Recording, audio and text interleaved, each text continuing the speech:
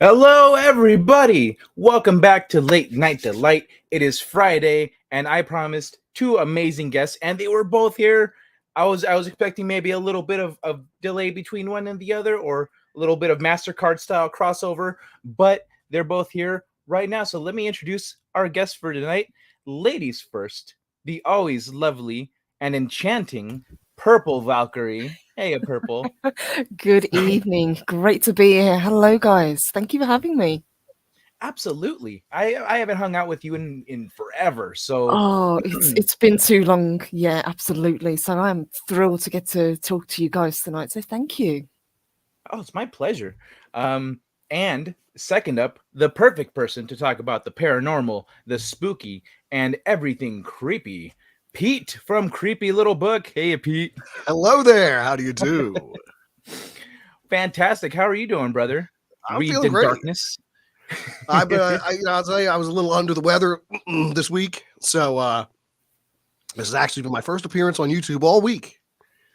I have missed you. I noticed you weren't here. I didn't realize you were sick. Yeah, so. I was really down and out with the chest thing. So yeah, it's my first day back. It's good to be here. Thank you so much for having me. Really excited to get down into this conversation. And, dude, I'm glad you're feeling better. Thank you. Let me say hi to everybody in the chat real quick, which is already moving past what I can see. Not typical. Purple Valkyrie was first, the one. She was here even before me. I hopped into my backstage and she was waiting for me. I was like, I don't remember the last time I had a woman waiting for me like this. Greetings and salutations, one man show. Good to see you, man. Jesse Miller at the Crow's Nest. Good evening, brother. Deranged Lunatic. Howdy, howdy. Dwayne Erickson, and of course, somewhere nearby is Rita, who is probably dancing to the intro. Hey, Rita. Hey, Dwayne.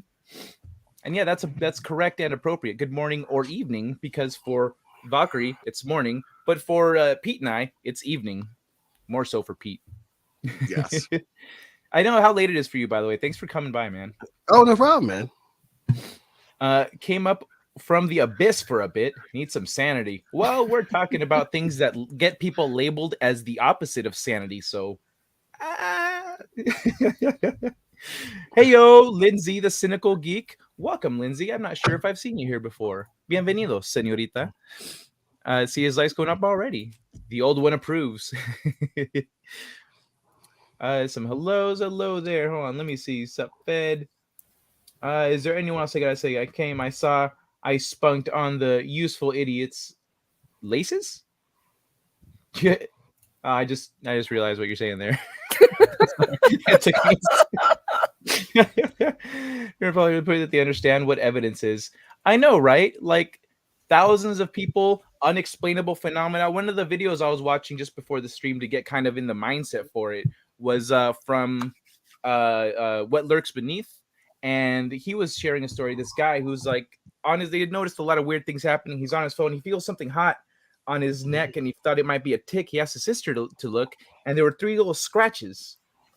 And when he called about it, they're like, go get yourself checked out for mental health. He's like, I have scratches on my neck. That's not a mental health thing. But yeah, people don't get it. Just in time to catch the riff intro. Right? That riff, it grows on you, man. It grows on you. Great intro. Thank you. I'm gonna revamp it real soon. I'm excited. I collected all kinds of cookies for it. And you know the kinds of cookies I'm talking about. Not these kinds of cookies. Cookies? Yes, me accept. Me click yes, cookies. Where cookies? Cookies, cookies. No cookies. What is real? Me trust nothing. That's exactly how I get every time I turn on Twitter. Yeah, trust nothing. Yeah, that's a good place to trust nothing is Twitter. Everything there is lies. Hey, Manaria Hope. All right, let me see who else we got. Christina Aguilar. All hail the creepiness, Pete. Hey, Christina. Christina. Oh, Christian. Sorry, I read that way wrong. Christian Aguilar. Hail Christian. Sorry about that. How's everybody doing? Hey, Mary Kay. All right, let me see if there's anyone else. I see there's a lot of hello going back and forth here. A lot of people here seem to recognize each other. Augie, good to see you back, Augie. The Jack of all casuals. Hey, Kai, Purple, and Pete. He included everyone in that one. Good to see you. So, Purple, I didn't know. I just had afternoon coffee cookies. Nice. Howdy, always censored. So I didn't know that you were into like the paranormal and stuff. Absolutely, yeah. This has been something that I've kind of had a layman's, I think would be the best way to describe it, interest for probably as long as I can remember. You know, it all kind of started off with with ghosts, and then it kind of moved on to cryptids, and then you kind of go down the rabbit hole into what would be classed as, I suppose, conspiracy theories. And I just love to kind of pick a topic and just kind of see where it takes me. So really excited to get to talk to you guys today. Oh, awesome. What did you mean? What do you mean when you say kind of like a layman's interest? Because essentially, unless we're like involved in that kind of stuff, then we're all kind of the layman's and interested in it, right? Yeah. Or how do you see it? It's more kind of like a casual hobby. So I also love things like true crime. So if I've got any spare time, that's the kind of thing that I like to watch on YouTube. That's kind of my playlist. Whereas, you know, a lot of people will do like, say, gardening videos or something like that. For me, it's either paranormal or it's true crime. Oh, okay. So you're into mysteries in general. Yes. Alrighty. Pete, well, how about you? Where did all this start for your interest in these things? I was really young. I don't know if it had a combination to do with my religious upbringing or parochial school or just being exposed to these ideas at a young age of transcendence of the supernatural. If they kind of lended themselves to it, but it's always something I've been chasing, since I was very young, and I was influenced by a lot of these great television programs that used to exist in the realm of these kind of things. So you had shows like In Search Of, hosted by Leonard Nimoy. They used to run that in replays when I was a kid. And that attended to all kinds of great strange phenomenon, from Bermuda Triangle to immortals like Saint Germain. There was also shows like Sightings in the 90s that talked about UFO sightings. Of course, there was various specials they would broadcast over the years, the McPherson tapes, the alien autopsy. These kind of things would happen from time to time on network television. And I mean, they were few and far between, but they would happen.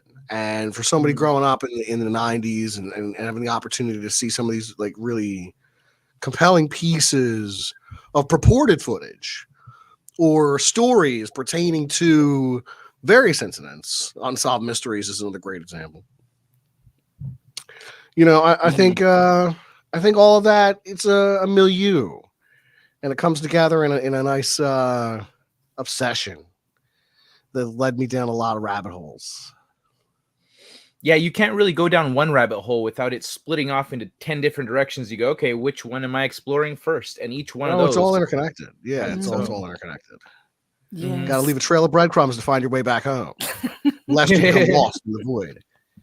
It is fun though, and yeah, it's funny once you start realizing like let's say kind of what inspired this was last week I think it was last week or the week before. I think it was last week. I had a 6-hour stream talking about the Sabe and Sasquatch and stuff, and it led down a rabbit hole of biblical stories and stuff. So I got a friend who used to teach Bible school. That's a freak. He used to be in my chat more, but he got a new job, so he's not here as much. But he kind of refreshed some of my biblical knowledge because it's been a while. And when I mentioned this story that I heard on the Facts by How to Hunt about a guy who talked to a special forces soldier that took down a giant in Kandahar, they said, "Oh, the giant of Kandahar." I said, is that the name? Is that the name of this story? And I looked it up, and the article that came up said it was titled American Special Forces takes down biblical giant in Kandahar. Biblical giant. And then it kind of started connecting the dots that Goliath matched the description exactly of like red hair, 2 rows of teeth, 6 fingers, giant, etc.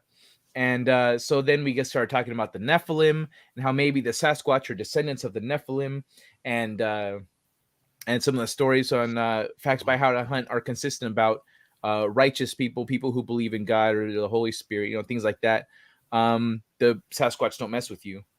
And one of them was the Sasquatch was the Sabe approached the guy just to talk to him and talk about our true value as beings of pure light. And he said that they lost their divinity, their pureness a long time ago, which fits that model pretty much. And I was wondering about if, because we often in our society, we talk about the sins of our ancestors and we're like, yeah, but I didn't do that. Like, I'm being a good person, etc. So what's your guys' take on that, on like the Sasquatch and the Nephilim, and like, do you think that they're in the grand scheme of the universe that they have a chance at redemption, or are they just doomed to be disconnected from that? Well, there's no redemption for the Nephilim. They were things that should never have been in the first place. Sasquatch, on the other hand, could be an animal. So, if it's just an animal, then it's got no soul. I don't believe that animals don't have souls, personally. I mean, I've looked into the eyes of I've looked into the eyes of I had chickens growing up, and one day a dog got into the yard and killed all our chickens, and one of the chicks was barely alive, and we tried to nurse it to health, and I was looking into its eyes when it died, and that was kind of one of the things that solidified once I decided in middle school that I was atheist, and I was gonna rid myself of all the, as I saw it, the chains of like religion. That I needed to establish what I do believe in, and the soul is one of the things that I chose to believe in, partially because of that experience. But what if the Sabe is like a cross between, let's say, humans and a Nephilim or something like that? Well, they weren't crossbreeding humans and Nephilim. I don't think it would be possible for that to occur. So I don't think the Nephilim bloodline doesn't exist outside of biblical times, as far as we know, except for this Kandahar story. Except for the stories of the Paiute Indians and the Setecha, the red-headed giants that were cannibal giants of old in the Native American tales. Except for the stories of red-headed giants and fairies that come to us from New Zealand. So I mean, there are other stories that pertain to these red-headed giants. So that might open the idea up that maybe there were some out there. And I think that, of course, if you're going to find one anywhere, it's going to be in the Holy Land, somewhere in the biblical area of Mesopotamia, somewhere in that region. That makes sense. So to find one in Kandahar wouldn't shock me. Hiding out in the caves somewhere. Who knows? It's not without the realm of possibility you could run into one of these things. But, I think they're few and far between. I think that's probably the first and last we'll see of them, unless it is like the New Testament tells us that it will be like the days of Noah during the coming of the Son of Man. If that's the case, then maybe there will be giants. Maybe that'll be another thing to contend with again. That'd be interesting. Yes, I think Purple? that's a fascinating idea. Now, while we don't have stories of Sasquatch or Bigfoot over here, we do have many stories of giants, especially in Ireland and mainland Europe, the Scandinavian countries. So Hmm. I would be really interested to see what their take on it is. We tend to have more stories about little folk, so fairies, elves, leprechauns, that kind of thing over here. Well, if I remember right, the Norse mythology has a lot of giants. Yep, That's giants, the only one that trolls. comes Oh to yeah. me. Yep, yep. Um, so uh Pete, you were saying earlier actually when I asked about your introduction to all this that like there wasn't many stories. Do you guys feel like there's more stories nowadays than there were? Like it's more, but like there's just more stories going on in general. Oh, this is questions to the both of you I guys, or think that a lot of whichever order. mystery in the world has been dispelled by the fact that we have instant access to information at our fingertips. Everybody walks around with a pocket computer now, and that's something that did not exist until a good 20 years ago. I mean, cell phones were around, but they Yeah. weren't like around. I'd say, like 2005 is probably a high mark for when technology reaches this kind of level of normalcy that we've accepted it to be now. And it's evolved into the point where it's so integrated into everything that we do. But at the same time, I think it dispels a lot of the mystery. There's not a lot of reason to sit there and argue over who was in what movie back in 1988 when you can look it up on IMDb and dispel the question to begin with your pocket computer. And I think that applies to even some of the more far out topics. And you'll see some of these far out topics ebb and flow over time in the public interest because of advances in technology, because of different understanding. You don't hear so much about the Bermuda Triangle like you used to back in the 80s. Hmm. Bermuda Triangle is not a hot topic like it was in the 80s.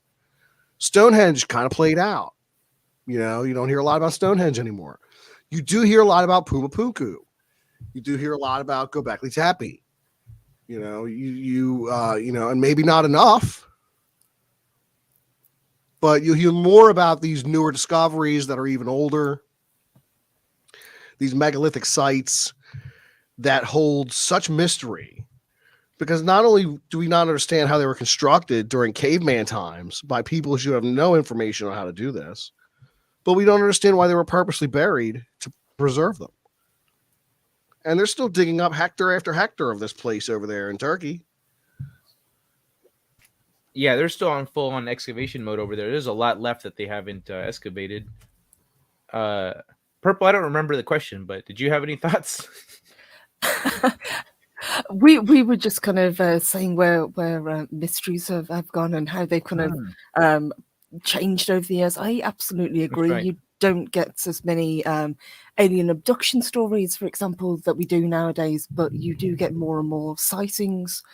So it's kind of interesting the way, as you say, technology has kind of evolved. It's less about what people have seen and more about what people can capture and prove that they've seen.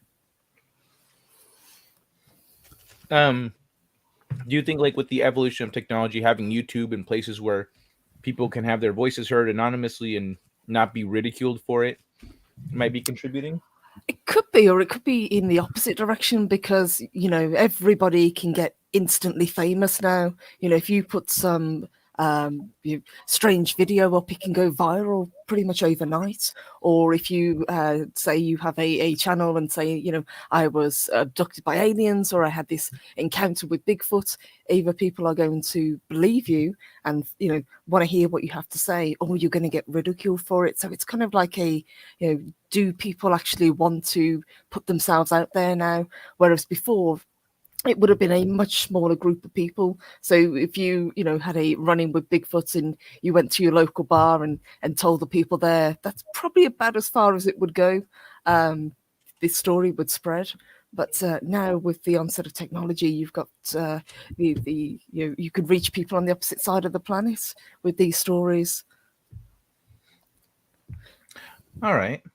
Yeah, that's true. We are getting that. Yeah, that's a good point that we're getting stories from all over the planet now. So these might have been more localized before, Hmm. but now we're just they've been around. We're just now getting more of them in our awareness. Ah, kitty. Kitty. My favorite little nuisance. I remember when I had a cat with at my roommate's place. I would be trying to write my book, and she would hop up and sit on my keyboard. I'm like, really? I tried to pet you earlier, and you went outside. Now I'm trying to work, and you're like, hey, no. I made the mistake of leaving the door open, so now I'm plagued by the cat. Real quick, I love this woman you have on, Kai. Yeah, everybody does. She's you. delightful and enchanting. It's Purple Valkyrie, and if you want to follow either Purple or Pete, I've already got the description with the in down here and underneath the video with their links to their channels. So go check them out. Purple usually streams while I'm dead asleep after doing this stream. But so I heard a theory, Jesse Miller says, the writings that are Bible are works compiled in the Library of Alexandria, and a lot of the originals are in the Vatican vault. I'm pretty in line to agree. Seems logical. It does seem logical. Yes, well, I've actually got a little history on that. I got it saved right here on my phone. Just a moment here. Okay. Let me pull up while some he bad boy stuff here. All right, while he finds that, Purple, what were you going to say? Yeah, I mean, some of the things that are reported or said to be in the vaults of the Vatican, I would absolutely believe that those would be there. Yes. Would you guys? So- Oh, go ahead. Here's how the Bible comes together. Pope St. Damascus chose the scriptures which he considered genuine and ordered. St. Jerome translated the scriptures for 30 years in a cave in Jerusalem between 397 and 467 AD and called in the Latin Vulgate. Then Pope St. Synctitius called it the Bible for the first time. Tertullian gave the term the New Testament in 200 AD and the oldest extant Latin writer to use the term Trinitas or Trinity. Archbishop Stephen Langton and Cardinal Hugo de Caro were credited for creating chapter and verse in the Bible. Oh, so it was like kind of made in stages. It was compiled and translated from other scripture and scripts, and then it was named and kind of established, and then they organized it with chapters and verses. Exactly. Okay. This all took place over time, though. It didn't come together all at once. Jesus Yeah. never said anything about a Bible. He did say, if I remember right, he did say things like about how he was not a big fan of like organized religion, right? No, he's never said anything about proposed this- Bible. He said church. No, I didn't say the Bible. He said a church. church. He built a church. All right. But Yeah, he he never was more says a about word the- about a Bible because they had no Bible. They survived on tradition and oral transmission and the ancient scriptures of the Old Testament and the writings of the apostles and the preachings of them for, well, you know, the earliest ages of Christianity. So it's just all fascinating stuff to me. It is the really origins of cool, the actually, Bible. because we only live on the far end of history where, well, in perspective here, where this is all established now and it's been like this for a long time, but no one really talks about how these things came to be in a historical context. It's just so it looks like it happened all at once to us because we don't know that what the path there was like.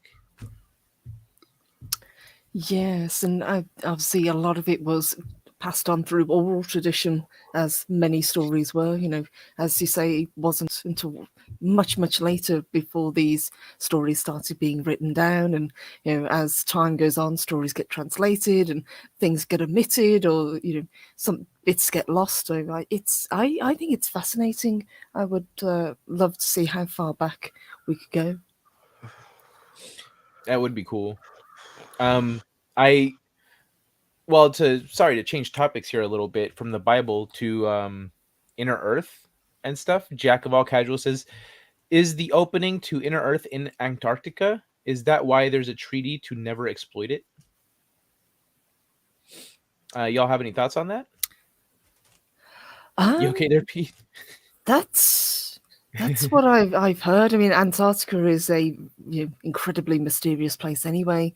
If you've ever looked on Google Earth, there are certain sections that are completely blurred out, which I always think is a little bit bizarre since there's nobody there. There should, in theory, be nothing there that warrants being blurred out. But there's reports of pyramids there, of things seen under the ice, and there is also talk that back before the Ice Age, that Antarctica was actually a tropical place. So as the ice, I think, recedes, we're going to find more and more evidence of that, perhaps. But as for an inner Earth, I think Antarctica would be probably the most likely place for an entrance.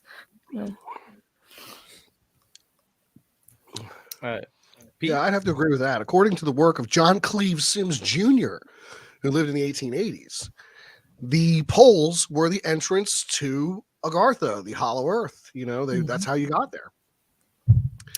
This is also kind of later supported by Admiral Byrd's secret diary, where he's kind of piloted into the Hollow Earth through a, incredibly vast opening. Mm-hmm. Yeah, I've heard that all the stories of people going into the Hollow Earth are always generally they're around the North Pole, but the South Pole goes back. We've known the South Pole was there much before we officially got there, because it was already on ancient maps. At least the coastline of it was. Well, the Piri Reef map. Mm-hmm. Yeah.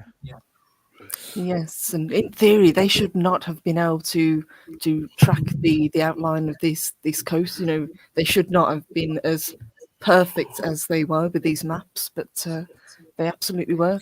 And if I remember correctly, the Piri Reef map was compiled of multiple other maps. He did an incredible amount of research and kind of cross-examined them all to get this outline of the coast.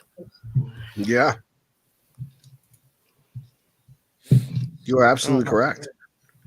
I'm kind of just scrolling through pictures of the pyramid of well, this one's clearly not a picture of, but that's an artist's representation. Yes. But there is a lot of I mean, these pictures are pretty incredible. That's a big pyramid down there. Mm-hmm. Yes, and this isn't a case of pareidolia. These are clearly pyramids. Yeah. Who knows what else is under all that? There's just 2 miles of ice. I've done video after video on Antarctica. I mean, of all kinds of crazy stories. And I used to get these emails from somebody who was like, "Yo, I'm on the ground in Antarctica," and they would send me these crazy emails, and I'd be like, "Fuck it, I'll make a video out of it." And I would, and they do great. And people really loved them. And then one day the person just disappeared. They went totally silent on me. I have no more idea what happened to them. But they were feeding me all this Antarctic information about the secret city under the ice. Be sure you save all that stuff on a USB drive somewhere. Everything's saved, man. I got everything backed up. Like, I've got 900 videos I've made. Dude, that's fucking great. That's fantastic. That's one thing that I think when people are maybe don't take into consideration when they're getting this stuff, because they'll get like Secure Team 10 recently had their he had his Discord server hacked, and like they just deleted everything. And then it wasn't just his Discord server, it was other things. I think his email also got, like, he just essentially got attacked in a lot of things. He had a lot of unread emails and categorized information that all got like deleted, and so he lost all that because he didn't back it up. Mm-hmm. But there's absolutely efforts to hide all this stuff, and like, I don't care. Is that me? No, that's someone. Do one of you guys have the video playing? I hear myself talking. Okay, it stopped. What's it called? But yeah, there's definitely a concerted effort to hide all this stuff. Like Fedorable says, we're a species with amnesia. Yep. There's also pictures of, let me see if I can find it, of a hatch down at the South Pole near the pyramid. Yes, I've seen that, and something that they say is supposed to be possibly if not a structure, then perhaps a craft buried under the ice. And there's also things like the McMurdo Dry Valley, which is it's a crimson like waterfall, which obviously shouldn't be, but it's apparently it's iron, it's rust that causes this to have this blood red color.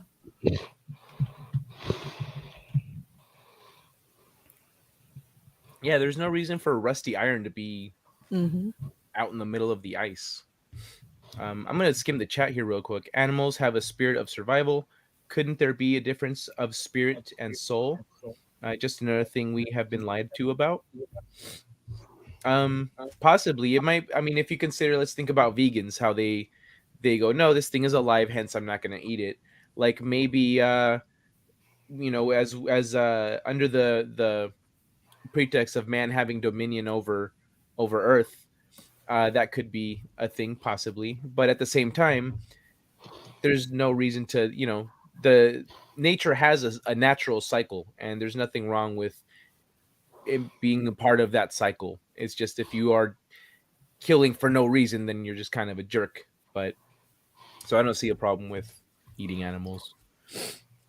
Crazy to think that we didn't have personal computers when we were kids. We had to rely on the library catalog. Yeah, how much the world has changed. That's why they have shoot on site orders. They definitely have some that they don't want to get out. Oh yeah, that's right, Pete. What you said earlier about the guy that disappeared on you. I have a similar concern about one of my subscribers. A few weeks ago, we started talking about what were we talking? I was talking about Elon Musk downloading our brains into computers and the implications of that on society and what that could mean, what that could, imagine law cases, imagine advice or history, imagine how much things would change in the future if that was a normal thing. And I said, imagine if, for a court trial, they have like a robot there that they just download someone's brain into it. And then that they ask your robot version of you questions, and your robot admits to everything you did and even tells them where you hid the body. And you're like, no. But then somebody spoke up in my chat and said, if we really wanted to set you up, we would do this, this, and that. And I said, huh. What else have you got? Like, what do you mean? How do you know this? And turned out that he was a medic in the military and got recruited into black ops programs and was kind of hinting at a few things but trying to not really say too much. But I haven't seen him in the chat since then. And he said he was going to email me. He was drinking at the time, so he might have forgotten. I forget it all the time when I'm drinking, but I'm still. No, you never know. You never know on the internet. You never know.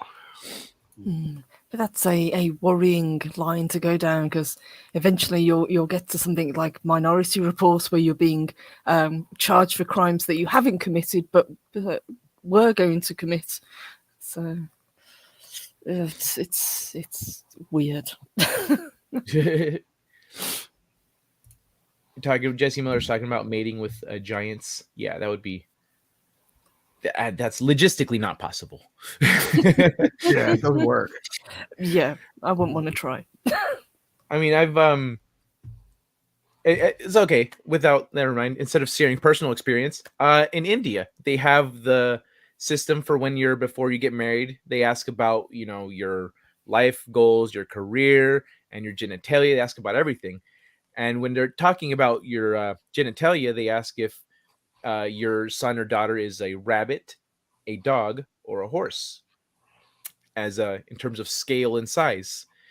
And they say, oh, mine's if you got rabbit and a horse, this is not going to work out.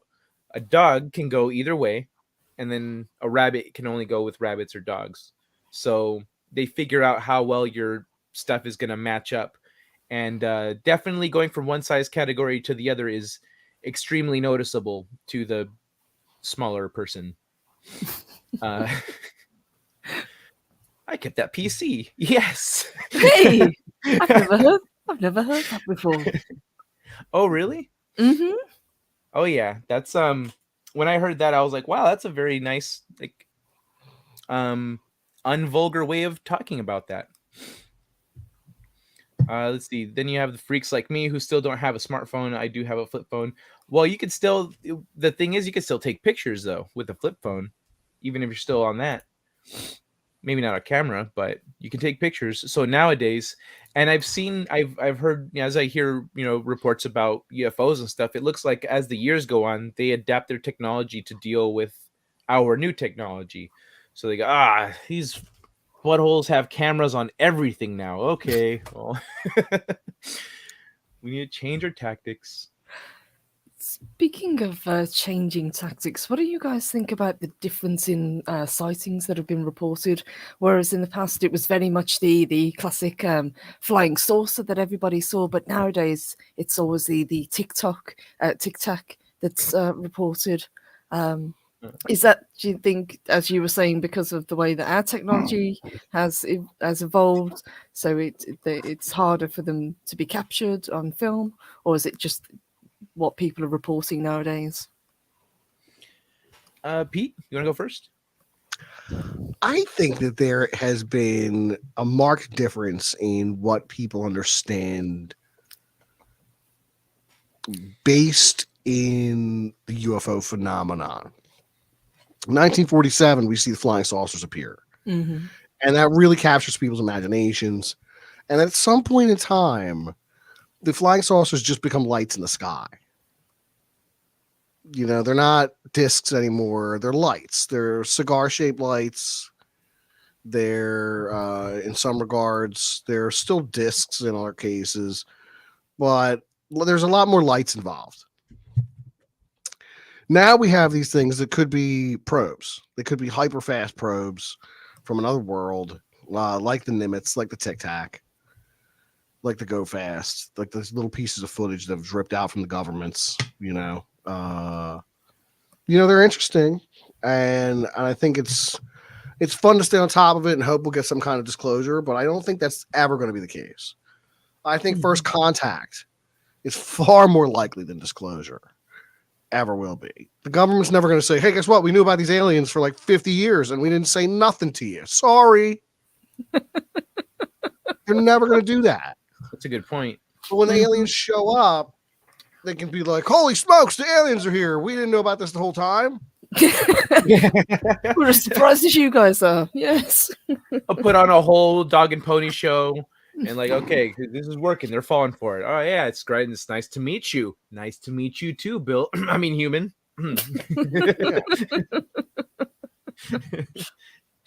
That's true. But that's a great point about lights in the sky, because one of the most famous ones that I can think of in the UK was the Rendlesham incident that happened in 1980, and they for several days before this, the UFO sighting itself, reports of unexplained lights and things that could be seen in the trees were being reported.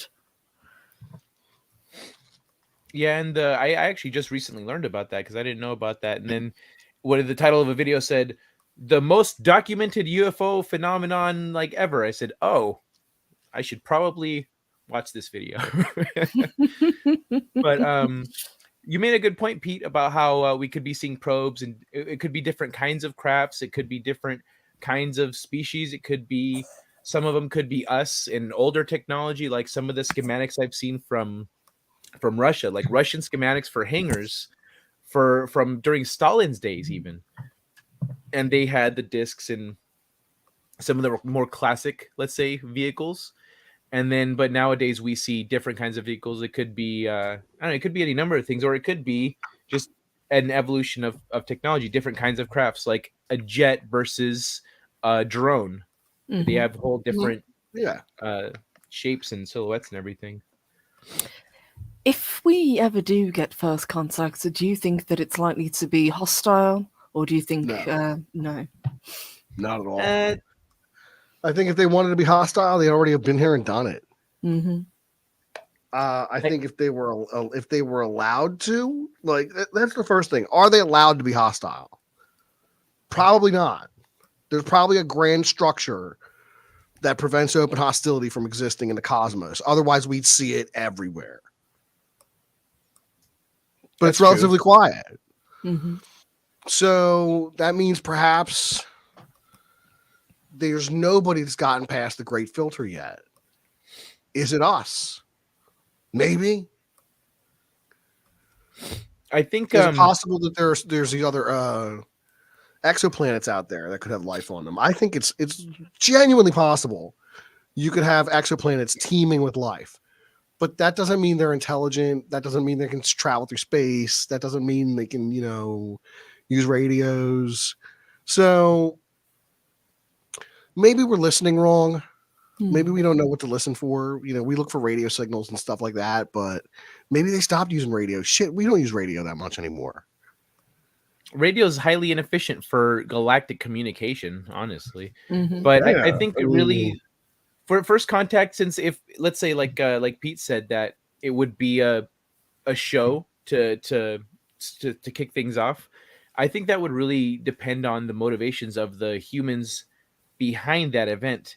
Because if we have, let's say aliens have come down and we've reverse engineered some of their stuff, we have secret knowledge, or our governments have secret knowledge about the way the world works for reals, and like in the tablets of Thoth, he talks about having a ship and stuff. And so if we have people who are coming from a bad place, then it might be like a whole fake alien attack or invasion. But if it's coming from a place of trying to move humanity forward in a positive way, I think it would be peaceful with real aliens. I think with real aliens, the real aliens are going to set that agenda regardless of what's going on the ground. That's true. So when the moon men show up, the media can try to spin it. The governments can try to spin it. The moon man can make his own case. Let him make his own case. Let him plead himself to the people of Earth. And then we'll see what they have to offer us. They might have nothing to offer us. I always think about that. There was an old television series and a movie called Alien Nation. Yes. Where the aliens came to Earth, hat in hand. They had nothing. They were refugees from another world. They were slaves. They had nowhere to go. And they came to Earth and they settled in LA and nobody liked them. I remember that. And they drink rotten milk. Exactly. Yes. Yeah. Ugh, that was gross. Great movie. Short-lived television series. Really good premise. But what would it be like if the aliens showed up and had nothing to offer us? We would treat them just like any other refugee. We'd be like, where's your paperwork? Do you remember? I think they'd probably get treated worse because they're from another world, and we'd worried about all kinds of factors that would come from that. I didn't realize that you needed a license to operate a ham radio. That's interesting. Do you guys remember the film District 9?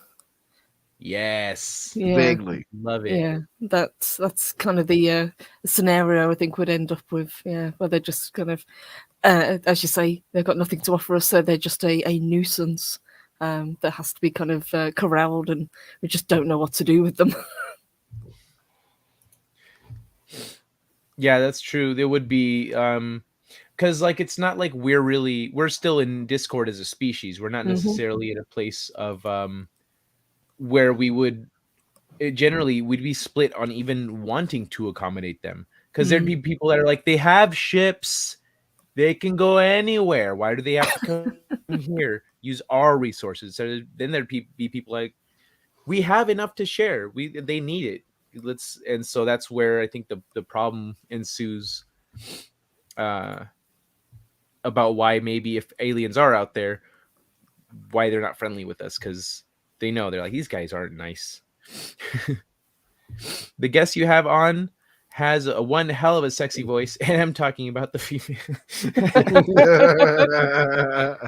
There's a lot of sexy voices on tonight, but thank you. I don't like people who look like me. I really don't. It freaks me out. Thankfully, I don't have that many people that look like me. It's very rare, hard to come by. One time I was abducted by some nice ladies. That's an abduction I can get behind. Good for you, Elroy. I heard an abduction story, or I was watching some videos before the stream, and one of the abduction stories, this guy felt like he saw this light and was like, "Oh man," and then realized his feet were off the ground, and he says, "Oh crap!" and he grabs onto the railing and just hangs on for dear life, white knuckling it, and until the ship gave up and was like, "Oh, okay, fine," and so just let him go and took off. But uh, but yeah, if it was, if I were to look back and see a bunch of nice ladies like, "Hey," I say, "Oh, take me away."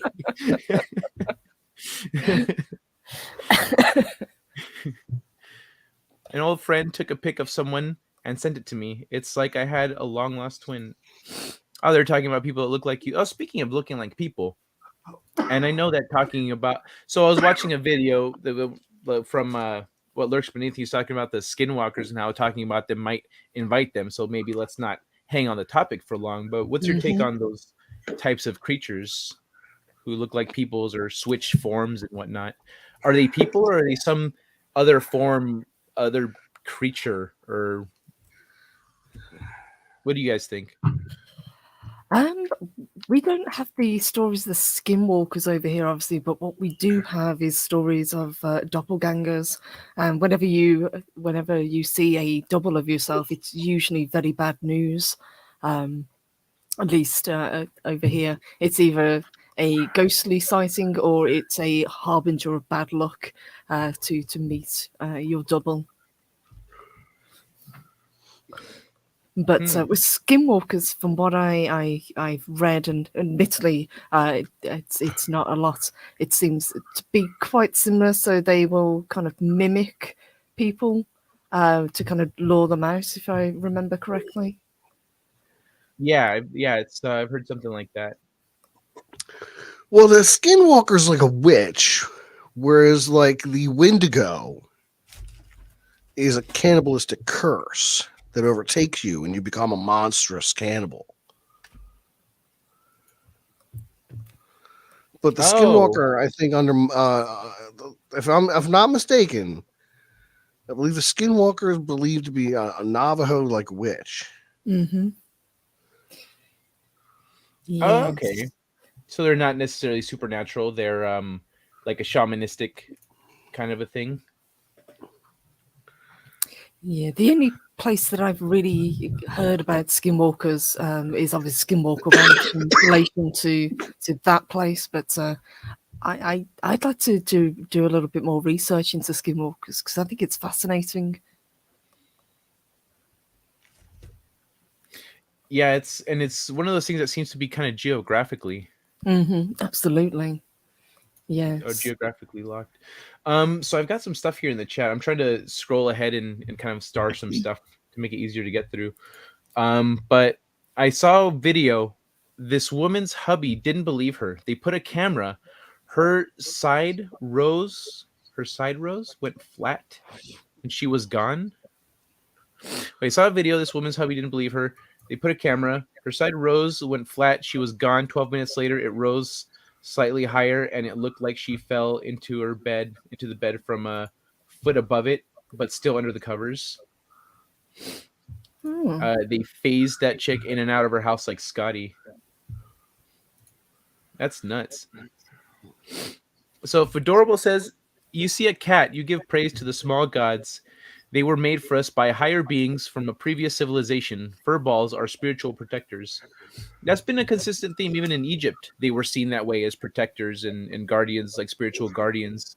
And small gods, for anyone that's doesn't is not familiar with that, is like suppose so in the Gnostic religion or Gnostic beliefs, not religion, Gnostic beliefs, they say that for a long time Earth was ruled by by a malevolent god, not like big G God in the background, the source of all consciousness, but so there were, and then the spirits, let's say like all the ancient gods were real gods, but they were just really elevated, powerful spirits.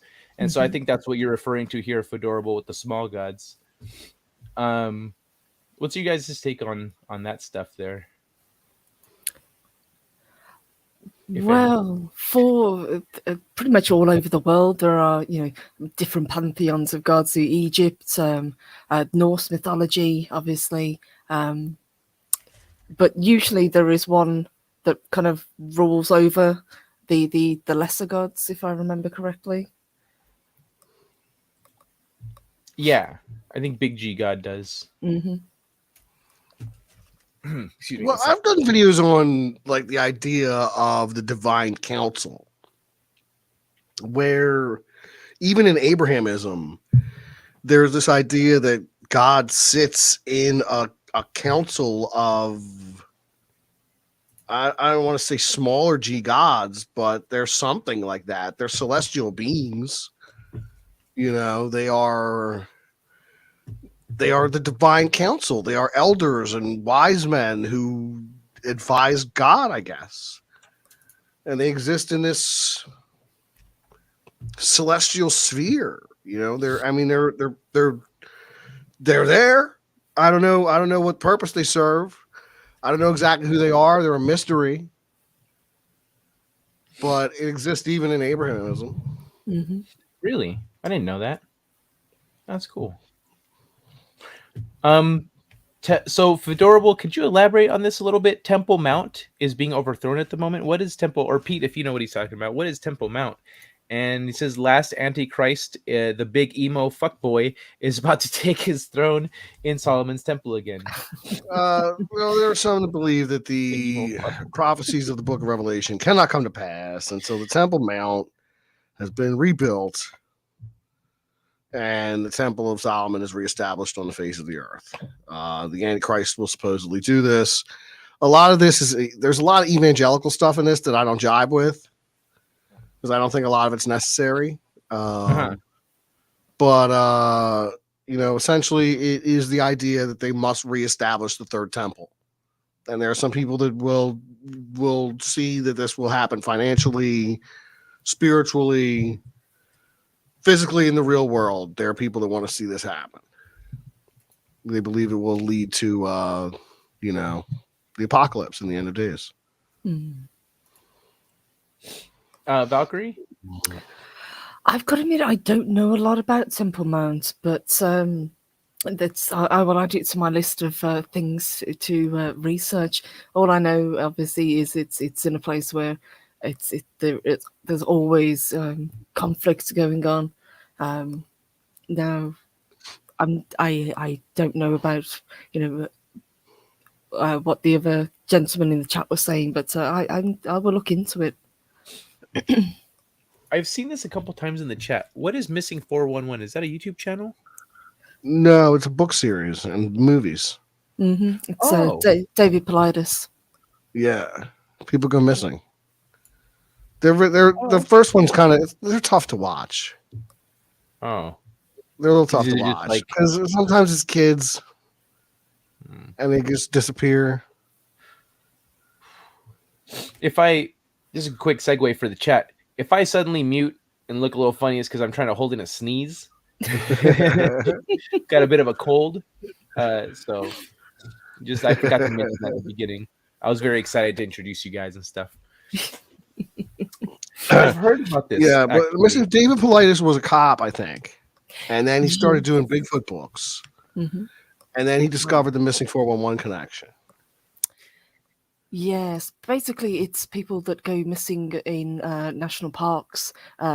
He wanted to find out, why these aren't being tracked, and he got a lot of pushback from the services. And basically, what he did his own research, and he's come up with a formula, and he's come up with almost like a checklist of things to class them as a actual missing 411 case. So usually the people go missing near bodies of water. Usually it's men rather than women. It's certain age brackets, so it's either the very young or the very old. Usually it's people that have maybe developmental problems, and he also rules out things like animal attacks, people, homicides and things like that. And once everything else has been ruled out, then he will say that it's a missing 411 case. Now, sometimes people are found, more often than not, they just completely disappear without a trace. Or if they are found, it's found many years later in places that have been searched multiple times when the person first went missing.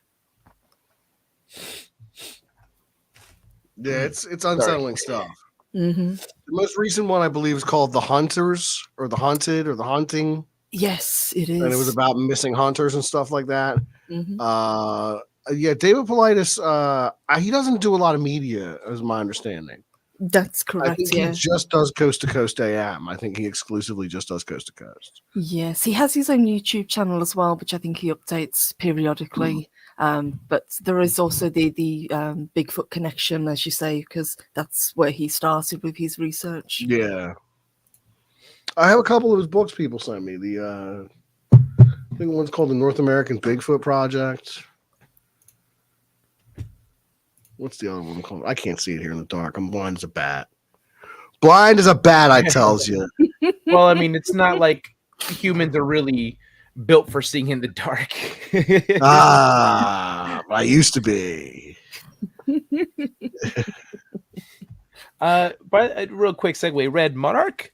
I recognize you from Doomcock's chat. Howdy, Red Monarch. Also, love the Avatar. Lobo's my favorite DC character. Good taste you have, sir. Or Hey. madam. I don't Good know. Red Monarch. Red Monarch, good to see you, man. Yeah, good to see you. Hell yeah. Thanks for hanging out. Hold on. There was something I wanted to. Was it this? Underground caves. I feel like there was something else. Thoth. Have you guys read the tablets of Thoth? Or the Yes. text of them? The Atlantean or the Emerald Yeah. Tablets of Thoth? Or the Tablets of Thoth? Same person. There's like a bunch of them. Yeah, I didn't realize how many there were. I'm like Yeah, 5 there's a in. bunch. And I saw there was like 20. I went, oh man. Everybody wrote their Emerald Tablets of Thoth. But there's the Book of Thoth. There's the Emerald Tablets of Thoth. There's the 12 Pyramids of Thoth. And there's the Thoth the Atlantean. That's channeled information where Thoth escapes of Atlantis and he goes to Egypt and he sets up a colony there and he teaches them all science magic. Mm-hmm. Yeah. That's a good one. Mm-hmm. Yeah, that was like the second or third tablet, if I remember right, that tells that story. The first I one- Thoth being of Atlantis, king and king to on age and ending age, being pre-prophet and king of mighty Atlantis, stand before the dweller of Undal.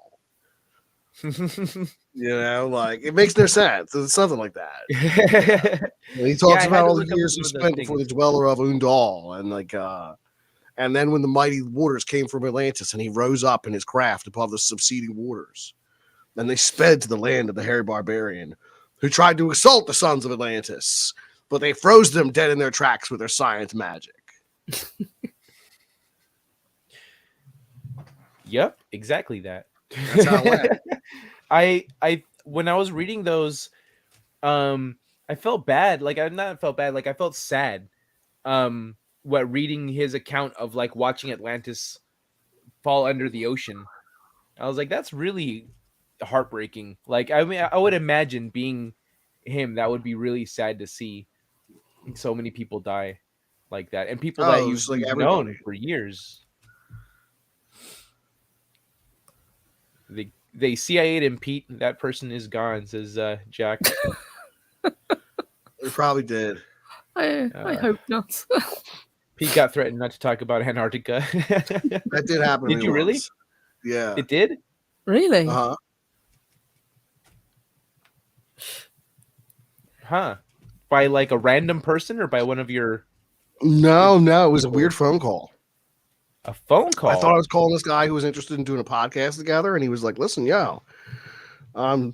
know, you shouldn't be talking about Antarctica and stuff like that." Blah blah blah blah blah. And I was like, Oh. "Okay." Well, then let's So talk this about isn't for a Antarctica a podcast? little more. Yeah. I love that meme of like it's a bird like reaching a toe out to touch the water, and it said it was like the government tells you not to do something, and then me is the bird, like I'm gonna do it. I'm gonna do it anyway.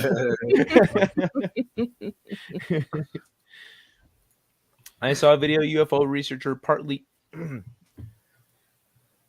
pardon me, partly older guy, helicopter came up and the bullet took half his head off, broad daylight. Oh my Oh, god. A portly older guy. Helicopter came up and the bullet took nearly half. Oh man, that sucks. Yeah, they don't even try to hide some of this stuff.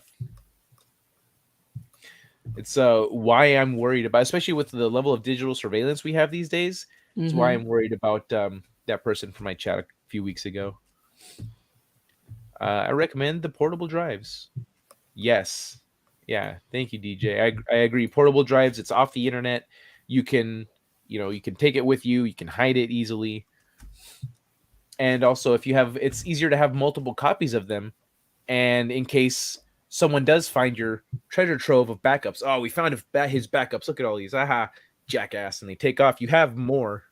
They're just elsewhere instead of having everything in one place. All your chickens in one basket. Have backups of your backups, absolutely. Mm-hmm. I inspect systems, I'm guessing. My code will be coming up from the deep for decades. Humanity deserves the truth. Fuck yeah, Fedorable. Regardless of its sins, might even end those sins if honestly addressed. That's cool, man. I inject? Do you mean inject then? Now that I'm reading that in context? Oh, thank you, another monster. I'm you don't need to promote that quite yet. Like I'm gonna go on a more of a promotion spree pretty soon because I'm working on the second edition. I'm going through proofreading, finding the little things that slipped by me. So with an updated cover and some other stuff. So pardon me. Oh shit, that was unexpected. Sorry. Bless you. But thank you, man. Is a round metal hatch. Yeah, in the South Pole, in Antarctica, Mhm. it is a round metal hatch. I saved the pictures from Google Earth before they obfuscated it. Oh, nice, badass, dude. I saw what's her name? Johanna. Funny Old World, right? You guys heard of that channel? I've heard of it. I don't think I've watched it, or at least not for a while. Yeah, I'm not sure. It's let me pull her up then real quick. She is I'm just gonna control F and R. Well, it's in here somewhere. She has a video where she talked about it and about the pyramids in Antarctica and the hatch that was there, and she had pictures of it. Damn. All right, well, I guess I'll have to look for it a little more casually as we chat. But you could clearly see this round hatch, like spitting distance from the pyramid, and it was open. Like the hatch was open, and it looked like a clearly round metal hatch, which was yeah. I mean, like if I don't typically really not on the Hollow Earth train, but I do believe there could be extra dimensional, let's say, portals and entrances to this place through the poles because that's where the magnetically that makes sense. And yeah, that's if you want to send me those pictures on Twitter, Elroy, I'd be happy to share them. Let me put in my Twitter here.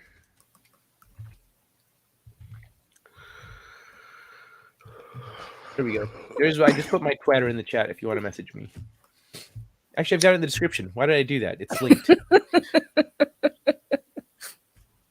Well, there you go. Either way. Someone told me that the Nazis live in Antarctica once. I've heard that too, actually. Purple Valkyrie. Yes.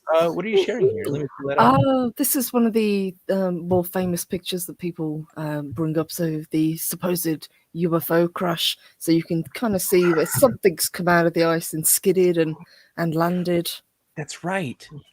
And I forgot about this. Yeah, this was the kind of crash site that they talk about. But I think it's really fascinating. Like you say, there is so many weird things in Antarctica. Oops, let's get that back. And then we've got the supposed UFO under the ice, which is kind of partly buried, or that could be the hatch that people were talking about. But there's some really, really weird stuff. And as I say, if it's nothing, if it's just a case of rocks or ice, and then why are they obscuring them on Google Earth? What are they trying to hide? Mm-hmm. There's no reason to obscure anything if there's nothing to hide. If it's normal geological stuff, then you can explain it. Oh, that's a thing. And then geologists go, yep, that's a thing.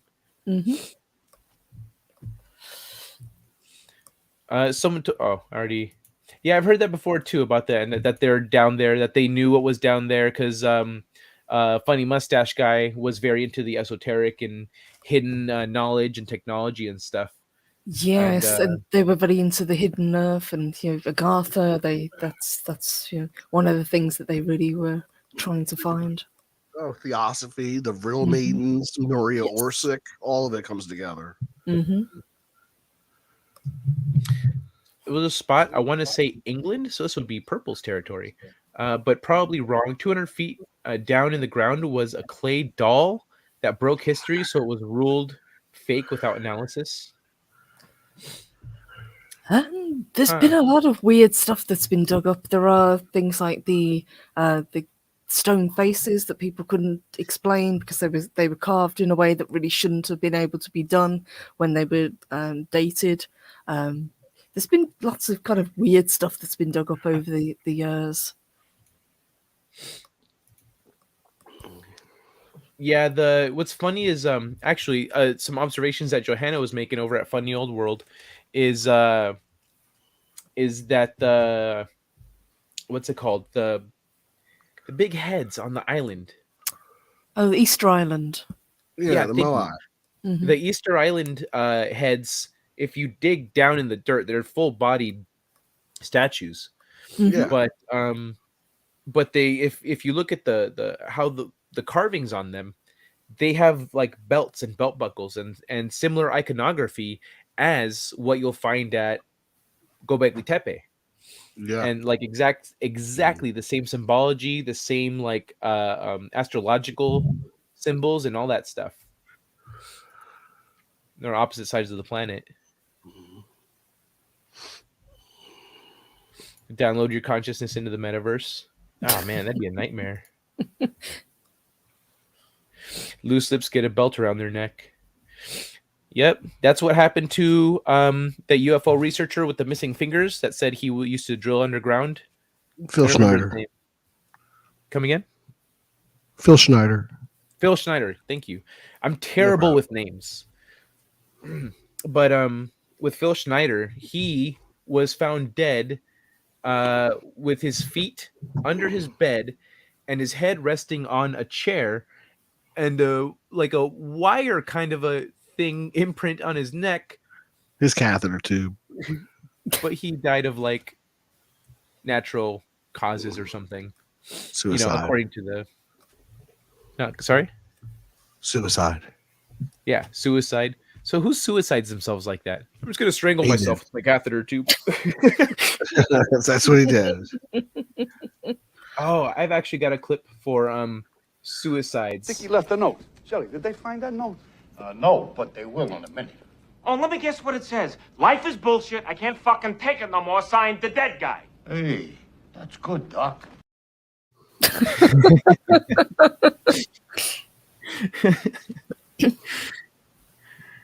You go through the green door, end up in black projects. Oh, if you're special, you go through the green door. Yeah, I've heard that they're actually actively looking for certain kinds of people with certain gifts and knowledge and whatnot. It's another good way to end up dead is cooperating with them. So they go, well, now you know too much. Yes, you're no longer useful, indeed. Or you are useful, but you're now dangerous. You're now a liability.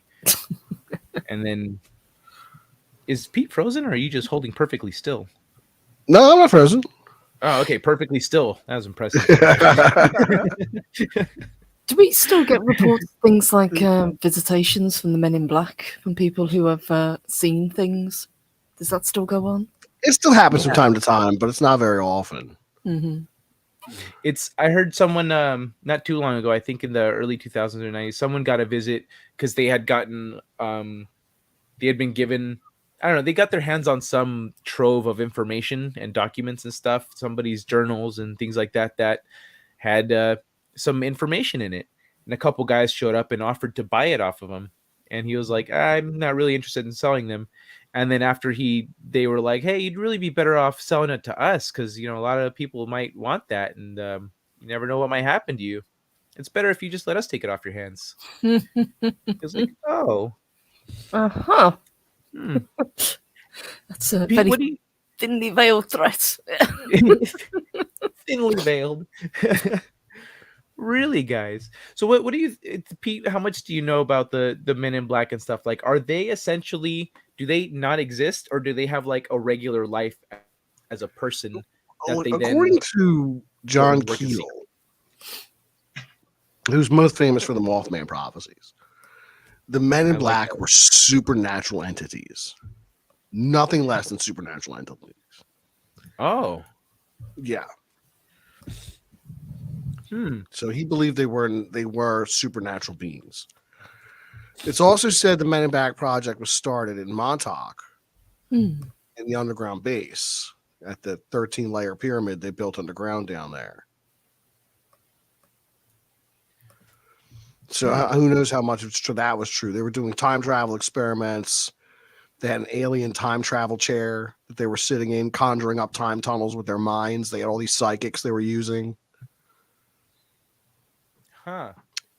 Yeah, and it ties into the Philadelphia experiment because the guys at the Philadelphia experiment jumped off the boat when it was in hyperspace. They landed in the future. I heard there was a movie about that. Well, there's the Philadelphia experiment, Yeah. right? So there's the Montauk project. That happens after the Philadelphia experiment. It's because the two dudes jumped off the boat. When they jumped off the boat, they landed in the future. So then when they got to 1985, they were like, listen, you guys got to go back to Montauk to get on the Philadelphia experiment again and shut down the machines when it's in hyperspace. So they went back to the boat to shut down the machines while it was in hyperspace. Could you elaborate on that more? I'm not too familiar with the Philadelphia experiment, the Montauk thing, and all that. So yeah, could you get into that a little more? Yeah, so Actually, the I'm gonna turn Philadelphia my camera off. I'll experiment, be right back. the Philadelphia experiment was this idea that they were going to make a ship invisible. So they used Tesla technology in the 40s to render the USS Eldridge invisible to radar. But what happened is they teleported the whole ship from the Philadelphia shipyard to Norfolk, Virginia, and back again. And when it came back, all these people were like melded into the hull, and like they were phasing in and out of reality. Some of them had gone crazy. You know, they were all screwed up from the experiment. But this led directly into something called the Montauk Project, which happened in Montauk, Rhode Island, Long Island, in New York. And they had a pyramid they supposedly built underground there. And they were doing these time travel experiments with an alien chair called the Montauk chair that could manifest whatever the psychic who sat in the chair conjured up because of the communication they had established with aliens during this secret project. Yes, we get a lot of weirdness coming from around Montauk because there was also the report of the Montauk Monster as well in 2008. That weird kind of carcass that washed up, and if I remember correctly, there's been more since that, and nobody can quite figure out what these things are, although they're kind of written off as a raccoon or they're some other creature, some kind of dog or something. Yeah. Yeah. So so you were saying that a couple guys jumped off the boat. Was it just I believe it was Stuart Swerdlow and Duncan Cameron. I mean, I was think it those just are the guys who jumped off. So they were more brothers people on the boat? Oh, there were plenty of people on the boat. But they're the only two that jumped off. Right. There was a full crew on the boat. And the crew was melded to the hull and was insane and was like phasing in and out of reality when they came back. I would have jumped okay. off the boat as well, rather than being melded into the framework of it. Yeah. So the two guys jumped off the boat. They were brothers, but they ended up separated in time. One went really, really far into the future where he got a job as a tour guide. And in that future, the world was run by a crystalline computer. Oh, okay. Cool. Okay, the other one wound up in the 80s where he was recruited by the Montauk Project, where they were using psychics and the Montauk chair, which was based on alien technology, to create time tunnels in a 13-layer underground pyramid where they were making black helicopters, where the Men in Black program was started.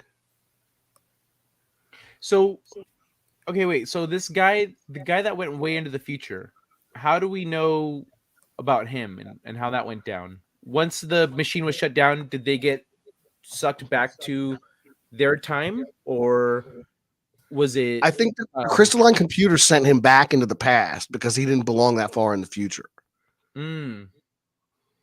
Okay. That makes But sense. when he first gets into the far-flung future, he just, he doesn't know what to do with himself, so he gets a job as a tour guide. He was like, well, I'm hungry. I need money. I need a job. I need money. I still know my Here way we go. around well enough. We I know about multiple this place. stories. I used to live here. Yeah, let me tell you all about it. You'd be a good tour guide. Job found. There he is. Right this way, everybody. Right this way. The tour is $5. Thank you. How do you know about all this stuff? Oh, I'm from the past. Huh. Does the computer know about you? Yes. What computer? The crystalline computer that governs everything we do on Earth. I love this comment from Jack of All Casuals. The highest award in journalism isn't the Pulitzer. It's 2 bullets from the CIA or any other 3-letter agency. Yeah, well said. So I should probably tell you how the Montauk Project ends because that's probably the best part. Oh yeah, go for it. I have a lot of questions, but I want to hear more. So the Montauk Project there was a lot of runaways involved. And they were using them as psychics and they were mistreating them pretty bad. And in the end, I think it was Duncan Cameron who sat in the Montauk chair and he was like, enough is enough of this. I'm shutting this all down. So he conjured up a Bigfoot, which destroyed the underground pyramid complex. And then the Black Berets came in and they had to neutralize the Bigfoot. Then they poured concrete back into the tunnels and closed the Montauk Project down forever. Well, that's one way to do it. Yeah. But the Bigfoot was taking bites out of the buildings. Oh my God. How big was it? I don't know how big it was, but it was a Bigfoot. Oh, jeez. And that's it. Yeah, it's crazy. Sounds like they conjured up Godzilla rather than Bigfoot. Yeah. Well, I think his name was Lucky. Godzilla didn't exist, or it might have been a serious problem. Bro, you made a Godzilla? Jackass. That's a little extreme. Oh man. Yeah. Preston B. Nichols and Peter Moon is the first book in a series called The Montauk Project: Experiments in Time. A supposed time travel experiments at the Montauk Air Force Base in Long Island as part of the Montauk Project. Let me see. Philadelphia experiment, Long Island. I think the Bigfoot's name was Lucky, honestly. Nikolai Tesla. Flying saucers were being made here. Operation Paperclip scientists were here. There were cultists. There was a ziggurat pyramid underneath there made of titanium. The early work on the internet was done here. All kinds of weird stuff. People were being brainwashed. There was time tunnels. Metahumans were experimented on. So would it? Okay, so I just before we move on to I with the Men in Black thing, I've seen pictures of essentially an extraterrestrial, dead extraterrestrial on like a hospital bed with doctors around him and a couple dudes in the long coats and the wide brim hats. Uh-huh. A couple men in black, the classic description. This was from the early days, like 30s, maybe 40s. It looked like 30s, given the fashion. Looked like it was from the 30s, so that kind of predates the Men in Black stuff. But at the same time, if it's a facility that essentially transcends time, then we never really know when they could be, they could be sending people back to go investigate things that happened in the past. Right, and they could be supernatural in essence. Like that's like I mentioned before, as far as John Keel was concerned, they were supernatural entities. They were not people, they were not government agents, they were not extraterrestrials that were here to say stop looking into the UFO phenomenon. They were supernatural entities. Yes, I think I've also heard them described by witnesses as very almost android-like. There's this kind of uncanny valley sense about them. Anybody who's actually gotten close to them, it's not quite right when you witness them. Yeah. Things are just a little bit off. Mm-hmm. Pardon me. Pardon me, I had to sneeze. Because I was thinking that, if I were to ever encounter them, what would be my reaction? Because I wouldn't take kindly to being threatened like that. And so if they're people with like a real identity, then essentially, depending on your reaction, you could go down for murder of a real person.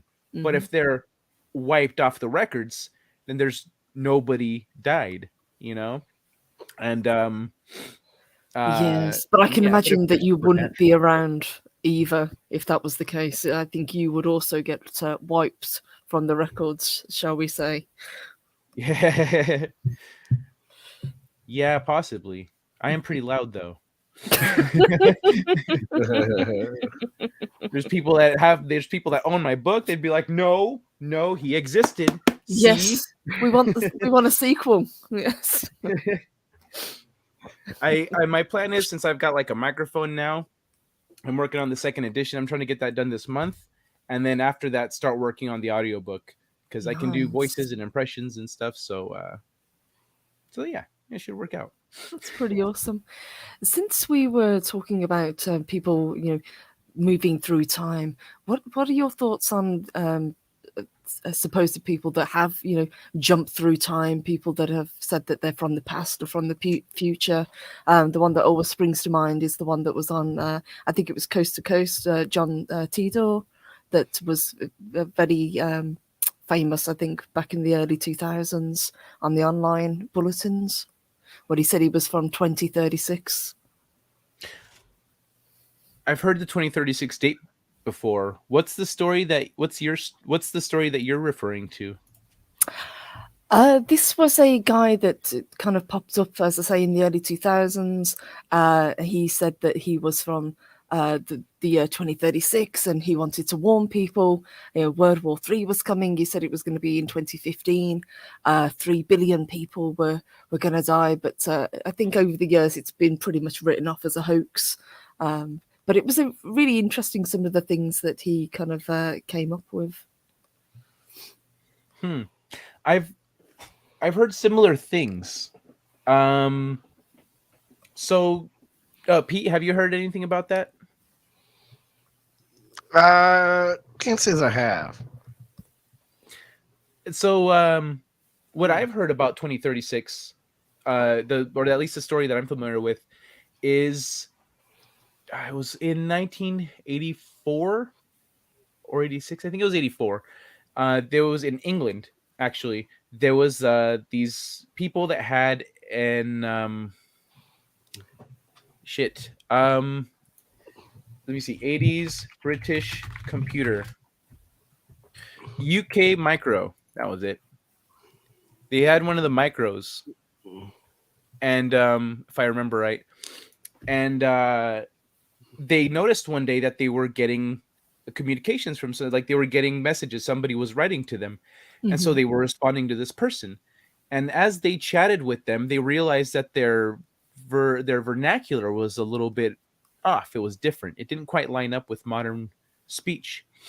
And so they started asking questions of the person, and what they ended up surmising, or what the guys, is that the guy was from the past. He said, when are you from? And he said, oh, it's the year of the Lord, like 16 something, 17, I don't remember. It was like a couple hundred years before. And they said, okay, so this is a prank of some sort, but they couldn't figure out how it was happening. So they asked some more questions, and he gave them answers, and they started investigating his answers. They ended up discovering things that were unknown at the time. So they made whole new discoveries based on this guy's answers, which essentially confirmed, like, at first it was like, oh no, that's not true. And then they discovered, oh, actually that is true. And so they were talking to the guy, and he says, what year are you guys from? He said, we're 1984. He says, really? I thought you were from 2036. He said, why would you think we're from 2036? Well, because that's when the person who gave me this box said they were from. And they said, huh, okay. After that, they started getting communiques a third party started talking to them, and they said they were from 2036, and that this little chat was going to have implications for the future, and they just don't worry about it. Like, just do your thing here. But essentially, just chill on this chat for a minute. We're going to have implications for this later, but right now we're going to chill on it. We're just gonna hang out. The future big things are coming, but right now we're just hanging out. I'm gonna give you a box. Just hold on to this box for a minute. And anybody comes from any other time asking about this box, you just don't tell them. Don't talk about it. Just talk with this guy here. Just you guys talk to each other. But John Teeter was from 2036. He said similar things though about World War III and whatnot. Sorry, go ahead, Pete. John Teeter was from 2036. He was the famous time traveler. Yes.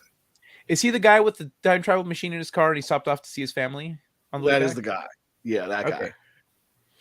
I've heard of that guy.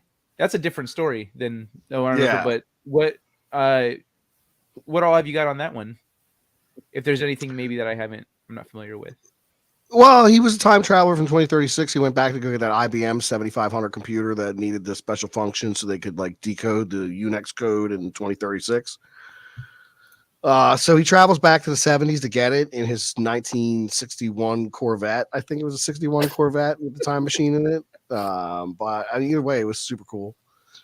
Then he stops back to see his family. I think it was the early 2000s when he goes to see his family. Yes, because that's when he's posting on the message boards. But at the same time, he says stuff like he doesn't remember grocery stores packed with food by the time the Civil War starts and shit like that. So like there are little things that he doesn't remember. I don't know if it's maybe due to the trauma of the World War or the Civil War or what was going on in the States at the time, but like some of his memories seem inconsistent with what would have been reality, even when he was visiting himself in a time period that he did in the early 2000s.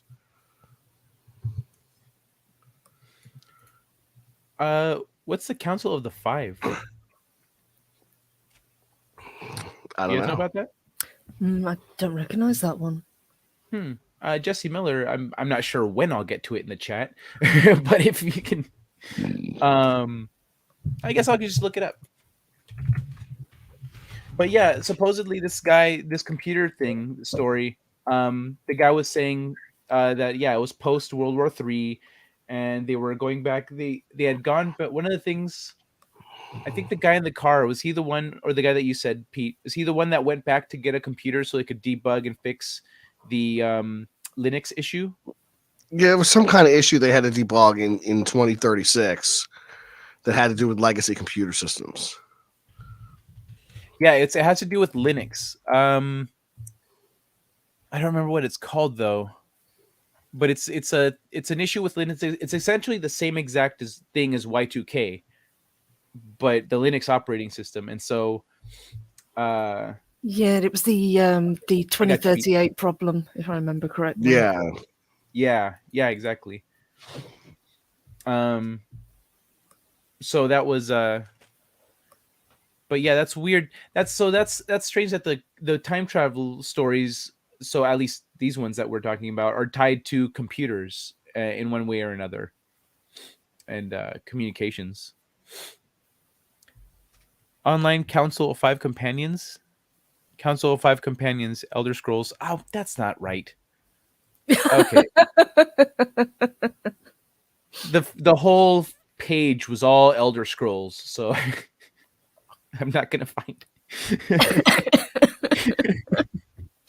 I don't think I'm gonna I find like anything Elder on that. Scrolls. Elder Scrolls is cool, but yes. Oh yeah, they're great, but it's not what we're talking about. Study more, stop getting distracted. Humanity is far more advanced than we realize. Yeah, I agree. We're being essentially, actually, so this is something I took into account when I was creating my timeline of technology for my novels. Is the viability of technology, the marketability of technology, companies releasing technology gradually to make to so it's more profitable for them, which is what we've seen. Like really, we've seen that in our lifetime. I mean, things that could have been just weren't for years, and we've had the technology, just no one actually just made it. They just gave us slightly incremental steps until we got like kind of where it should have been for years now, Mm-hmm. to make more money that way. Yes, that makes sense. Well, if you think about what we could have had if Tesla had been around, we're talking about free energy and stuff like that, Mhm. rather than still being tied to the what we use nowadays. Yeah, we'd have free energy. We'd have he was talking about free energy, Wi-Fi, remote control. Like at the World's Fair, one time he had a remote control boat Hmm. that he was just driving around, remote control boat. He's like, oh, I just communicating with the boat and just driving around. People were mind blown by it. But correct, they must follow the rules. Where's the thing I saw? Yo, what's up, Pyramid 7? Good to see you. The question of our age. Wait, did I miss something? No, but I'm gonna keep looking through the chat here. Are we maybe in a death world? Are we in a prison that they put us in? I don't think so.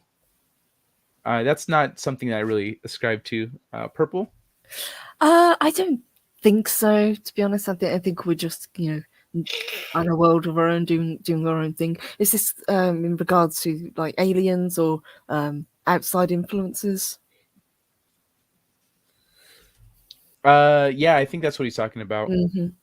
I Is think so. I think people said it in the chat before. We're just kind of a primitive species, just doing the best that we can, and whether or not we get first contact. So I believe we've already had contact. I think Pete was talking about it, and I agree with him. But I think in the future we will be, we'll get even more uncovered.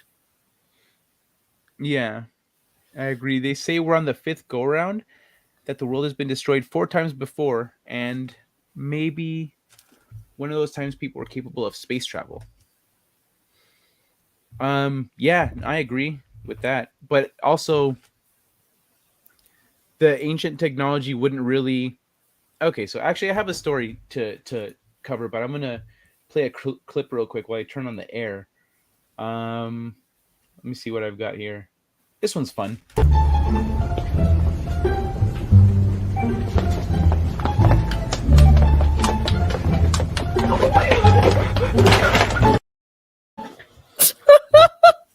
I've seen that before, but it's still funny. That's like when she comes down the stairs in The Exorcist. That's great. I go freaks out. I love that she throws the box behind her and just books it. Just runs, yeah. I was more impressed that she didn't step on her hair as she was doing it, because she's got really long hair. That's Yeah, that's true. Maybe it was just the right length. She knew she could do it. I've heard this before, Tina, that humans have that like there's been multiple catastrophes Um, the tablets of Thoth, he talks about that. And so as for space travel, um, I think ancient technology is a lot. It's different than how we perceive it now. So there wasn't like necessarily the refinement of metals and stuff in the same way that we now have it. So which is why we don't see any evidence of it in the cores, in the ice cores and stuff. Also, I guess it might be older than that. But um there's a story of no, so actually no, hold on. I think I have it saved here. Let's see. Jenny, my friend Jenny posted about it. And it was no, that's not. Oh, that's a new post. I haven't seen that one.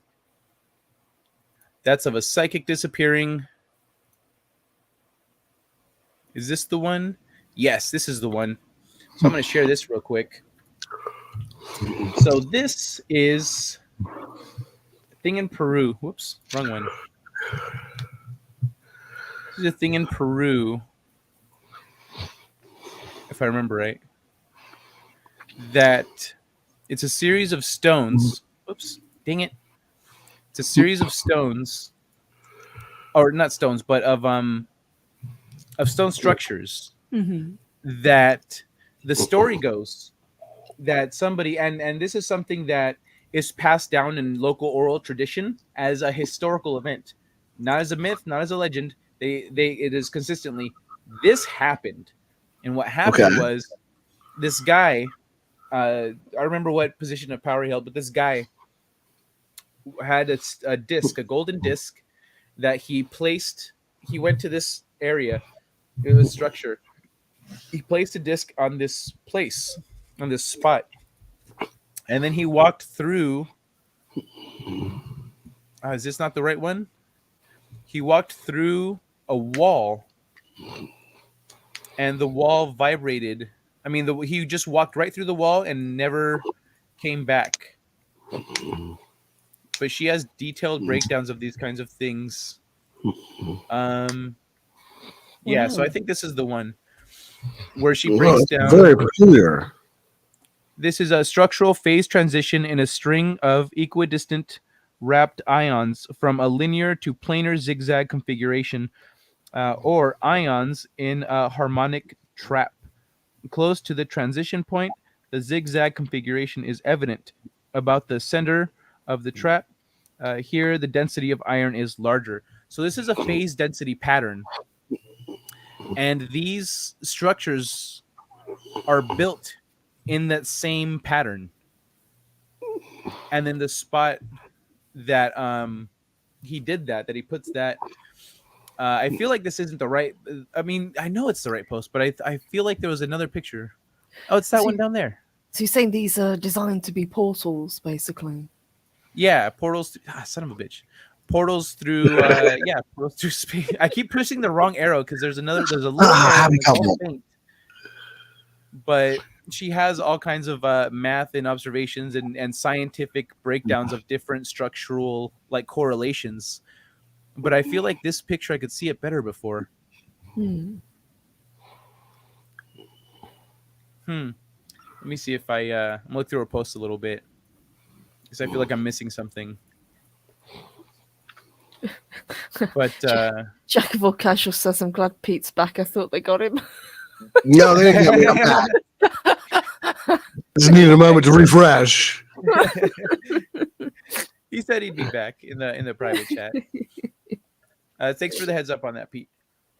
I'm about to sneeze again. But you guys just let them rip, man. Just roar to just roar them out. Like, yeah, everybody be like, man, stop screaming. Graphene. So when I was doing my stream talking about graphene and some of the discoveries we're making with graphene, rare kind of magnetism, and some of the other stuff, she was like, "Oh, I thought you saw my post about graphene." I said, "I didn't see that post," but we were both talking about the same stuff. Magic angle trilayer graphene may be a rare magnetic proof superconductor. Yep, that's one of the things I was talking about. But yeah, so essentially the technology they had back then, they could use, and so these structures too, they're not just stone. They're stone crystal. Like they have like a graphene style crystalline structure embedded Property. in them. And so they weren't just stone buildings arranged in a zigzag pattern. It's not like as it's not just the shape and the pattern that creates that. There's a crystalline element to it. But only I think like 70 or 30% of this is still standing today. There it is. According to Incan legend, Aramu Muru headed out to his sacred city that archaeologists have not discovered, which supposedly existed near Lake Titicaca. He approached a giant. I always thought that name was so funny as a kid. He I approached a knew giant. you were going to say that. I loved it. He approached the giant doorway cut into an artificial flattened mountainside, which is this here doorway, which you can't see here. I thought there was a picture where you could see it clearly, but I don't. Son of a bitch, I don't see it. But there's a clear doorway here, and when he did so, the stone door shimmered and became bright. Aramu stepped through the portal, and it thereafter returned to stone. He was never seen again, and the door never changed again. The solar disk was allegedly returned to Coricancha in Cusco, where the Spaniards later looted it along with the temple's other golden objects. This legend would have likely been dismissed as an outright fairy tale if it were not for two facts. The native populations continue to pass along this story as a historical occurrence, and the described doorway actually exists near Lake Titicaca, approximately an hour's drive from Puno, which some claim to be the country's most dangerous city. But yeah, that's why they let's see, found a way to explain that silver disc posted a while back. Humans are hydrogen extruded into a 3D plane propagated from a 2D plasma wave. So yeah, we could travel through space via like resonant frequencies, harmonics, thermodynamics. The ancients understood this stuff, but they just had a different way of going about the technology. Mm-hmm.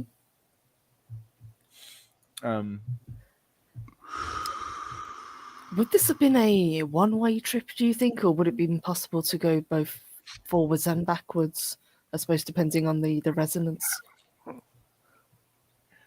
Well, he never did come back. Mm-hmm. That's what I was he never thinking. came back, but Yeah.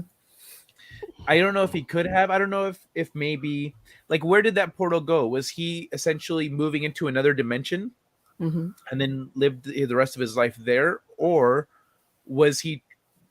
Did he go somewhere else and just never wanted to come back, or never had a way to come back? It could have been a portal through space or a portal through dimensions. Could have been both. Who knows where it both. took him? Who knows where that took him? What you were saying earlier, Pete, about the chair that manifests whatever the psychic imagines. Right. If it worked the same way, then he could have gone wherever he wanted. Right? That's possible. Could have opened vistas to anywhere. It is fascinating because I'd never heard about that.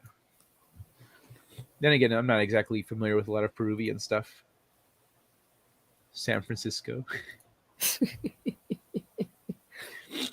We'll make great pets. No, we would make terrible pets. We would be the most humans, you mean? Terrible. I don't know if I'm going to play any tennis ball tonight.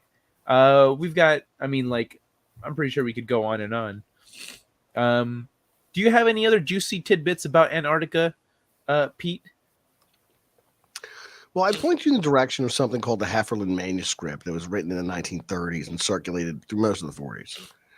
This spoke to the secret rainbow city that exists down in Antarctica that was constructed by pre-Adamite Martians who came to Earth as refugees from the destruction of their world millions of years ago to a tropical Antarctica where they built 7 enormous cities of plastic bricks. The greatest of all being Rainbow City. The funny thing about this, Heffernan, plastic bricks like Legos. Huh. All right. Hey, I was this just is gonna what they let were you go talking on. I about. didn't have anything to add. Yeah, this is what they were talking about. This was in the 1930s, though. In the 1930s. So plastic Damn. bricks, flying saucers before 1947 are mentioned in the Heffernan manuscript. So they do predate the flying saucer craze. It is in some ways associated with the shaver mystery, although it tries to distance itself from that. It is in some ways associated with the shaver mysteries. I remember Lemuria and all that, amazing story stuff that was going on in the pulp magazines. But a lot of this was fodder for pulp magazines at the time. Yes, I've heard that there've been discoveries that Antarctica was actually a swampy rainforest, and there was a very, very sudden, ice age that kind of buried it, or some cataclysm happened. But it happened incredibly quickly. Some people say it's connected to the loss of Atlantis as well. I think it could go all the way back to the Great Deluge. The entire worldwide flood Mm-hmm. could have something to do with that. I do leave a possibility open for that cataclysm to have buried most of the world in mud and water. And who knows how a pole shift might occur during something like that. Yeah, Maybe Antarctica was frozen in an instant. that's what I've heard. Yeah, pretty much literally a flash freeze. Yeah. The flash freezing thing, I'm fascinated by, because we have evidence that it really happened. With the deluge, I'm of the belief that the deluge was part of the meteor strikes that ended the last ice age around 11 and a half ish thousand years ago, because we have several meteor strikes in like kind of across around the world, in the Mediterranean, in Greenland, I think, or Iceland. It was underneath like an ice sheet that we recently discovered. It's there. Mm-hmm. And that's the one that melted the ice in the in North America, and that would have flooded the Atlantic Ocean with a bunch of new water. And Native Americans have stories from that time period of massive fires, bigger than they've ever seen, ever. And that's also when a lot of the major large creatures died here in North America. And in China, they have a story of mountains falling from the sky, landing in the ocean, and the waters rose up and consumed a lot of their countrymen. So a lot of these stories from around the world line up to exactly describe meteor impacts around the world, because it like broke up. Yes, I've heard of stories of the megafauna dying out, almost almost overnight.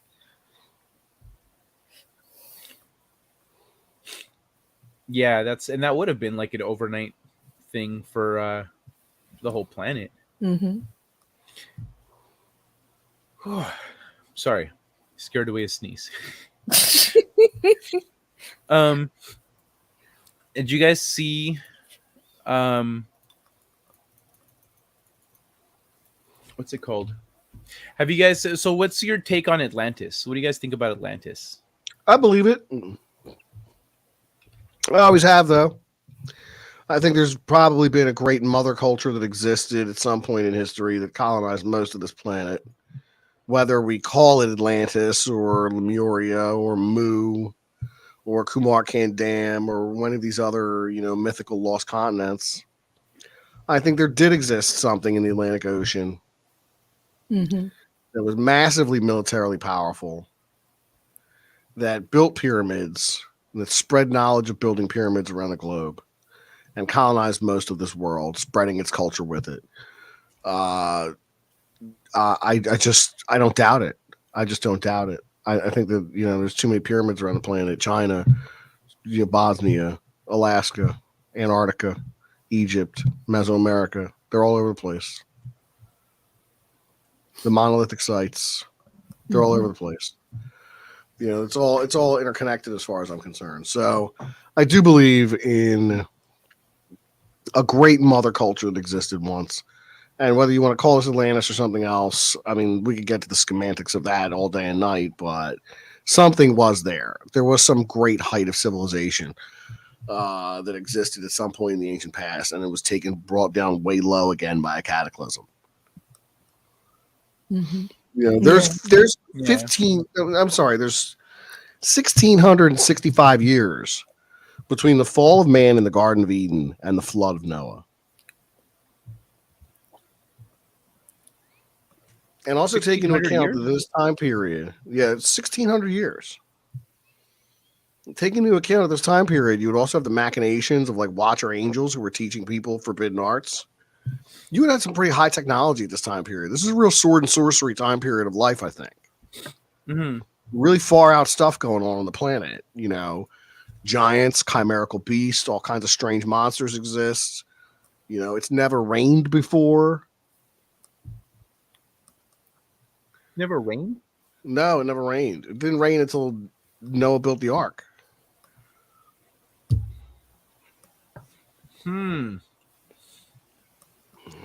That's why Noah looked crazy. Never heard about that. That's why no one was ready for it. Yeah, that would freak you out. First time you ever see water falling from the sky, and next thing you know, it's the Great Flood. Yeah, it never rained before. That's so strange. I They never were knew watered by that the mist part of the ground. Like the water came up out of the ground and watered the vegetation. Mm-hmm. Huh. So let me see what Jesse says here. Something stuck in my craw. The gods only inhabited their temples and made god kings to use their magic outside of the temple. I think it was an environmental airlock of sorts. That's not really anything new though. We've always had stories of gods using people as kind of avatars to do their work. Oh, okay. Jesse is talking about the 411 is a big phenomenon that centers around the state parks, and they don't keep records of park disappearances. That's correct. Yeah, Mhm. I've one of the stories that I think it was what lurks beneath one of those videos was talking about that a state park ranger for years and years, around 89, really strange stuff started happening in Yellowstone. People started disappearing, and these people reported seeing like a man bear pig, like a man wolf bear kind of a creature, and they went to investigate and they found tracks. So they followed the tracks into like a ravine where there was a cave and there was a bunch of bones and it looked really creepy. And they had an unsettling feeling, and suddenly a really powerful, nasty smell came out of the cave, like a wind, like a gust of wind. And they immediately got the sense like, I need to get out of here right now. And so they booked it and hid behind a rock and looked, and the creatures that she described with like blue scars that looked like kind of like tattoos and a red chest came out with two smaller ones, and they were like sniffing around and then talking to each other. And he tells her, we need to leave now. And they took off, and then they heard like a roar, and they said, no, we're not looking back, we're just running. And they booked it, and they could hear themselves being chased. They heard that they were being chased, and that's when all the weird stuff started happening. Men from the government were there asking questions of the people, of the rangers, and then one day things just started getting crazier and crazier. Then one day all this military equipment came in, all these military people, all these big vehicles, all this stuff covered by tarps, and like someone said essentially that they're going to clean up what was going on there. So he thinks the guy thinks that it was like a government experiment or something that went wrong. Mm-hmm. And Okay. so they went, all this military personnel came in, but they never came back out. They never came back out. And then it was pretty quiet for about a year, and then things spiked and got crazy again, even worse than they were before. Eventually he left. Meanwhile, the other ranger moved up in the ranks and got promoted, and she was going to blow the whistle, but she told people that she was going to blow the whistle, and a week later she disappeared before she could document everything she knew. Yeah. That's not the best way to be a whistleblower if you tell people you're going to do it before you. It's like drawing a target on your back. I've heard there's a lot of weirdness surrounding Yellowstone. I mean, not just because obviously it's a super volcano, but there's just something not quite right about that entire area. We have something similar over here, almost very close to where I live. It's a place called Cannon Hill Park. There's a lot of UFO sightings. There's a lot of werewolf sightings as well. It's a very eerie place, and I've visited there, and I don't like walking through the woods. I'm one of those people that has, I don't like being surrounded by trees, but it's a very, very strange place. You don't like being surrounded by trees? No. Huh. You never know what's watching in the trees, man. Is it? Oh, hey, Kendra. Good to see you. So you get like an eerie feel. She's probably gone by now. So you get not a good feeling around when you're in the forest, like surrounded by trees. Not all forests, but that particular place, it's just something. When the hair on the back of your neck stands on end, it's just weird. Anywhere else is fine. If I go to like parks or the Lake Districts or somewhere like that, but yeah, that place, very strange. This must have been when you were reciting the Emerald Tablets of Thoth earlier. Yeah. Okay. What is Khonshu? I've never heard of that. Khonshu was one of the Egyptian gods. Yeah. Oh, a moon god, I believe. That's right. Yeah. He's. If anyone's watching Moon Knight at the moment, he's the one of the characters in that. But yes, he's one of the lower pantheon gods, if I remember correctly. Oh, okay.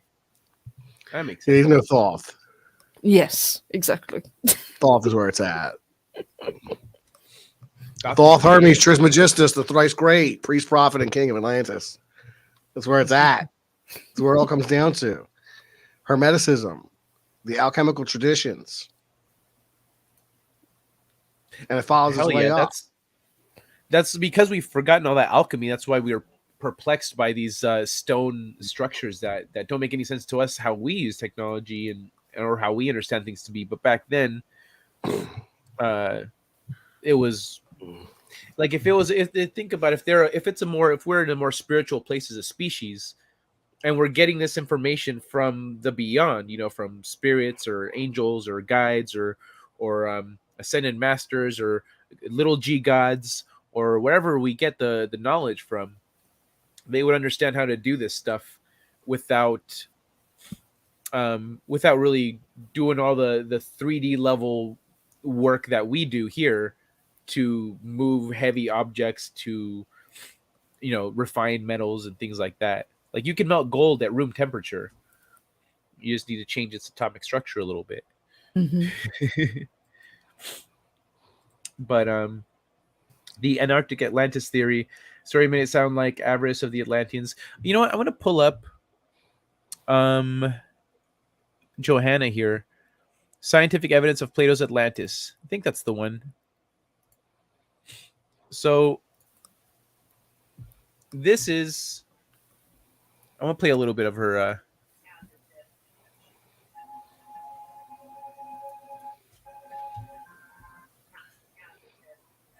Oh, so this is the wrinkles from the.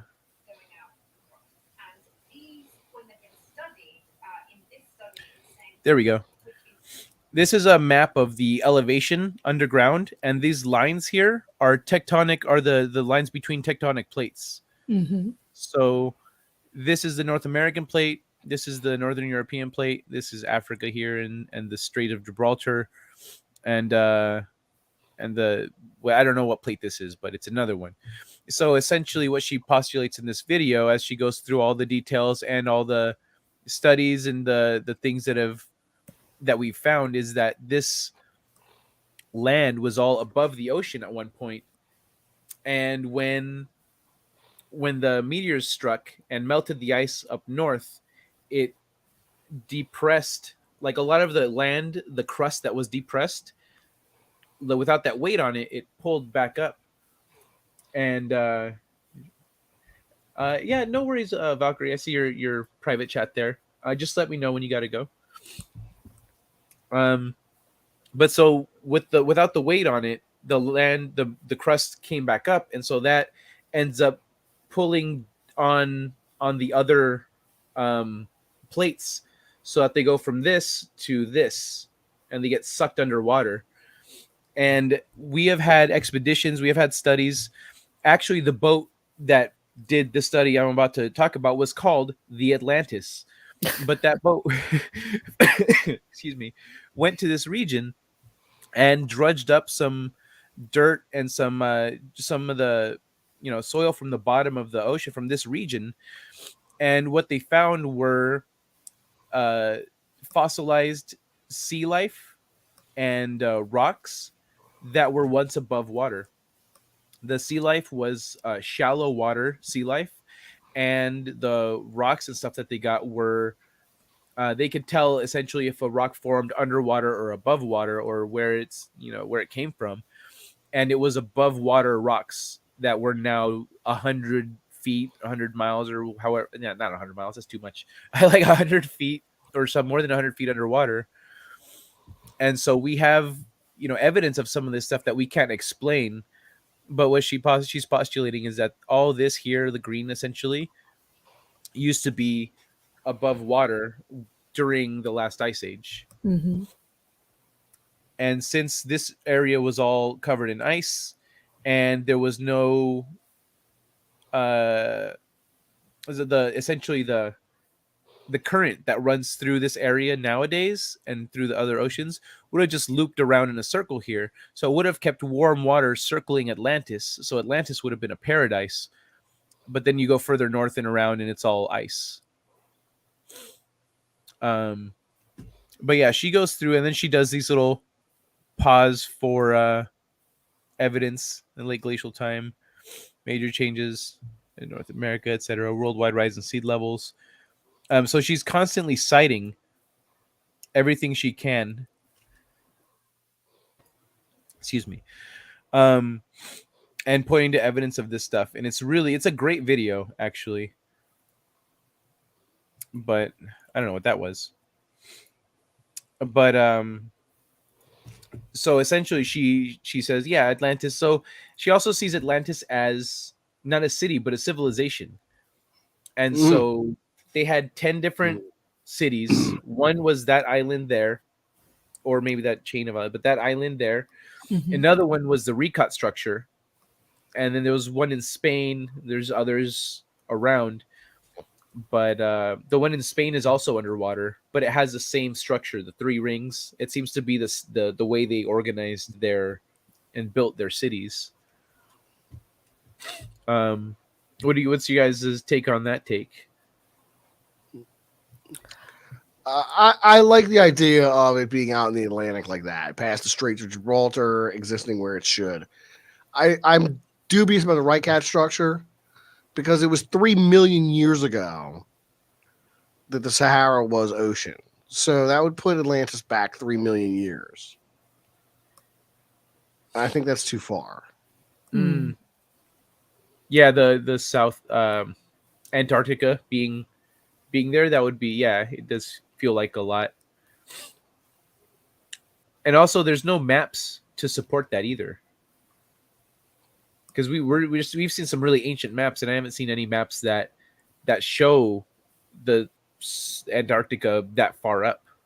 So it would have been a long time ago.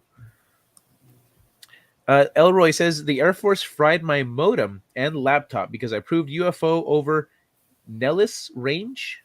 Actually, I haven't checked Twitter to see if you sent me stuff. Because I proved UFO over Nellis Range took off from S-30 near Tonopah, Nevada. Ah, man, that sucks. That they fried your stuff. Sorry about that.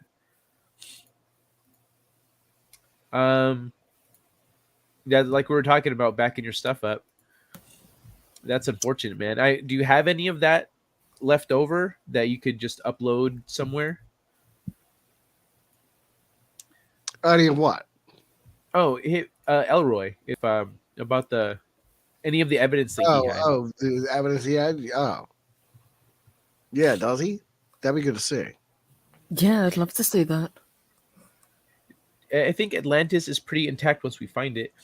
Well, we've come to find out that like in Guatemala and southern Mexico, where the Mayans set up shop, there we do using lidar. We found more ancient Mayan cities than the ones that we currently know about, and excuse me, they're in areas that have already been thoroughly surveyed, like thoroughly surveyed, and they've just been taken over by the jungle. They're underground. They're covered in dirt and plants and trees and everything. But there's an entire massive city hidden beneath the forest. So I think absolutely we could find an entire massive intact city in that region that Johanna is talking about. Like we found off the coast of Japan and off the coast of was it Australia, where there's that stone road underwater. Do you guys know what I'm talking about? I don't know. I think that rings a bell. Yeah, definitely. Oh, what? Dwayne went to bed. I'm out. I've been getting a migraine. Tell a lovely guest that she has a beautiful voice. You have a beautiful voice. Purple. Thank you.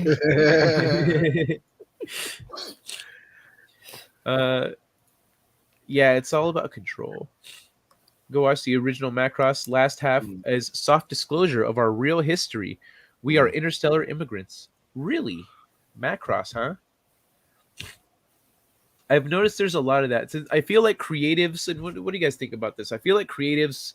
Macross Robotech? I think so. I think. Yeah, I think so. Macross. Macross Saga. That's Robotech. The Super Dimension Fortress Macross. Huh. I think Robotech's a different series. Oh, okay. Unless you're just talking about mecha anime in general. Oh, yeah, it looks like a different series. Macross and Robotech are different. Oh,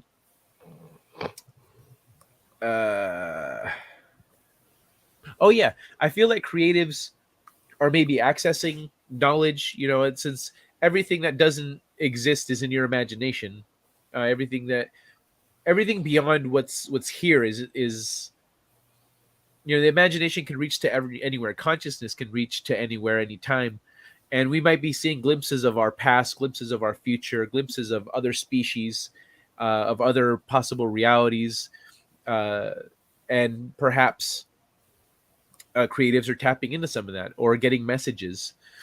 And so when we see things that line up with discoveries that we make or theories about our ancient history, I think creatives might be accessing some of that knowledge from beyond. What do you guys think? A collective of consciousness or something like that effect. Yeah, that definitely could exist out there. I think that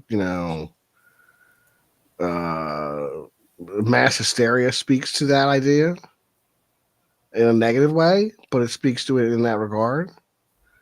There have been like dancing plagues and singing plagues, and people who've gone off into these like panics over the course of the centuries that couldn't be attributed to anything but mass hysteria. And this might tap into the collective unconsciousness in a way that we don't really understand.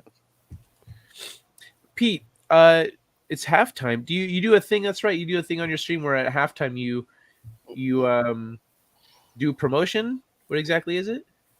I talk about the channel for about 2 minutes and I ring a bell. Huh. I don't have a bell. I have this. You need to get yourself a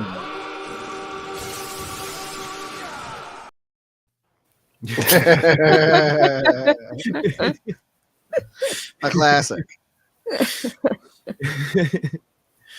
But okay, well, if it's halftime, I do this. This is my main thing. Pete talks about this stuff on the regular. And Purple Valkyrie, we didn't talk about channels in the beginning, huh? It was just introductions, and then we just start talking about the stuff, huh? Do you guys want to go through that real quick as a halftime thing in honor of Pete's halftime?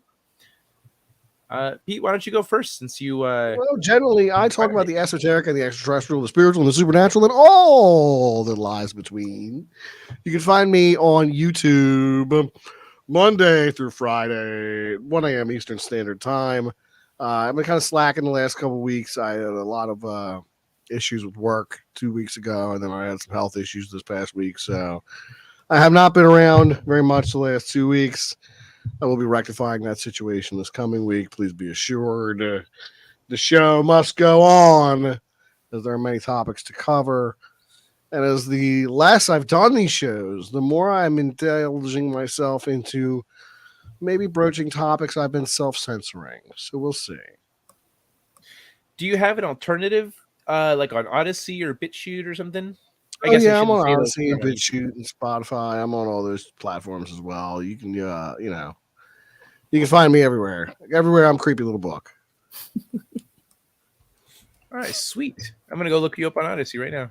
Actually, creepy Yes, little. I like Odyssey. Odyssey's cool. Yeah, it is pretty cool. I don't like that they won't accept my debit card. Really? I don't know why. It just says not accepted. I checked my bank account. It's good. I said okay. It pays other things just fine. Odyssey just doesn't like it. That's strange. Yeah. So I can't go live on Odyssey. How about you, Purple Valkyrie? Tell the folks who are in love with your voice about what you do. Yes, I'm Purple Valkyrie. You can find me on Rise and Shine with Purple Valkyrie. Usually I talk more kind of pop culture. I've started branching out. As I said, I have a fascination with true crime. So I've started doing a monthly panel show about that, where we talk about different cases. And this month we talked about male serial killers. But I also have started doing a much more in kin with this show, talking about the paranormal, and that is on Stolty Texas Seas channel with him and Zach. So we've just got started, but we talked about Skinwalker Ranch recently. We're looking to do a lot more and covering a lot more topics. So it's just at the beginning, but I'm really excited to see where we're going to go with it. All right.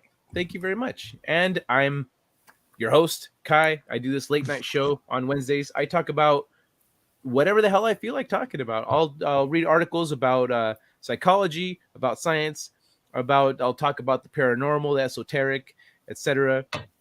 I kind of want to do a little more. I talk about anime. I kind of want to do a little more talking about spirituality and stuff. Especially, I feel like spirituality is something that's really missing in the world these days, especially as people turn. Like I talked about how I went atheist in like 8th grade because I needed to go the opposite direction of religion, and so I went full atheist, and I gradually released myself of all the trappings of that, and then rebuilt myself in what I believe. And so I've come full circle back onto a spiritual path that I actually believe in now. And one of the things I want to talk about is that, because I feel like it's not inconsistent with atheism, with the belief that there's not a dude in the cloud, like in Family Guy, just going, "What are you doing, you idiot?" No, I don't believe that. Like, hey, I need help. Yeah, okay, I guess I'll help this guy. That means the other guy's getting screwed, but whatever. This guy asked, so no, it's not. It's not how it works. And I think that's one of the things that really turns off a lot of atheists. So I want to talk about spirituality, but as you get into things, you find more and more things that tie together. Like we said, like Pete said earlier, it's all interconnected. And yeah, once you start diving down rabbit holes, you end up in the same place looking at it a different way. It's like that first episode of Futurama where Fry doesn't want to be a delivery guy, and he goes the whole episode trying to escape that fate and ends up as a delivery guy, and he's happy about it. So yeah, I guess that's our halftime. Thank you, Pete, for that. But Purple Valkyrie, how much time do you have left? About another 15 minutes, so if that's okay, guys. Yeah. Oh yeah, it's no problem. It's thank you for showing up. You stay for as long as you can or want to, and yeah, I'm happy to have you for as long as possible. I'm having a fantastic time getting to talk to you. I'd love to come back one of the weeks if you guys would have me. Oh yeah, absolutely. To talk more about this stuff, or just or entertainment, or whatever. More about this. I would love to continue these sort of discussions. All right, maybe we could make it a regular or semi-regular thing. If I mean, you're the one that's waking up early, so it's. I am not a morning person, so for like when I'm on Loki's Mornings of Mischief, I just go, you know what? I'm just gonna stay awake. There's no way I'm waking up for that. I just stay awake, and then I'm like, all right, it's time for Loki's show. Here we go. But that's the dedication that I've got, and also Loki's my boy. He's freaking great. Love Loki. I got to meet him in Vegas in August. It was freaking awesome. I have video of him singing a song actually at a karaoke. All I know, it says Fedorable, is that when evil reveals itself and becomes mainstream, not far more off, kind of looks like we're there. And when you look at the news and they're like, "Oh yeah, we're gonna mutilate your kids and do all this stuff," yeah, okay, it looks like they're kind of pretty there and being pretty open about things. I'm going full berserk, all fight, no quit, fuck your gods. That's how you do, Fedorable. That's how you do. And bring any of that knowledge and fire here, and I'd be happy to share, man. Antarctica is the smoking gun to everything. That makes sense because, like you said, that it doesn't. Pete, you were saying that the Antarctica being further up north within the last like 20,000 years doesn't make any sense. It doesn't work in the timeline and all that. Who knows how it all works? I mean, if it was frozen in an instant, if the poles shifted, who knows how things could have occurred down there? And who knows what's frozen under all that ice? Maybe frozen in an instant, like Pompeii, you'll find people twisted and torn in the ice. That'd be incredible if we found. I mean, it'd be kind of shitty, but it'd be also really awesome. Yeah, I the would be. Remains of a civilization. It would be insane. I would be fascinated to see what is actually under the ice. And I think as time progresses, we're going to discover more and more, providing they let us, of course. Have a good night, Fedorable. I also think that I think under Antarctica we've got a lot of evidence of our ancient history, and also underneath the Sahara Desert, there's entire civilizations that are buried there under the sand, because that used to be a really prosperous, luscious place. And no one has any alternative explanation for Phil Snyder's scars on his hand and chest. Yeah, true. That was one of the things here that my friend had is The Secret of Dr. Grinsberg. Documentary explores mysterious disappearance of telepathy researcher Daily Grail. Official government from August 2021. Official government interest in psychic. One second. Excuse me. In psychic phenomena, both in the United States and the former Soviet Union, remains a controversial topic. Wait, that's all fluff. According to the documentary, Ginsburg was introduced to this remarkable woman through intercession of the president's sister. Let's not forget that during the administration of President Jose Lopez Portillo, Uri Geller, the infamous Israeli-born psychic, although skeptics would prefer the term mentalist, became... I don't understand that. What's the difference? Became very close to Mexico's first lady, Doña Carmen Romano. He was doing essentially psychic healing, psychic surgeries with no anesthetics and under incredible unsanitary conditions, using nothing but a rusty knife with a blunt edge to open up her patients and even materializing healthy organs to replace the ones she extracted. Psychic surgeries? Huh? Psychic surgeries? Yeah, psychic surgeries and materializing entirely new organs. A mix between synthesis and energy into a few paragraphs might be an impossible task, as best as I can explain it. He posited that the true structure of the universe is a holographic matrix of information preceding space and time. So beneath space and time is this holographic matrix of energy, and then space and time is on top of that. A space and time, which he called lattice because he was inspired by the molecular structure found in crystals. From the interaction between the lattice and the neural field generated by the brain, is that all perceptual objects arise.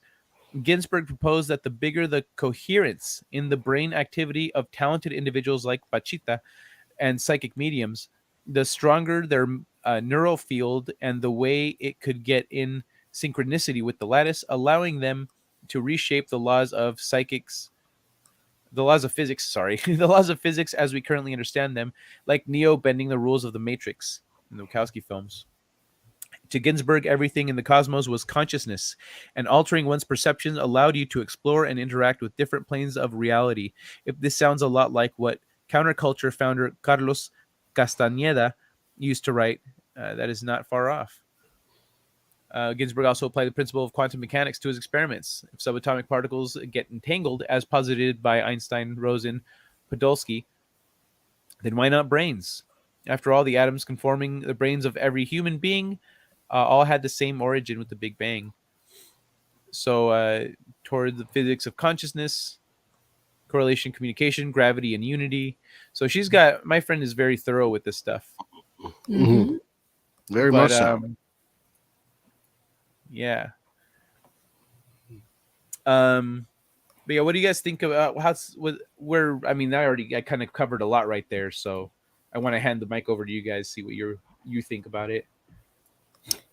Yeah, so Peter already talked about the kind of a consciousness that we all share, so that would make a lot of sense. And people are always saying, we're living in a simulation or we're living in the Matrix. Usually they say jokingly, but I am beginning to wonder. Wonder about the potential of it being of psychic surgeries being real, or the structure of the reality. Of structure of reality. I remember psychic surgeries being something I think was big in like the 70s. Mm-hmm.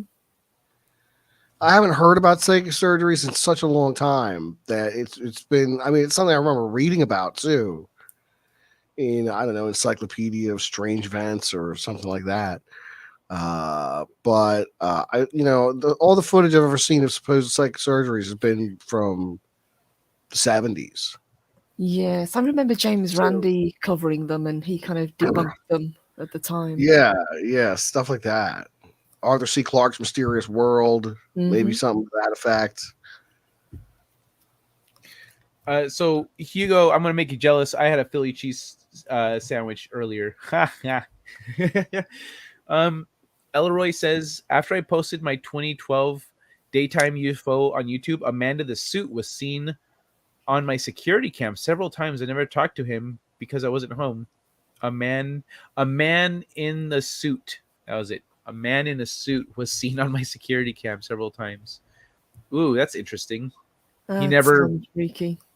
Yeah, really. So you got a visitation.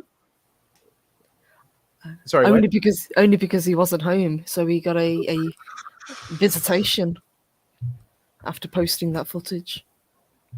Well, see, if they were supernatural, then wouldn't they know when you're home and show up then? As opposed to a human trying a few times, like, this guy's never home, man. Not necessarily. I mean, that doesn't mean they have, we can ascribe to them certain supernatural abilities, but to what extent, Oh, okay. What exactly are they capable of if they are supernatural entities? Mm-hmm. I don't know. I can't even postulate it. I would imagine if they're supernatural, they have some kind of a decoherence with space-time, so they could be where and when they want to be. Is how I would figure it works. A man is okay. He corrected himself. I never talked to him. Either way, that's kind of freaky, and it's probably just as well that you weren't home at that time.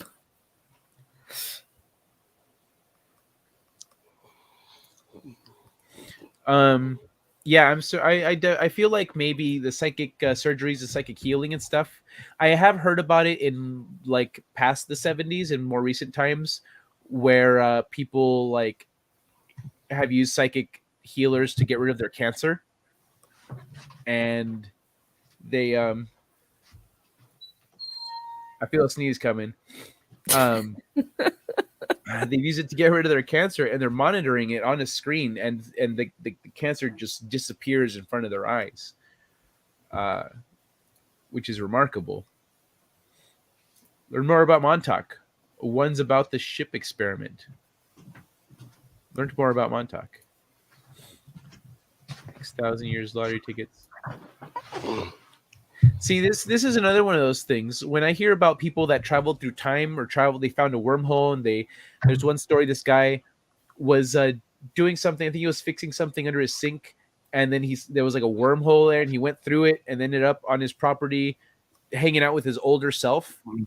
He just had some beers and hung out for a while, and he's like, "All right, well, I guess I should get home. See you later." And then he went back through the portal, and like people asked him, why didn't you get the lottery numbers? Why didn't you ask for this? Why didn't you? He's, oh, none of that stuff occurred to me at the time.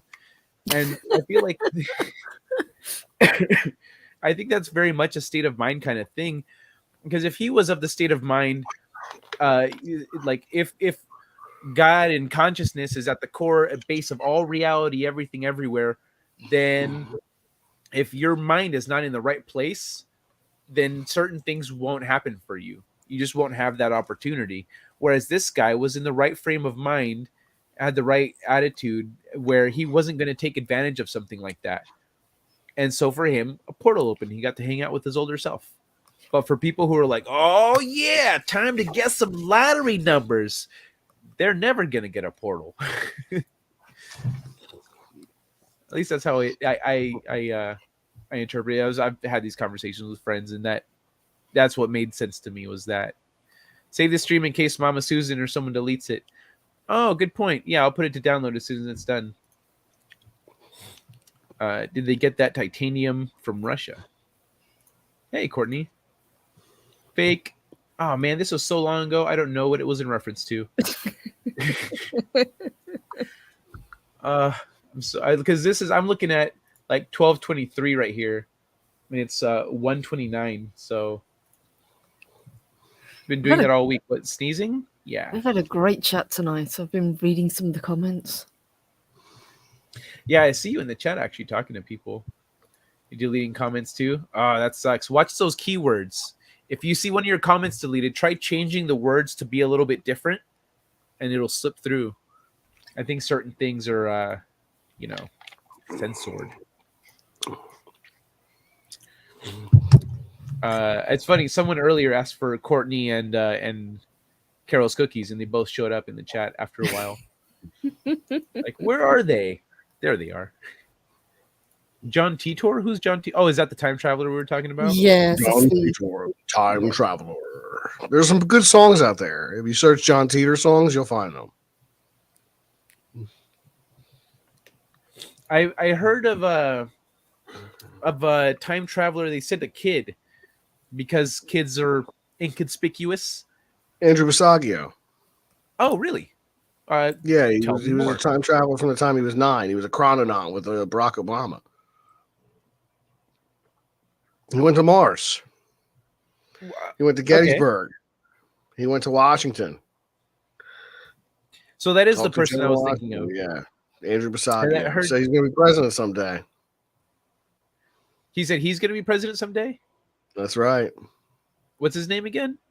Andrew Basagio. Should we not vote for him? Project Pegasus. I heard you can see him at the Gettysburg Address in a picture or something, that he's in oversized shoes. Oversized shoes, because his shoes fell off in the time portal or in the tunnel. Do you know any other time travelers or time travel stories?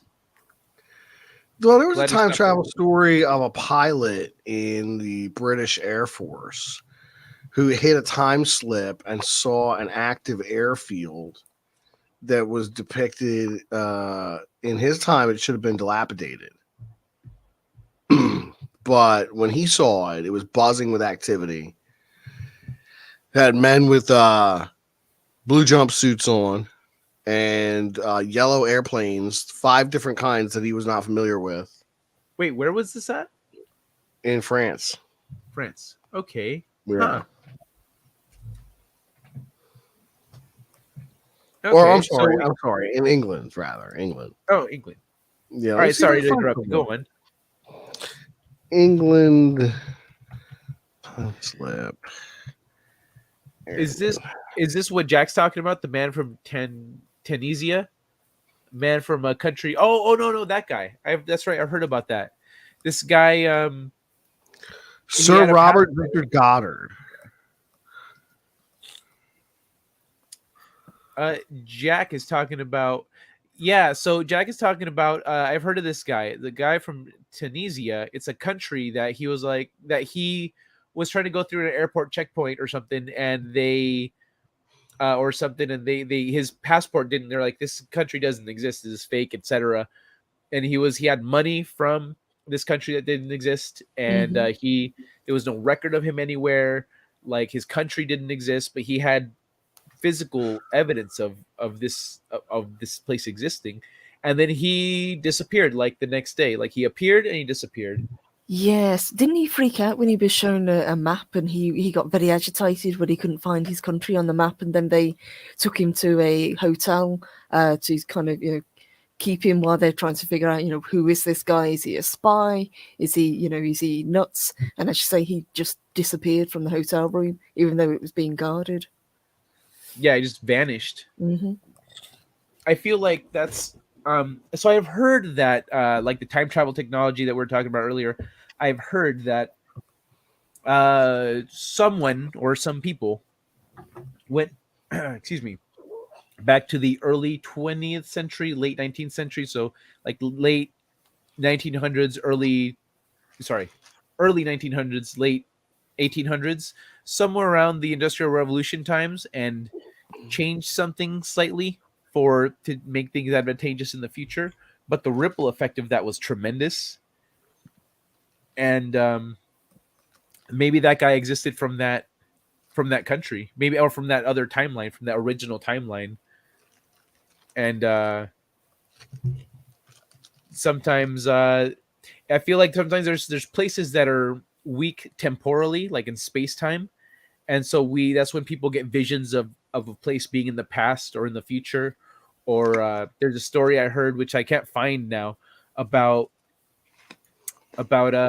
this family that moved into a house, and then one day the grandma's sitting in the living room, and she freaks out, she screams, and they come in to check on her. She says 3 shadowy figures just walked into the living room, looked at me, freaked out, and ran back outside. And they were like, no way. After that, they started noticing. They would hear footsteps. They would hear talk. They would just notice things. They go, oh, the house is haunted. Okay. But then sometime later, the grandma dies. And sometime after that, her grandson and a couple, I don't remember who all, but 3 people walked into the house. They're walking through the living room. They look at the recliner where the grandma used to sit all the time. And there was a specter of their grandma looking at them, and they freaked out and ran outside. And he says, wait, do you realize we just did what my grandma said that she saw years ago? And so in some of these haunting cases, maybe the barrier or the fabric of time is a little bit weaker than in other places. Mm-hmm. And maybe so maybe sometimes it's not ghosts so much as people from the future or the past. And maybe this guy slipped through. Maybe there's chances that people slip out of their existence into another time or place and then get pulled back when they get into a place of stronger, let's say, resonance or something. Yes, there What does do you seem guys to think? be a lot of stories about places, especially in the UK. Castles seem to have a lot of kind of recorded where people have kind of walked around and seen things that they shouldn't have seen. You know, they see people jousting, or they see boats on the river that shouldn't be there. So it seems that castles have a lot of resonance with things that have happened in the past. There's stories, places from Pembroke, where a guy was walking across the battlement. He glanced over at the river, and it was full of medieval boats. And I think there was one in Leeds, if I remember correctly, where he said that he was just kind of walking across the courtyard, and just some random person who he thought was kind of dressed up for maybe like a Ren fair or something walked in front of him in full costume. But there was nothing happening that day. So it's strange to hear what people have seen. That so there's a lot of that in English castles. Yes, yeah, it Ah, seems to be castles that seem to have a lot of these sort of stories connected with them. really? I wonder if stone structures maybe have something to do with that. If it seems to center around castles. I would imagine so. Castles and any old kind of pubs, inns, those sort of things. Anything that's been standing for a long time that had a lot of activity.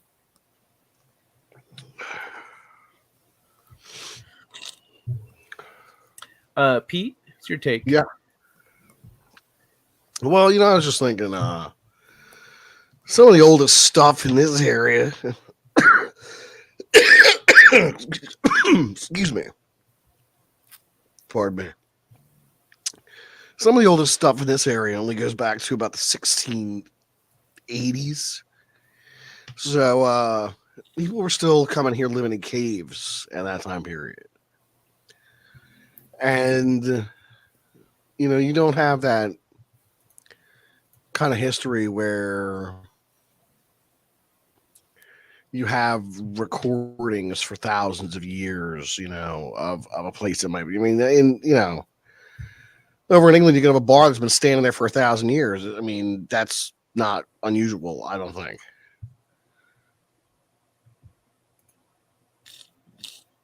Morning, Potato Revan.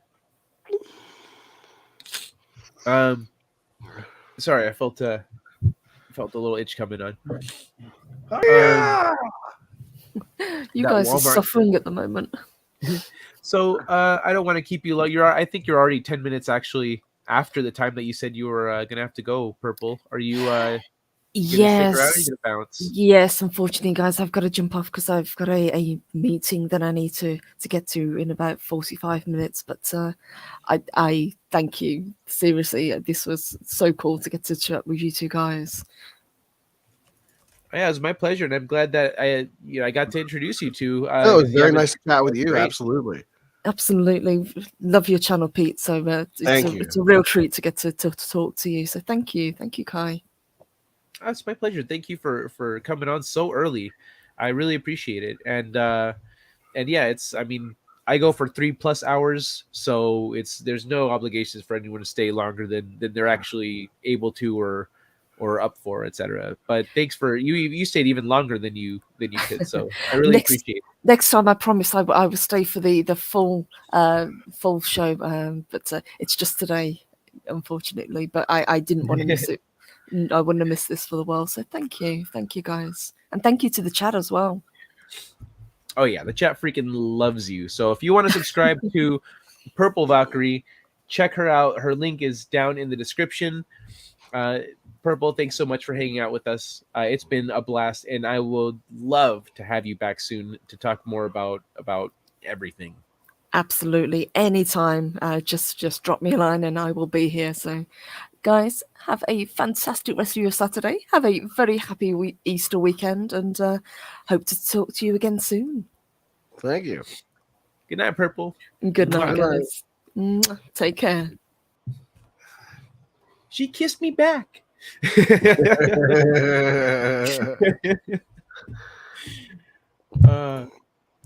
Pete sounds like he's lifting weights when he sneezes. True. It's true. You gotta be dominant when you sneeze. You gotta let everybody know what's going on. It's an old trick. It's an old trick I use. Sneeze as loud as possible. You also, if you use a public restroom, you want to piss as loud as possible. Sneeze You gotta loud, get piss it all loud. out. If you just Get in half-ass there. a sneeze. You just get it all out. Just be as loud as possible with everything you do. So what's this about a Rainbow City? I don't know much about that. Wow, Kendra's still here. Hey, Kendra.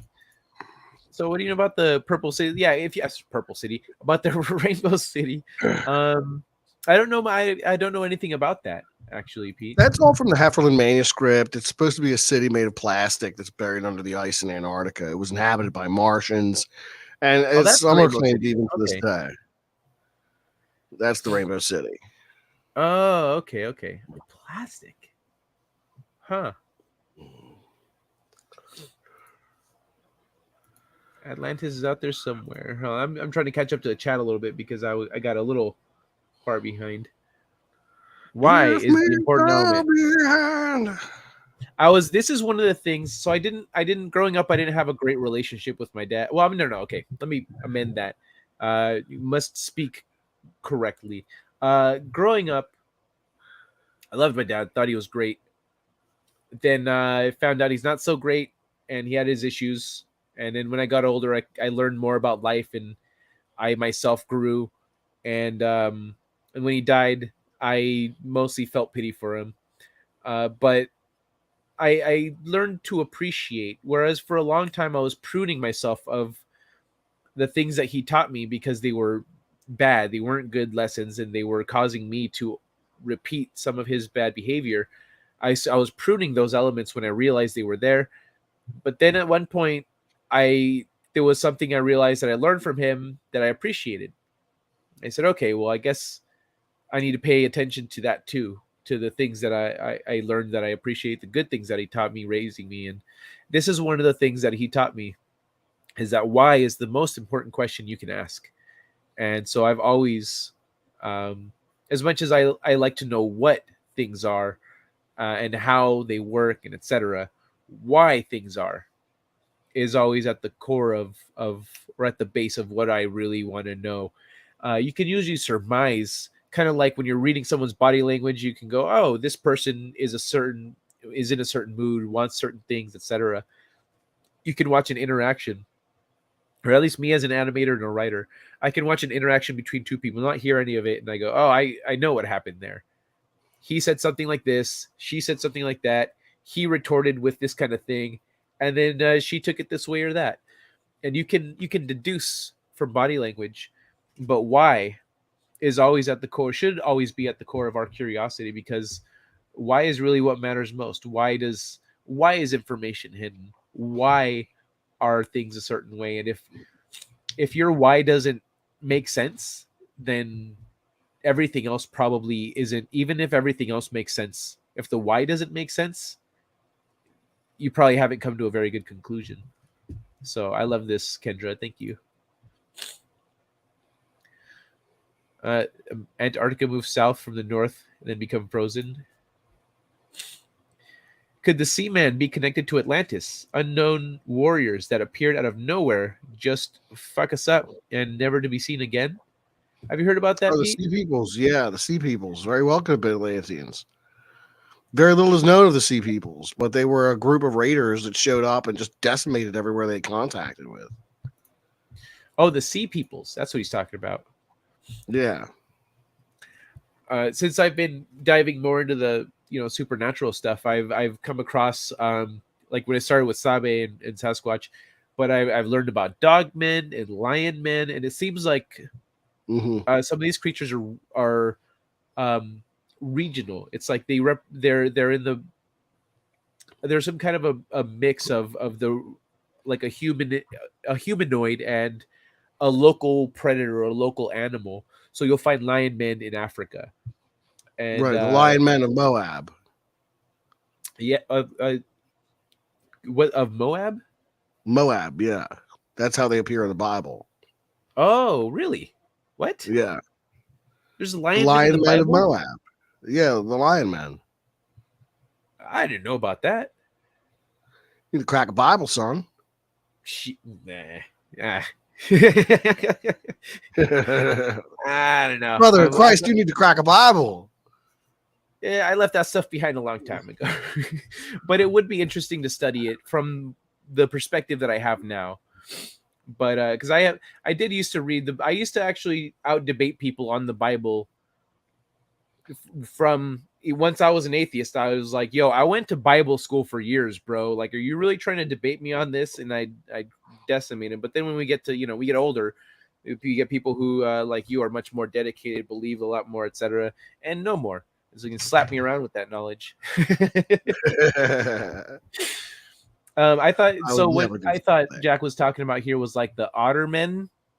Like I've seen depictions of like otter-looking men in the northern areas. Dovorku, the otter man. Dovorku. See, you know what I'm talking about. Yeah, always perfect weather would be amazing. Yeah, the sea peoples, they were like human though, right? They just couldn't tell what like nation they were from. Human, they just didn't know where they're from. Where could they have come from? If I knew that, I'd be a scholar. Well, we're here to postulate if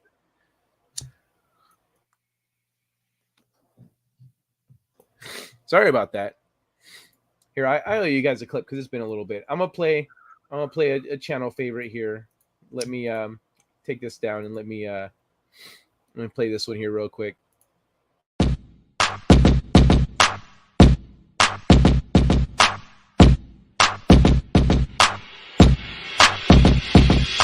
Tennis ball, throw it against the wall. Tennis ball, throw it against the wall. Tennis ball, throw it against the wall. Bounce, bounce, bounce, bounce, bounce. Tennis ball, throw it against the wall. Tennis ball, throw it against the wall. Tennis ball, throw it against the wall. Bounce, bounce, bounce, bounce, bounce. Tennis ball, throw it against the wall. Tennis ball, throw it against the wall. Tennis ball, throw it against the wall. Helps me forget about my cancer.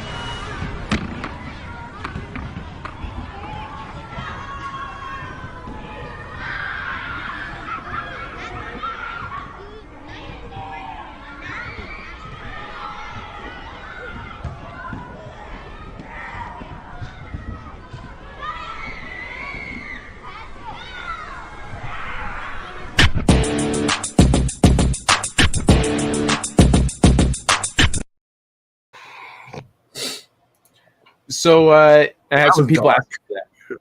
What was that? That was dark. Yeah, that's a dark one. I love that it's for Walmart, like the evil corporation. Yeah. So yeah, the sea peoples. Then they left. I wouldn't. So here's the thing that I'm confused by is wouldn't at least some of these guys have died, or were they that overpowering that they just decimated without losing a single person? And what would be the point of doing that if they were from like a civilization that in let's say the Hollow Earth or something? Let's say they came from the North Pole or something like that.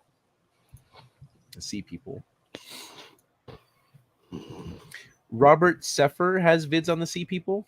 Robert Seffer, huh? Let me look up Robert Seffer. Robert Seffer. Wait, on YouTube? Let me copy, paste that into YouTube there. Robert Seffer. 338,000 subscribers. Jeez. Debunking out of Africa theory in 15 minutes. Secrets of esoteric Christianity. The Robert Seaver. Yeah. People. Yeah, so he's got videos on this is the origins of the sea peoples. I don't have on. I turned the sound off. But I guess he talks about the sea peoples. I've never seen any of his videos, so I don't know what's going on right here. But okay, yeah, it looks like he goes into detail about some of this stuff.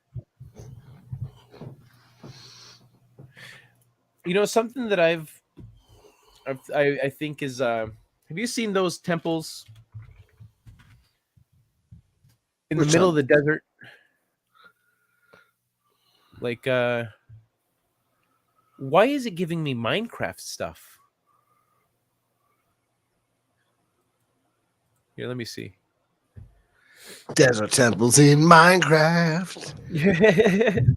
Yeah, that's what the like. I've been after everything I've been searching. Google's like really trying to get me off the trail here. They're like, "Oh, do you mean Minecraft?" No, you know I don't mean Minecraft. You look at all the other things I just Googled. Yeah, that's why we recommended Minecraft.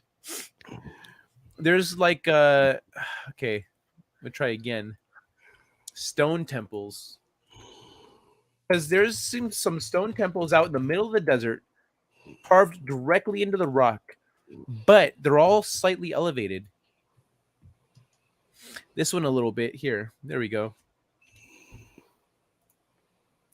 Like to me it gives me the impression, this one up here not so much, but this one, the ones that look like this, I noticed that they're not really at ground level, and they look like this one.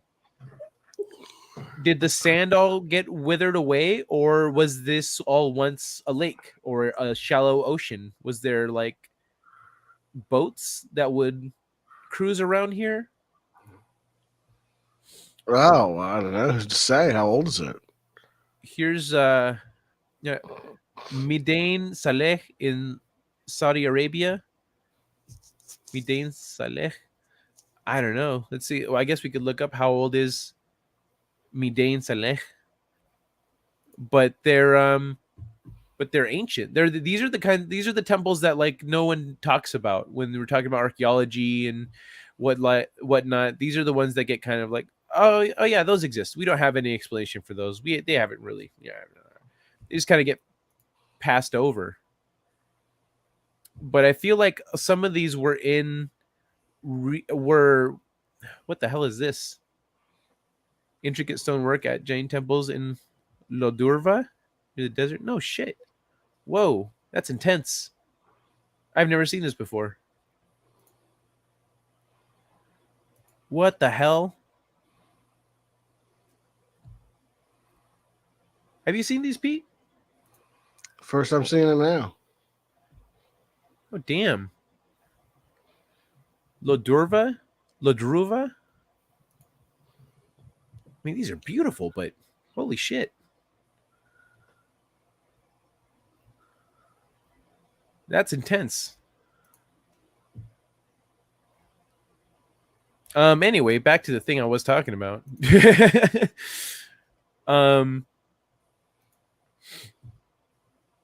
Yeah, I don't know. What are your thoughts on that? Some of these desert temples. Pretty interesting. I wonder what gods they were dedicated to. Again, probably pagan gods. So who knows what kind of weird things people were getting into in those temples. You're never gonna be sure. Well, we don't necessarily know that they were temples per se. They could have been, they could have been temples. They could have been outposts. They could have been. I just wonder what, because obviously it was from like.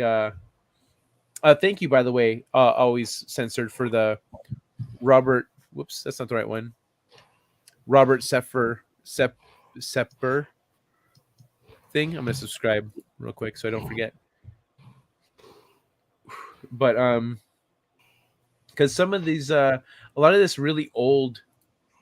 Hello, humans. Thank you. Some of these really old buildings that are carved right into stone with these beautiful, intricate patterns and all this other stuff is it's all like the further back you go, the more you're gonna find that kind of stuff. Like in Egypt, the first dynasty, the most ancient stuff is the most mechanically accurate, most perfect, most intricate, etc. And then as you get later in the dynasties, they get more decorative, they get more, essentially more ego goes into it, less technology.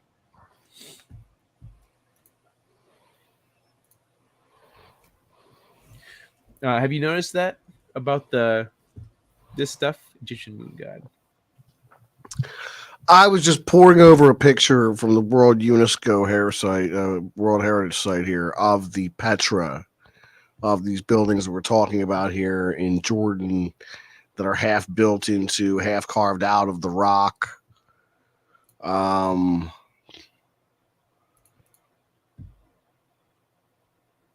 It talks about the varied archaeological remains and architectural monuments from previous times to the medieval period, bears exceptional testimony to the now lost civilizations which succeeded each other at the site. Come again? So many people lived there for so long that they're lost to history, who they were.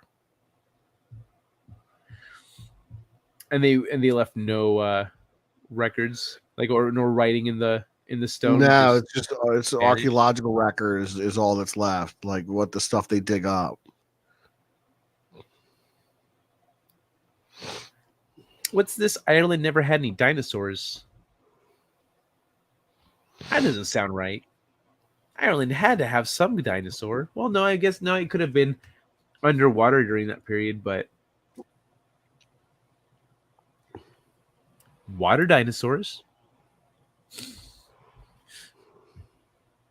There's UNESCO World Heritage sites that we have not,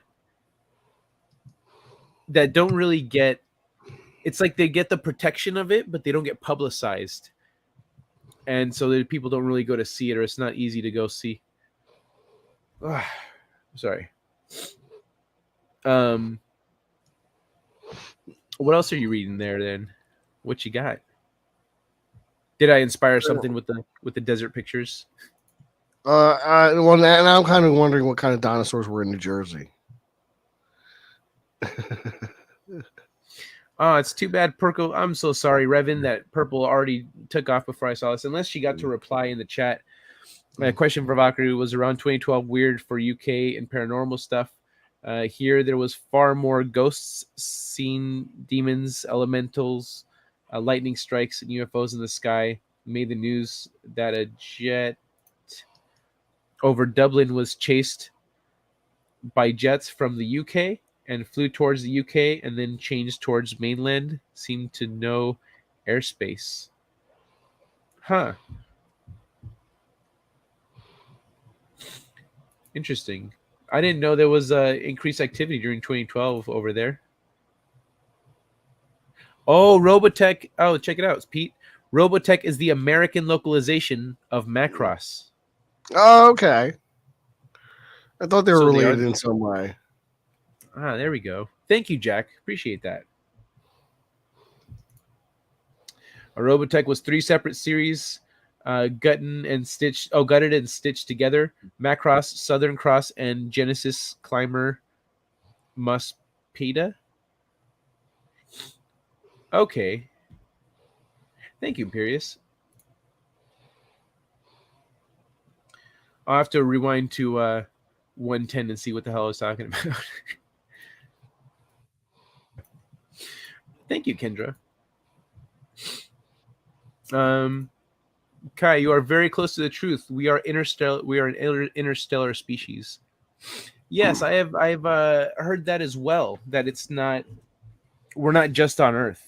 There is something special about Earth for some reason, but that you'll find humans on other planets as well.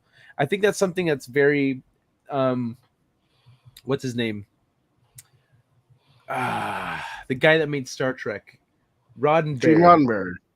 Yeah, Gene Roddenberry was kind of intuited very much this interstellar family element with the species that seeded all these different species around the universe. That's why they're all bipedal and stuff. There was an episode of Star Trek, which is the original series, where they find this out.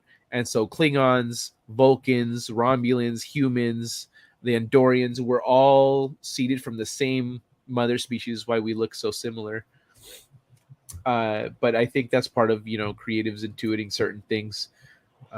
As the arcs activate, even Neptune is warming up. Creatives accessing knowledge from the arcs, which have been storing our history. What arcs? What's this about arcs? like knowledge arcs. It's interesting. Mm. Pete, do you know what he's talking about? The arcs activate. Even Neptune is warming up.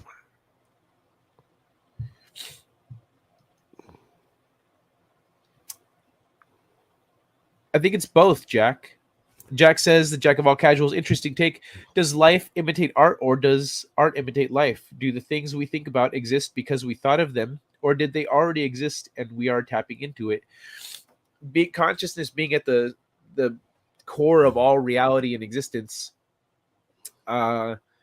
it's essentially everything already exists, but the 3D world, taking things from outside, from beyond into the 3D world, goes consciousness, and then through us into the physical. Everything starts with an idea, and so that idea doesn't necessarily come from us, though, is how I see it.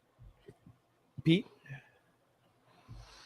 because I know you have a more religious take on again, things. I can entertain the thought of a collective unconscious existing out there, and perhaps the ability to reach in and tune into it. I do leave that possibility wide open. So, I mean, yeah, there could be something to that. Obviously, I mean, why not? It makes sense.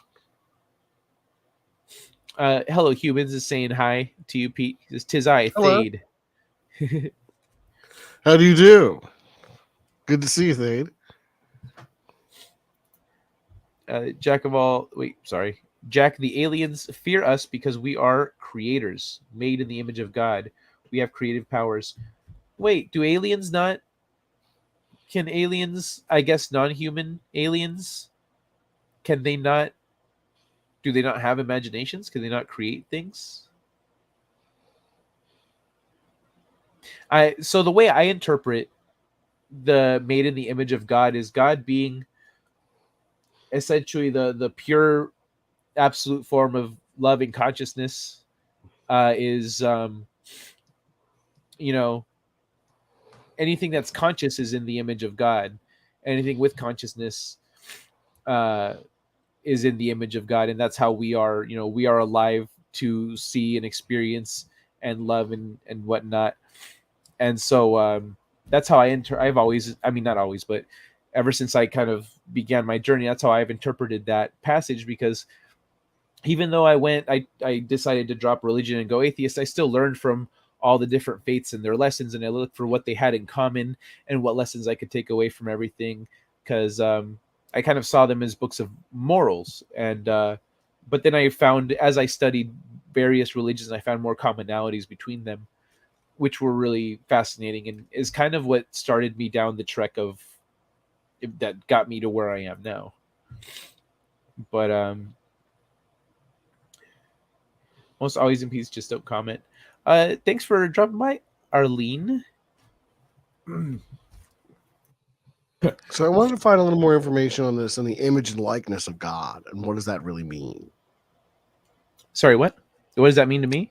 What does that mean in general? Like, the human person participates in the light and the power of the divine spirit by his reason. His reason. He is capable of understanding the order of things established by the Creator. By his free will, he is capable of directing himself toward his true good. He finds his perfection in seeking and loving what is true and good. By virtue of his soul and his spiritual powers of intellect and will, man is endowed with freedom, an outstanding manifestation of the divine image.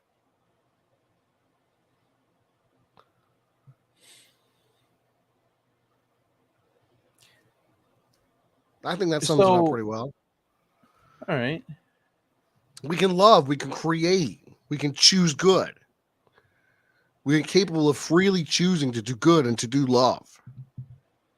We are not reactionary creatures, but a creation that, like God, can choose to do good and love one another. Human persons are also capable to know and to understand goodness and love. Human persons can mirror God in a manner we know, understand, and that is by loving and doing good. You can mirror the actions of God. So, okay. Well, so how do you see this take that in how we're different from aliens in that we're made in the image of God, but they're not? Like, does that mean that aliens are incapable of um loving, or like what? I Aliens may don't. not be a fallen species. They may not be a fallen species. They may not be a fallen species.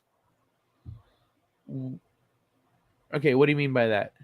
They may not have Fallen original species. sin. They may have never eaten the fruit in the Garden of Eden on their own planet. So, like, they may not be fallen.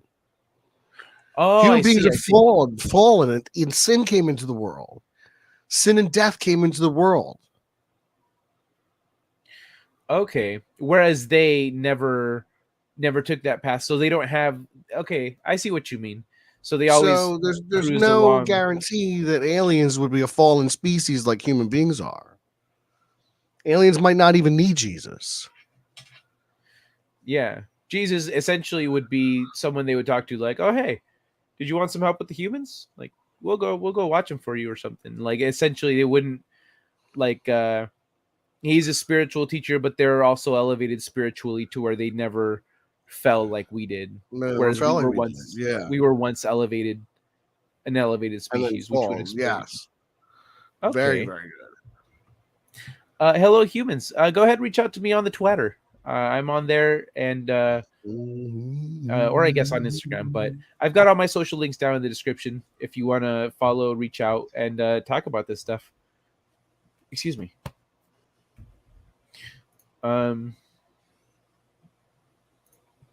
Netflix series Lucifer. That was an interesting show. It was pretty funny. Kai, I love the topic of Atlantis and have a lot to say about it. Love to be on a panel with you, discuss it sometime. Yeah, sure. I'd love to talk about. I love talking about all this stuff, but I kind of wanted to cover as much ground as I could here with you guys because I don't know how often we could, if we could, if we're gonna get to do this again, or how often we could. And I kind of wanted some takes on some of this stuff because I've learned a little bit about each of these topics, or been introduced to some new element of it that I wasn't familiar with before.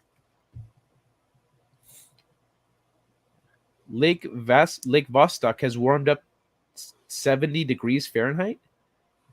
What's Lake Vostok? I mean, It's no, in Antarctica. Oh, really? It's warmed up to 70 Yeah. degrees? Yeah, it's under 2 miles of ice in Antarctica, Lake Vostok. The Russians have been digging there for years. Oh, damn. They just take core samples out of there, drill ice cores. I didn't hear any of what you just said. They drill out ice core samples. Oh, okay. That's where they get the ice core samples. Yeah. Kai, Hello Human says, Kai, there's also a vast network of cities are finding buried in the desert of Turkey. Really interesting. No, that's a different country. I know that there are underground tunnels connecting the Sphinx to other cities and other ancient places in the region, like vast underground tunnels. But a network of cities buried in the desert in Turkey. There's a lot out there that to find, I think. Cities being found everywhere thanks to satellite and drone pics. Yeah, true. From above, we can see what we can't see from ground level. Also, LiDAR helps. Good morning, Tina. Antarctica is only 6,000 miles from the equator, so not far at all from a temperate zone. Yeah, true. And with got history of Genghis Khan off Gutenberg. That's still a lot for a whole continent to move, though. But if the poles were different, because we have evidence that the magnetic north and south were in very different places in the past, and so maybe that could have also affected the weather. Genghis Khan of Gutenberg. Got history of Genghis Khan of Gutenberg. A bunch of cities on Silk Road. Do they still exist? Oh yeah, that's right. Some of them. There was one there's one city on the Silk Road that had some very ancient stuff on it, but I think it's located in China, so it's kind of all right. I hear you, Pete. Just let me know, man. Okay. We're in the goddamn Matrix, says Jack. Before internet, no cell phone camera vids of physics, of psychic surgery. No cell phone camera vids of psychic surgery. Yeah, true. Yeah, before you had to just be like, before you had to hope that that guy that walked around and was like, hey, check out my camera. Boom. And he just like hauled it over his shoulder like it was a boombox. He's like recording everything possible because he spent so much money on this thing that he's like, no, I'm going to record everything. I'm going to go everywhere and record things. You just hope that that guy's there when you see a spaceship. Like, where's the guy with the fucking camera? TV series, The Time Tunnel. Really? The Time Tunnel. I'll look that up. American TV series. Time Tunnel is an American color science fiction TV series written around a theme of time travel adventure and starring James Darren and Robert Colbert. 1976 film. When was this? 1967. That's why it says color. So while conducting an experiment in time travel, scientists Dr. Tony Newman and Dr. Douglas Phillips find themselves whisked from time period to time period, while their colleagues back in the present desperately struggle to retrieve the two men. The pair frequently find themselves on the brink of major historical event, and while the scientists back home can see the action unfolding wherever Newman and Phillips are, they are helpless to offer aid. Oh, wow. Cool. That's The really Time Tunnel. Thanks for that. Always censored. That sounds badass. Look at the light when you feel like you're going to sneeze, Kai. That's gonna make you sneeze. I don't have lights really. Like there's this light. This is my TV. This light is not very bright. I have it kind of covered up because it was a little strong on my face. Okay. If you mean the light, is that a little dangerous? Didn't Bester look into the light in Babylon 5 and lost some of himself? Right track, says Kendra. YouTube censorship sucks. Yep. I asked a question. Purple Valkyrie probably get it in 2 hours. She'll get it if she comes back next week. Potato Revan.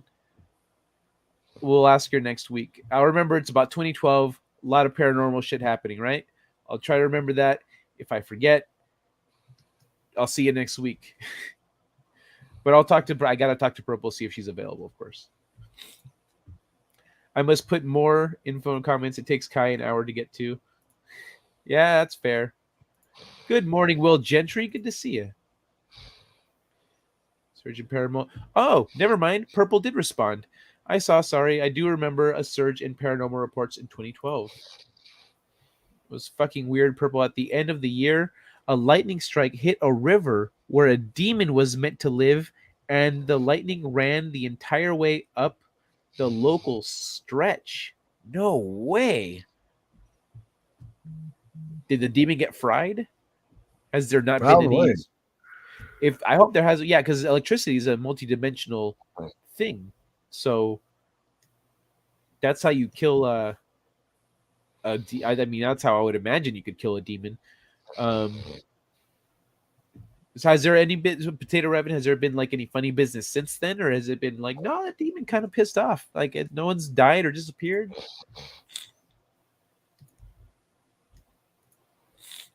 They found out that guy was a con man. It's the papers. They had him arrested. The man from Tartaria. He was a prolific con man. He is in jail in Japan. Oh, you mean the guy from the country that didn't exist? Potato Revan?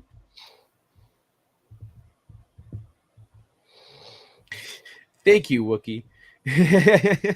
There's no sensible reason why I have more subs. There is, Wookie. I'm bad at promoting myself, but thank you so much. I appreciate that. Kid with the big shoes. Okay, we're at the time travel stuff now.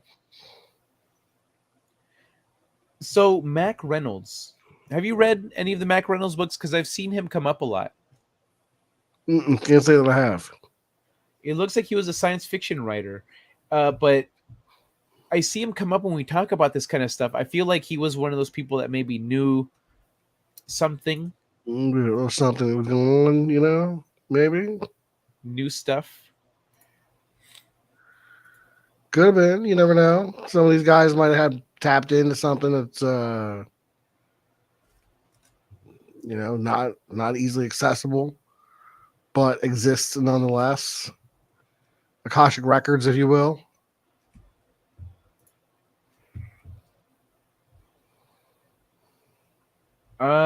So Revan, something that is I want to address what Revan's saying here because it's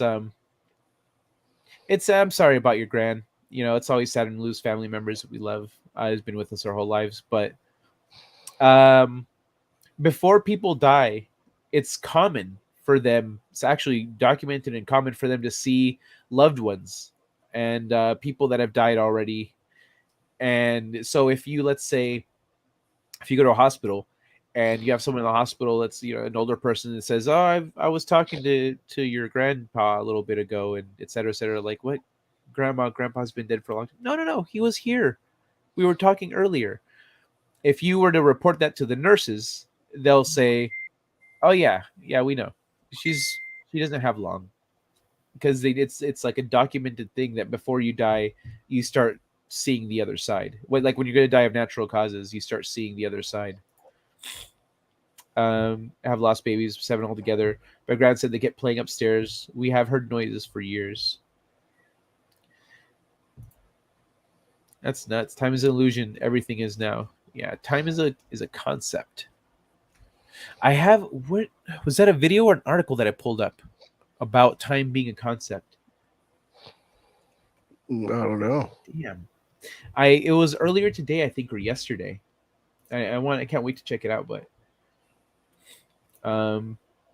Pete, is that a puffed or an inhaler? Oh, Pete, what is it? Oh, that's an inhaler. I'm a little under the weather. Oh, okay. I thought you were puffing. No. Okay, have a good night. There's a regular old asthma nerd over here. Oh, okay. Does that help with like when you're sick, or is it? No, I've had a little bit of a cough that's been bugging me for the last week. Just been real tight in my chest, so that does help open things up for me. Oh, okay. Lion Man of Moab, the mother of all bomb made lion man. Excuse me. Yeah, see, so I had someone trying to tell me that he's like about my having a cold. He says, we're getting old. It's allergies, man. It's allergies. You're getting older. I was like, I don't have any allergies, though. He's like, but you do develop allergies as you get older. I said, I know you're right about that, but I still disagree. And now I'm starting to get a little bit of a cough. I've been drinking Airborne today, getting a little bit of a cough and stuff. And so, like, I can feel it. It's a cold. I know what a cold is. Bible is fascinating if you remove all the churchy embellishments. Yeah, the other thing about the Bible and the Old Testament is that if in the original Hebrew, it's a tennis ball clip. In the original Hebrew, essentially there was what's the stick that he comes down with? Ashara, Ashira. Essentially, it was a woman. There was a male energy and there's a female energy, and if you look at the old temples that they've discovered that they're digging up, there's 2 shrines, one for the male, one for the female, but the female element essentially got written out as like God's wife, like a Astara, goddess energy. Huh? Astara, I believe her name was. Yes, sir.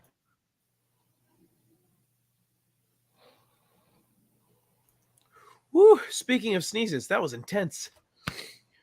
Oh yeah. Uh,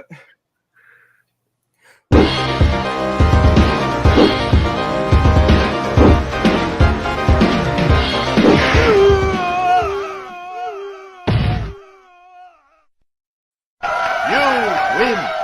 Perfect.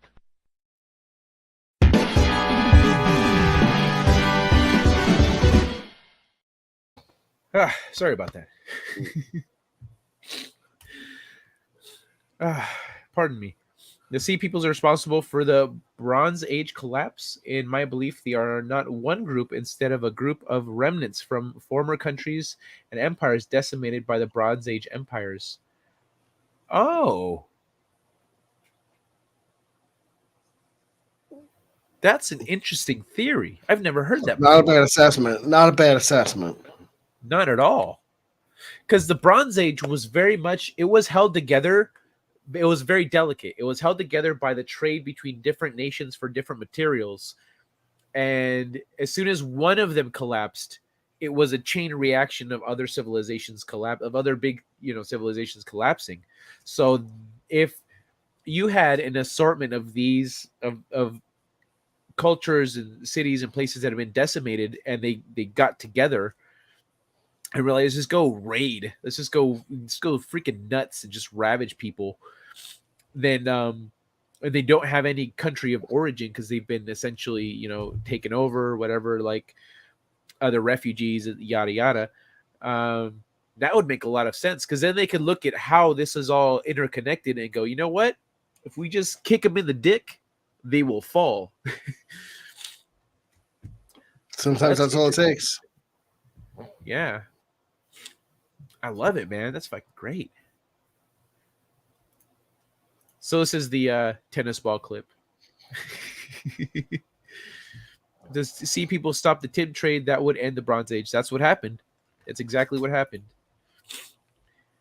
Bad joke. What do harbor port have in common with women? They are both made to. Oh, that is a bad joke. I'm glad Purple was not here for that one. Petra. Is that the desert place that I'm talking about? DJ, you seem to be on the ball with shit. Yeah. Petra. That's one of them. That's the one that looks like it was made by giants, if I remember right. Historical place in Jordan. Yeah, that's the huge one, right? Yeah, there we go. Let me pull this up. This is Petra. Petra's massive. Massive. Look how small the people are. That door is huge. Look at these people. In comparison. This looks like a city built by giants.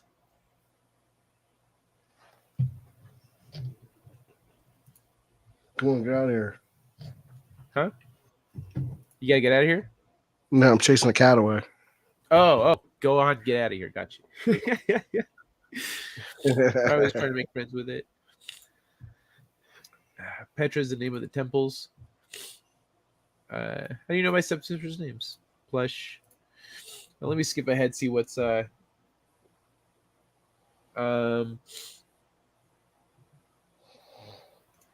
many carved mountains all over the world.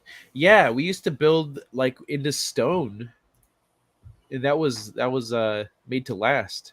Yeah. I heard somebody was talking Totally. about Native Americans. Oh, that was during my Bigfoot stream, which I guess they don't like the term Bigfoot. It's offensive to them. It's like the N word. But during that stream, somebody mentioned how there's a Native American tribe here in the Southwest that feared the giants and they retreated they built the city into the rocks to like into the mountain to like as their where they stay to like stay away from them. But they were and one of the reasons that they would do the how was to show that you had 5 fingers because they had 6 fingers. And that was all really fascinating.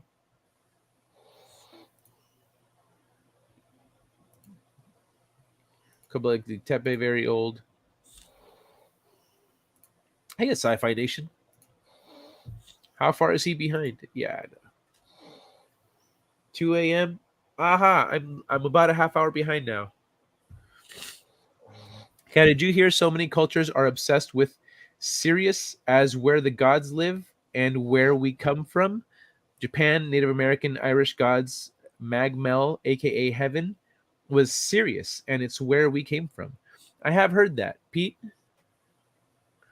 The Dogon tribe of Africa have long marked the Sirius star system as an origin for life in this world. And they knew it was a binary star system before scientists did. I'm looking for it on the star map so I can bring it up. There it is.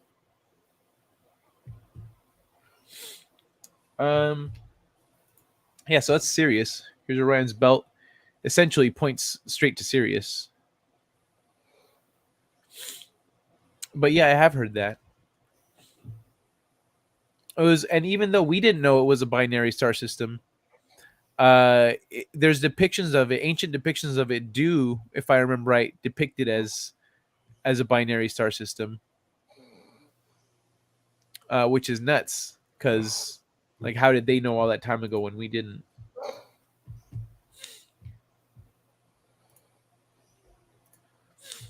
And they knew a lot of stuff about the stars, and not just technology. Like their astronomical knowledge was off the charts.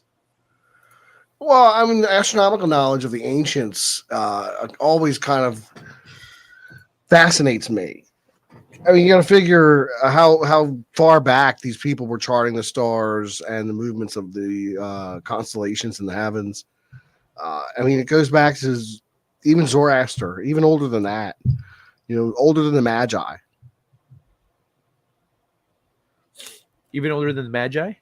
Even older than the Magi, you know. And the Magi were well known as being star chartsmen. Oh, okay. All right, I was not familiar with the Magi. Who are the Magi? They are the priests of Zoroastrianism. Oh, okay. Zoroastrianism was the first monotheistic religion in the world. Right. Okay. Do you know they have their own dating site? Did not know that. They're very good about keeping it going. But yeah, Zoroastrians. Well, that's good for them because you have to be born into it. You can't just convert. Mm-hmm. Yeah, it's I'd be really interested to meet a Zoroastrian actually, to talk to them. Or I wonder if we could learn with a chat with them. That'd be interesting. Hold on, what's going on here? I had catechism. Law of men sucks. Law of nature is more fun. Law of nature is also more better. You're a species with an Elvis mic. Pete is very close. I guess we could always rewind later and see what this is in reference to. Yeah, Always censored. What do you is there anything you want to put out there for us to discuss, or that you want to offer up? Any knowledge you want to throw down? I seem to know quite a bit. There's a few people in the chat here that seem to do a lot of research, know a lot about these topics.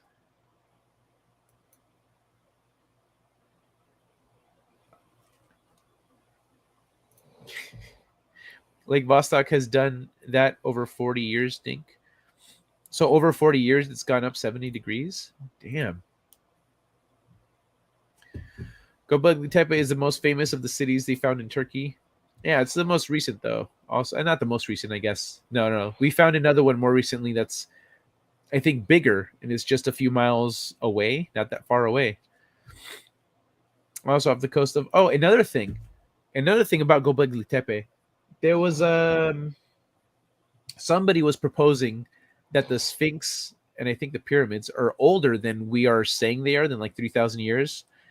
And they proposed that at like a big archaeologist conference, and they pretty much said, if you find something older than them, then we'll entertain this idea. And like 2 years later, they found Göbekli Tepe. But only Mind now blowing, are isn't we. it?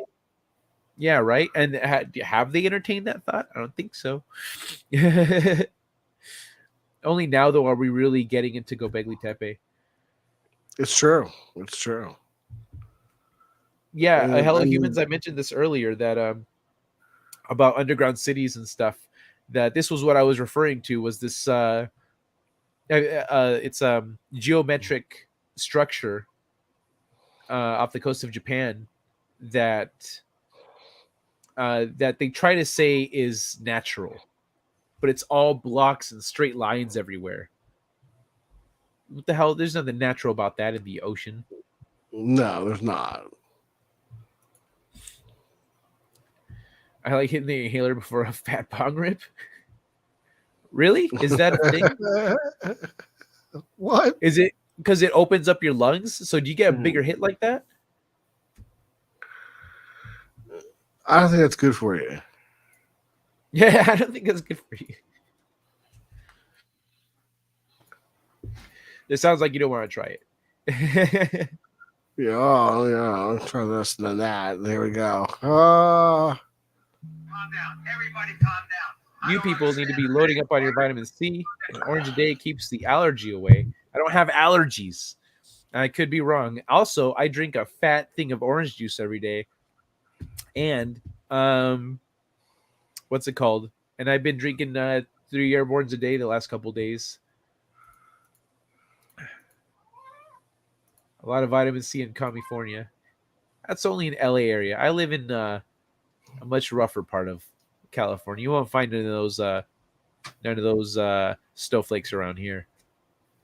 No snowflakes in the desert. No snowflakes in the desert. All right, I gotta roll, man. It's right, past my dude. bedtime. I'm gonna turn into a pumpkin. No problem, man. I could tell you're getting kind of tired, but I was like, I Yeah, told him it's to say starting- when it's time to go. So Starting I'll to leave dip it to out. you. I realize it's starting to happen. So I gotta cut it in the bud before I'm sitting over here in Little Nemo's dreamland. No problem, man. I didn't want to give you the boot, but I wanted you to be able to, whenever you felt like, say, "Hey, I'm No, out." I appreciate it. Showtime. Thank you so much for having me. It's always a pleasure. I had a great time tonight. Thank you. Absolutely, man. It's been a blast, and I really appreciate you coming by and staying this long. I know how late it is for you, so thank you so much, man. It really means a lot. Oh, no Appreciate it. problem, And- man. You have a great show. Thank you so much. And we'll do it again soon. All right, looking forward to it, man. Take Sounds care, great. and I'm glad you're feeling better. I hope you're back next week because I love tuning into your stream before I start mine. Thank you. Have a good one, brother. All right. Have a good one, man. Bye-bye. Adios. Good night, everybody. Let me play a little something for everyone. He's on his way out. Never give up, never surrender. All right, that one was nice. but yeah, I love having Pete on. I've streamed with Pete before. I haven't had Purple on my channel, I don't think. But it was great having them both, and the chat. You guys all I think loved both of them. It was nice that once Purple left, it's not like you guys are all, now it's a cockfest. We're out. So thank you all for staying. Although if you don't stick around now, I would understand because I'm new, but I hope you do. I'm gonna try to catch up to chat here, talk with you guys a little bit more before I wrap up. I'm just gonna clear myself up real quick. Give me 2 seconds. 72%? What the hell? You running a channel or a car wash? Why everybody leaving? All right, perfect. I can breathe a little better now. Whew. Let me see. Let me catch up to the chat here. The southern part of the country, there are mines that run under 4 countries. In the southern part of my country, there are mines that run under 4 countries. That's crazy. Yeah, mines, because they go far and wide. They go all over the place. So eventually, you end up somewhere else, legally speaking. In World War II, where they used to hide people and smuggle. Oh, ooh, very cool. I didn't know that. Check your Twitter, sent you something. Alrighty. Checking my Twitter. Messages. Oh, cool. Oh, what? All right. Bro, you sent me a bunch of shit. Okay. Give me a second. Let me pull this up here. Let me see what this first message says. Lightning. Okay, Revan, I'm gonna scroll down to the bottom. I'm just gonna open up the other tab here. Can I read your first message here about the lightning and church and stuff? Can I read that aloud? I'm gonna check real quick. I hope you're still here. This wasn't that long ago, right? When was this from? 12:27. I mean 2:27. It's 2:37. Okay, 10 minutes ago. You should still be here. Can I read that aloud? Where's Potato Revan? I'm looking for you in the chat, buddy. And I've got the tab open, like the stream open, so I can see you more clearly. Yes, of course you can. It's a private message. I don't assume that I can read it aloud. It's that's not courteous. But thank you very much. So he says, okay, so since the lightning obliterated it, the same day, psychics and mediums said an angel was seen on a church in my city. Oh, an angel was seen on a church in my city. That night, sun rays were focused on the church. I remember looking out because it looked like the entire sky was light up. Then 3 hours later, the river was hit all the way up the river, December 31st, 2012. Wow. December 31st, 2012. And the gate from the church gate blew off and lodged in the door of the Monster Bar. I'm gonna have to read that one again. 1 second. And the gate from the church gate blew off and lodged in the door of the Monster Bar. What's a Monster Bar? The church was meant to have lots of souls trapped in them because of a vicar who took in lost spirits after a fire in 1800. What's a vicar? Let me look that up real quick. Vicar. Vicar family history. No. Vicar. Vicar. In the Roman Catholic Church, a representative or deputy of a bishop. Okay. So, because of a vicar. Now I lost my spot. The church was meant to have souls who took in lost vicar who took in lost spirits after a fire in 1600. Since then, the church and local area have been built up. It feels a lot better. It felt sickening before. People wondered, did God go to war and win? It looks like he sent an angel to clean some shit up. That's nuts. So the church. Since then, the church and local area have been built up. It feels a lot better, and it felt sickening before it. People wondered. That's interesting. So the church and the area actually felt sickening, and then now it feels like lighter. That's amazing.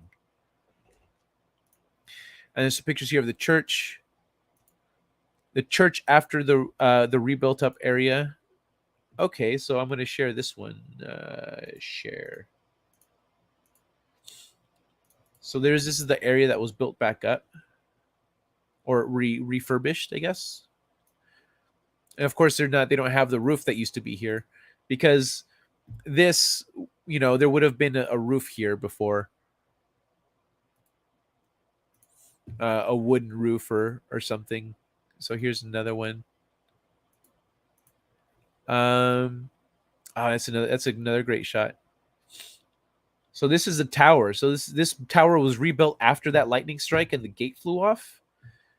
Before the weird paranormal stuff. Okay, so this is before the weird paranormal stuff. And then this is after. Alrighty. And then a spirit pic I got in 2012. No shit. So this is a picture of a spirit or of an elemental. Which one? Wow, that is crazy. That has a humanoid shape to it. There's a head. It's like a cloud body. You see an arm right here. That's nuts. That has a humanoid form to it.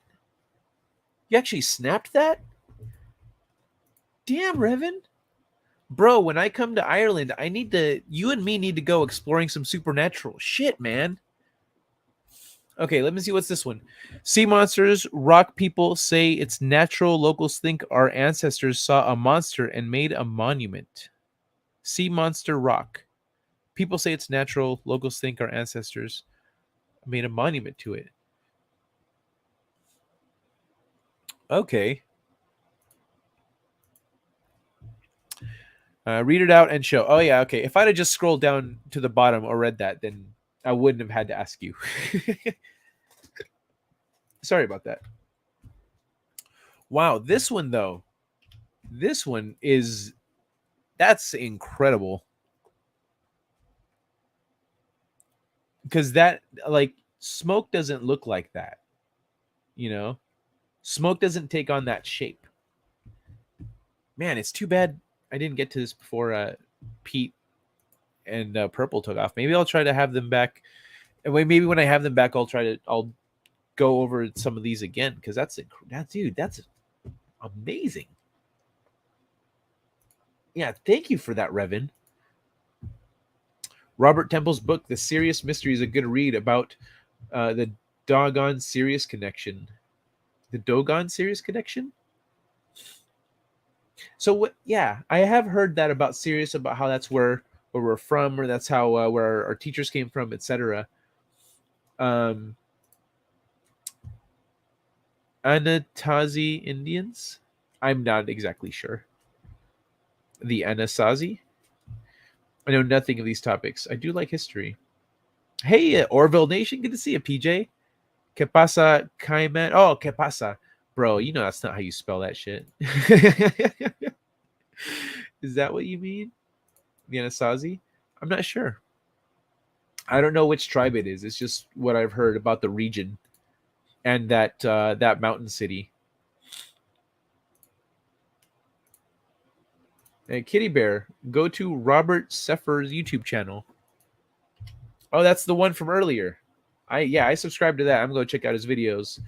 I don't know if I'm going to do it right after the stream or maybe in the next, over the weekend, but I'm into it. Thank you. I've gotten some great recommendations from everyone here. Thank you so much. Karaha Tepe was the one found recently. There we go. And is older than Göbekli Tepe at nearly 15,000 years old. Damn. 15,000. That's nuts. Watch and do every day. Ah, shit. I didn't actually click the mute button. Sorry about that. I've been to Mesa Verde, where all the Anasazi ruins are. Okay, I guess yes. I want to go there. I know there's some stuff in New Mexico I want to go to. I have family in New Mexico who works with the Native American tribes in the region. So I'm hoping I can go, hey, can I get some introductions here? And I kind of want to see some stuff. That'll be down the line.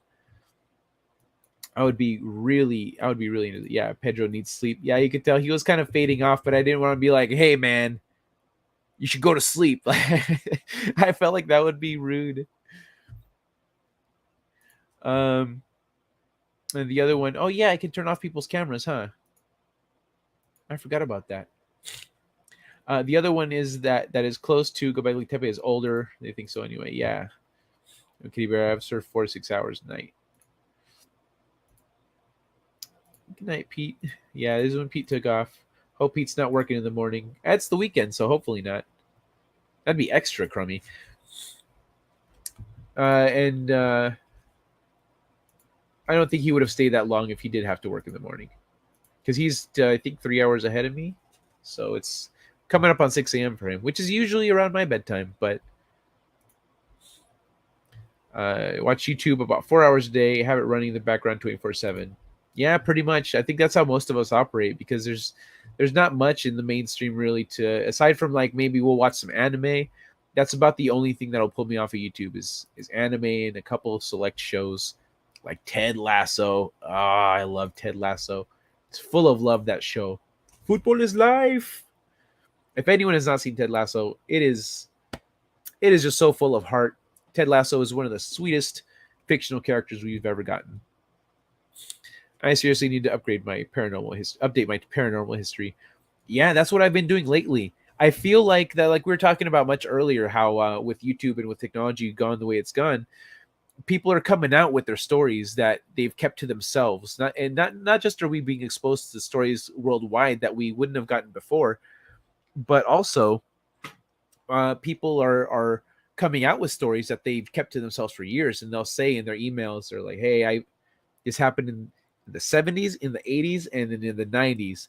Like, these are separate events, but they all happened, and I've kept quiet about it until I found your channel." And so that's a pretty common theme with this, is a lot of people are starting to open up and talk about this more openly. And so that's kind of what led me down, first with Johanna and some other stuff. That's what led me down this path.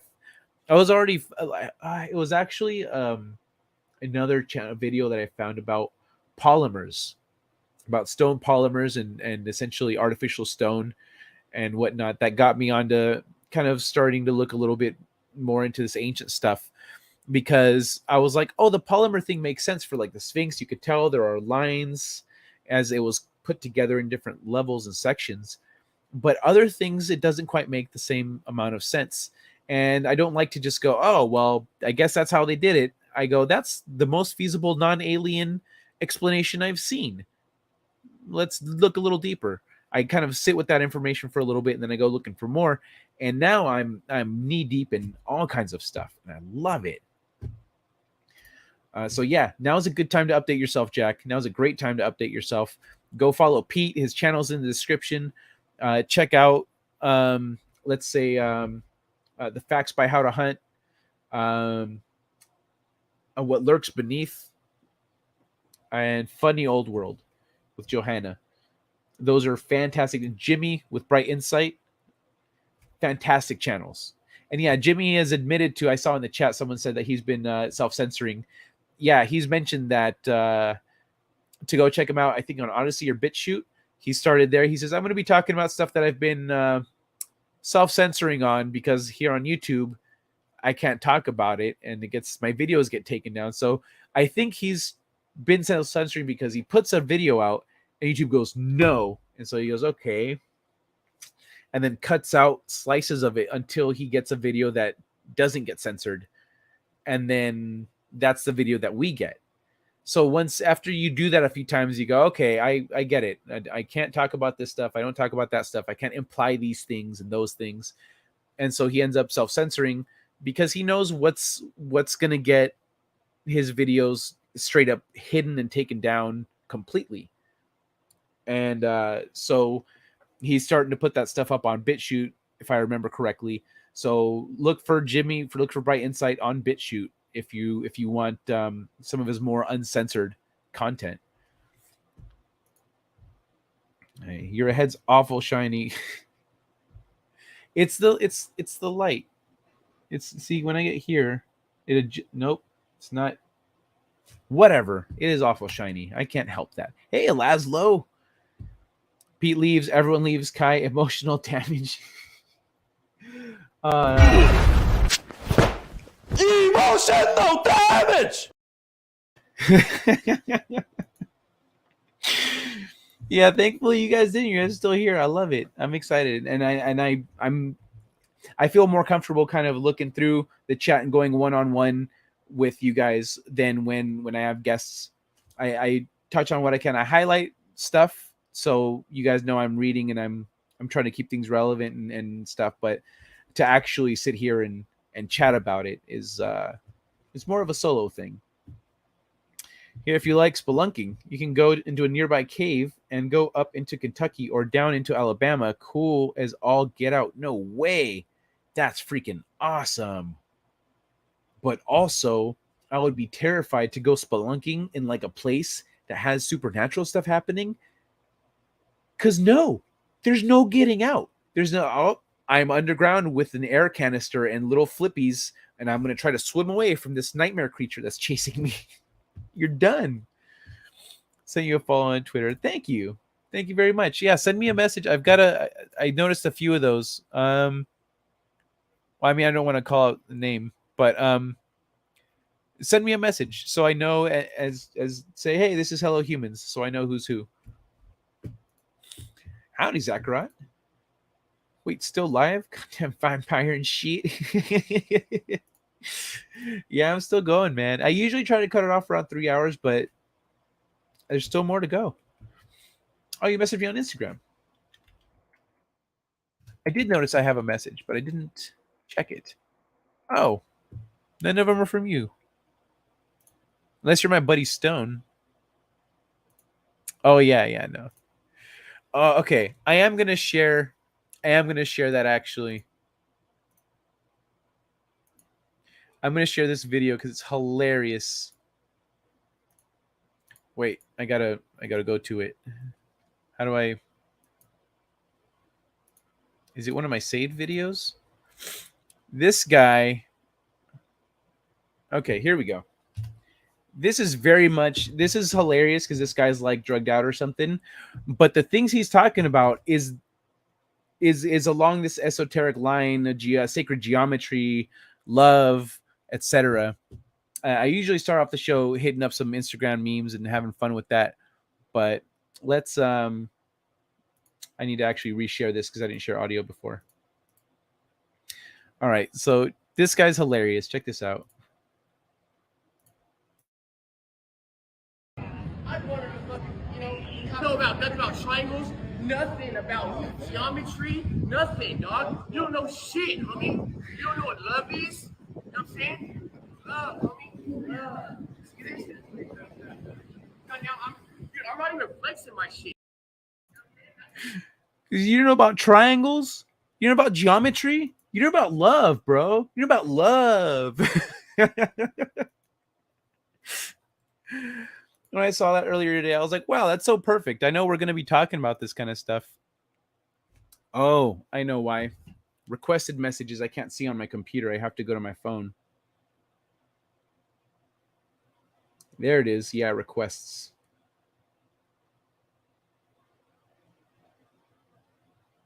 Got you. Got you, Thay. Thank you very much. All right, sweet.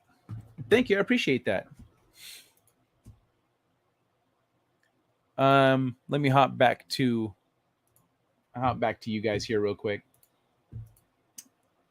Yeah, I appreciate that. Please feel free to reach out. I'd love to talk about Atlantis. If you want to be on stream, talk about that. Like, hell yeah, I'm down. Purple in UK. She could drop in. Yeah, Purple is in the UK. My granddad, it's like 7 a.m. for her when I started, and she was here before me. My granddad wasn't a believer, but always loved to discuss religion with a priest. And when the priest, his friend, asked, but what about when you die? My granddad said, when I am dead, my kids will shove a sausage up my ass, and the dogs will drag me away and take care of me. The priest replied, well, that's one way to deal with your body. Don't even remind me to stream. I'll get your channel nuked. Yeah, you've warned me before. Haven't I had you on before? No, I've seen you. I've caught your streams though. If you want, you can show it to them. A spirit pick was in the area where was murders and unalivings. Yeah, there I can give you the location and you can check the area on Google yourself in DMD. That's nuts, man. That's pretty badass. I want to expose what city. I don't want to expose what city I live in on stream. Got you. No, I understand. But you can mention to them in private. Don't worry about that. I'm not going to get into that. That deep into it. Smaller Anasazi ruins down in Canyon de Chile, Arizona. It's amazing in there. Really? Smaller Anasazi ruins? Cañón de Chile. Okay. Thank you. In Arizona. I kept that shit to myself. It's hard to get people to believe in not bullshitting. I'm not bullshitting. Yeah, no, I understand that, but like that's not a thing that smoke does. That shape that it had, that's not smoke. You can't. Good luck faking that. Even doing VFX like cloud sims, it's not gonna look that clean. Yeah. I watched anime listening on YouTube. I need to read anyway. I will listen to it while playing games. Only on pop. Yeah, I got you, Kitty Bear. You have to watch Comics Divisions. The adults are in charge. That video made me laugh my ass off. Watching less YouTube and digging old books on Gutenberg. So Gutenberg? I'm gonna look up Gutenberg because I've heard that a few times. Gutenberg. Project Gutenberg. Oh, Project Gutenberg. What exactly is? I guess I'll have to do some research on this. It's a volunteer effort to digitize and archive cultural works, as well as to encourage the creation and distribution of ebooks. Is that Project Gutenberg that everyone's been talking about? I think I deleted the BitChute account. Well, you can always make a new one. Is it racist when I say it sounds like Jackie Chan? Nah. Not racist, observant. Show's great. We miss you too, or I did. Yeah, thank you all for it was freaking awesome talking with Purple and Pete about all this stuff. I can't wait to do it again. Show been busy, so I've been lurking on. I've been so quiet. Oh yeah, no worries, Laszlo. I appreciate it. I mean, honestly, I probably wouldn't have got your chats till way later anyways, as I'm just now catching up to the current timeline. I don't care about my damn privacy. I've been posting tunes lately. Cuxalon Valley turds been das banning from me and me. I can't message you on Twitter unless you follow me back. Oh, really? Do I have it set that way? That's okay. Well, you told me who you were on the Instagram, so I'll reach out. Sounds like Canyon Deshay is one of the Navajo reservations. Sounds like Canyon Deshay and is on the Navajo reservation. Well, I know I can get. I should have the connections to get to wherever I want to go. So I'm looking forward to that. There is some stuff in New Mexico I want to explore, and in the region, and in Arizona too. But I know more about the stuff in New Mexico. But now that I know there's a spot in there's a canyon in Arizona, then I'm gonna head over there too. 1 second. Nope.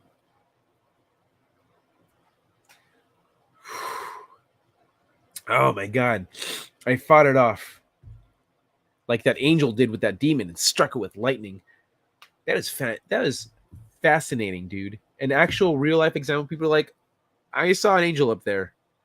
And the lightning struck the river where the demon lived, and this area that felt shitty no longer feels shitty. That's fucking amazing, dude. That is super cool. But I am going to have to wrap it up now because I'm getting tired. I'm coming up on 4 hours. Project Gutenberg puts old books on that the copyright has run out. Oh, lots of old sci-fi I missed 50 years ago, but even older books can be interesting. Fascinating. Okay, thank you. I'll look into Project Gutenberg. I don't have time to read any of it, unfortunately, right now, but hopefully in the next few years I will. Hopefully before I don't know. We'll see. I have books to write anyway. If I cared about my privacy, I would use my face as an avatar. I need a new picture, though, as this one is over 10 years old. You know what's funny? I had an older picture, like a 10-year-old picture on my dating profile, on one of my dating apps. And my sister says, she's my adopted sister, but my sister says, that picture's so fucking old, get rid of it. It's misleading. I was like, how is this misleading? I look exactly the same. It's old. Get rid of it. Fine. Instead of Burning Man, now we know what we'll do in Arizona. You're gonna see some ruins. Yeah. Dude, hell, Burning Man isn't in Arizona. Is that in Nevada? No? Shit. I don't actually know where Burning Man happens. Type more people. He caught up. Yeah, no, it's too late now. I've seen a UFO up close. No shit. Do share, my friend. Do share. I'd love to hear your story before I wrap up the stream. Use dating apps? Oh yeah, I have. I'm not currently using them, but I have them. I think I actually sit there and I'll read people's profiles. I think it's interesting. I download the books into my phone to read anytime. Oh, that's fascinating. That's awesome, man. For you went down. My respect for you went down. For me, for which part? Oh, the dating apps thing. Yo, there was this one time that I found some magical combination on Tinder like a long time ago with that picture when it was still recent. And my profile that my phone did not stop buzzing. It was just bzz, bzz, bzz, bzz, the whole weekend. My buddy, I was hanging out at his place and my phone's just going off on the table. He says, I think someone's trying to call you. I said, no, it's Tinder. He said, no, that can't be Tinder. And I picked up the phone and I showed him the notifications and it just bzz, Tinder, like it came up again and again. He goes, oh shit. So yeah, I don't know what I'm gonna do. I can't message them all. But I have never, it's weird. I've met some people off of Tinder, but we just like hung out and had a good time, like didn't do anything. You know, we didn't fool around. We just like enjoyed each other's company. But I was like, not my style. Like I don't do one night stands and stuff. It's not my thing. So I've never actually met anyone that I've dated from a dating app. Everyone I've dated, I've met in real life, like through real life interactions. Mount Hood, Oregon, circa 2002. Mount Hood. Oh, you were in Mount Hood. Okay, well, bro, yeah, if you were at like a... Oh, that's right. We moved on, but I wanted to talk more about the national parks. Essentially, watch your ass when you go to national parks. Any national park, at least in the United States, any national park is a hotbed for this kind of activity. Be careful. Don't go off alone. Don't wander into the forest alone. People go missing. Heed warnings. Carry a knife and or a gun. Have a religious person with you. Maybe if you're like an atheist, bring a Christian with you, just in case, because that seems to help. But yeah, these all the national parks. The very first national park, Yosemite, was established essentially as a sanctuary for them, and then the rest of the national park system, the entire national park system, was established by Roosevelt, by FDR, if I remember correctly, and he was a woodsman. He was an adventurer and a woodsman, and he'd go out into the wild and everything. And so it's rumored that he actually met with the Sabe and with the Sasquatch. You know, he actually met with them and conversed with them. It was like, yo, I'm the leader of this whole fucking country.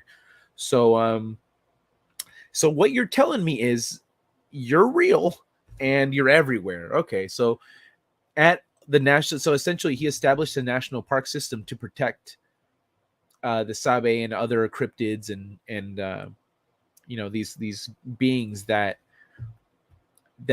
we speculate about. And then when the mountain that exploded in Washington, the name isn't coming to me. Yellowstone. So Yellowstone, when Yellowstone went ape shit, the government sent helicopters over there to check on the Sabe population and take care of them, make sure they're good. Some of them were airlifted out of there because they were fucked up. None of them made it. None of the ones that were airlifted made it. A number of the ones that were there, some of them refused to be airlifted out of there. The leader of them was really messed up, but he survived. And but they went after that happened. They freaking sent specialists who speak their language, and they sent people. They sent choppers. They sent like a search and rescue to make sure that the Sabe were okay. By the Sabe, I mean Sasquatch, Bigfoot, etc. But they went to make sure that they were all okay over there. Is a story that I've heard on one of these channels somewhere. Guy's sister's like, Kai, this pic's old. He's like, no, it's not. He's been a woman in this pic. Kai is like, leave my male vagina alone. Oh, my sister is brutal, bro. You have no idea. Like, I'm really blunt. She's just on a whole other level. She's great. I have seen over 40 flying saucers. Luckily, my mother had bad aim and none hit me.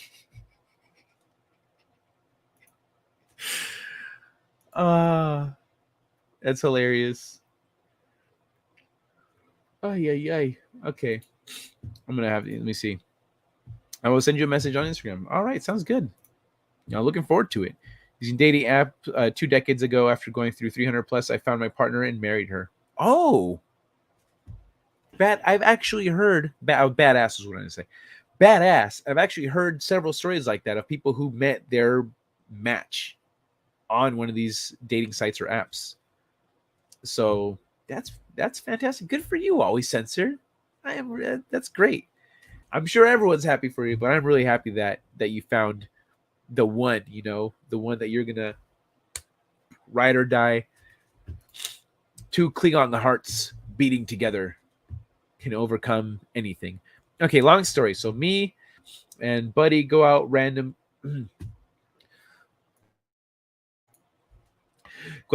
camping around the base of Mount Hood.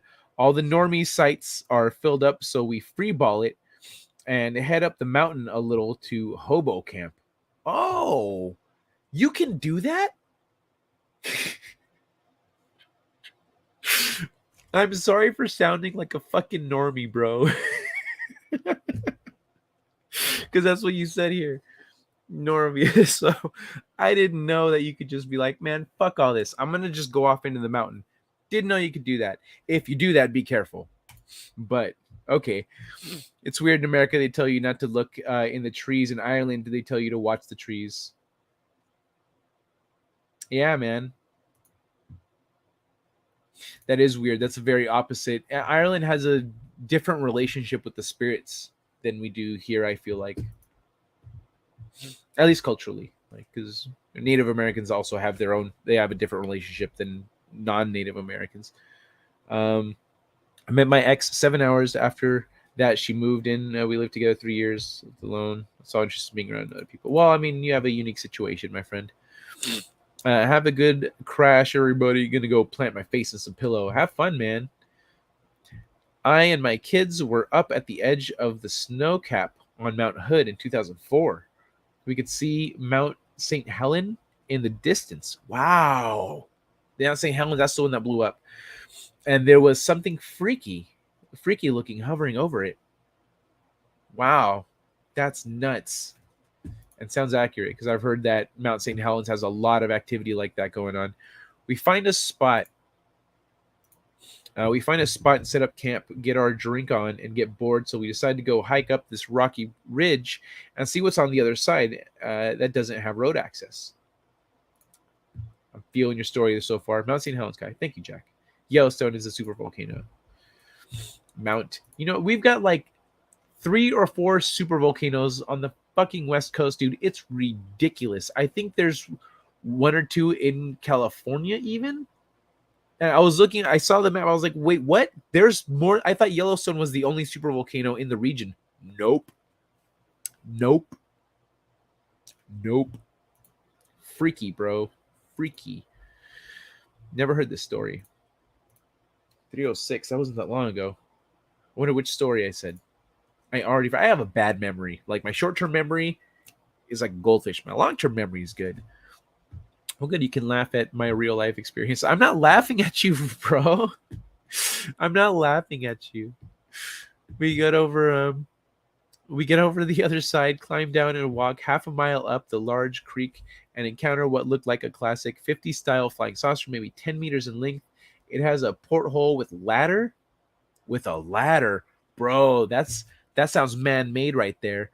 We get over the other side, climb down and walk half a mile up the large creek and encounter what looked like a classic 50 style flying saucer. 10 meters in length.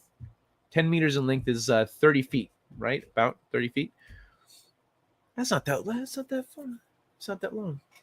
30 feet, okay. It has a porthole with a ladder. Dude, badass. Oh, man, I'm such a jackass. I'd probably want to go climb in there. I'd be like, you know what? That means they're not in the ship. Let's go climb up like in that movie Explorers, What if you just go and climb your ass up in the ship and like fly it around You steal the alien's ship, and they're like, "Hey, you son of a bitch, come back!" 3 more stuff. Okay. Wait. I already have the tab open somewhere. There it is. I passed it.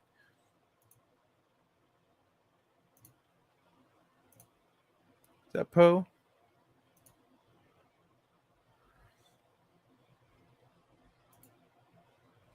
Oh, yeah, I see.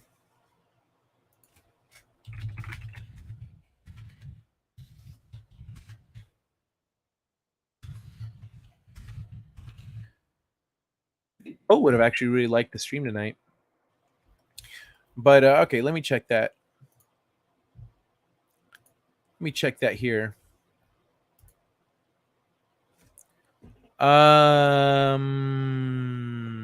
This is a screenshot of your whole computer, bro.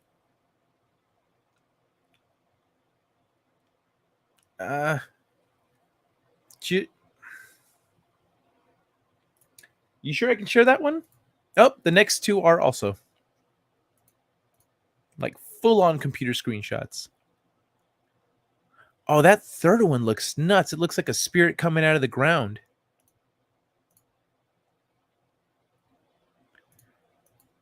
Okay, well, you said go check them out. All 2012. All in 2012.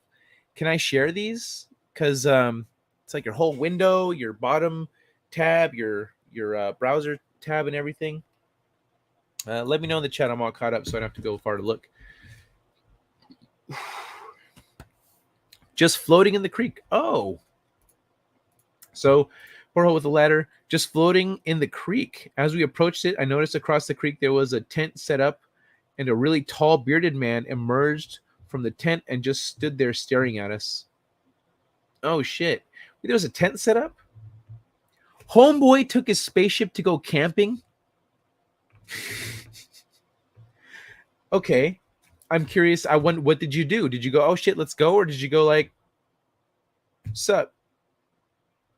You want a Cliff Bar? What was your reaction? Bigfoot clan living in Washington, Kai. That's the story there he's talking about. Oh, okay, the Bigfoot clan living in Washington. Yes, yeah. That was thank you, Jack.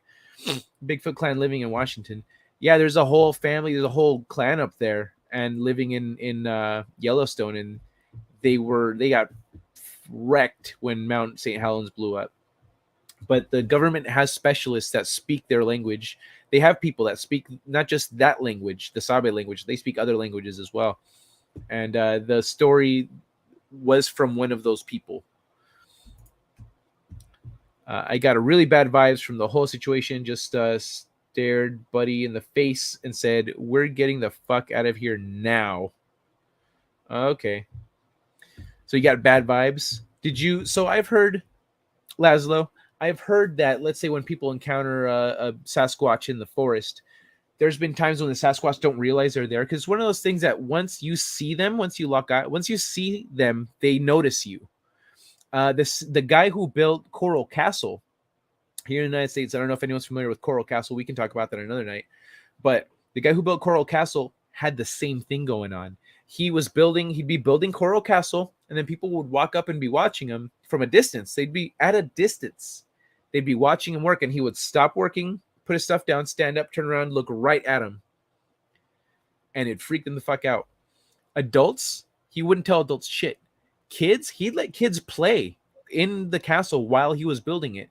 And he would teach them what he was doing too, because they would want to learn. They would want to help. They didn't just want to know. They're like, "What are you doing? Can I help?" Well, et cetera, et cetera. And so he was totally open with the kids, but with adults, very different vibes. So, oh yeah, anyway, the Sasquatch. So sometimes they'll walk right by you. Or one of the stories I heard, the dude was just sitting there doing his thing, like cooking or whatever he was doing, whatever he was working on. And then he heard the footsteps and was like, "The fuck is that?" And looks in the forest, and this Sasquatch is walking by and goes, "Oop," and looks over, and they're both like startled by each other. And the guy says, "Hello, man of the forest."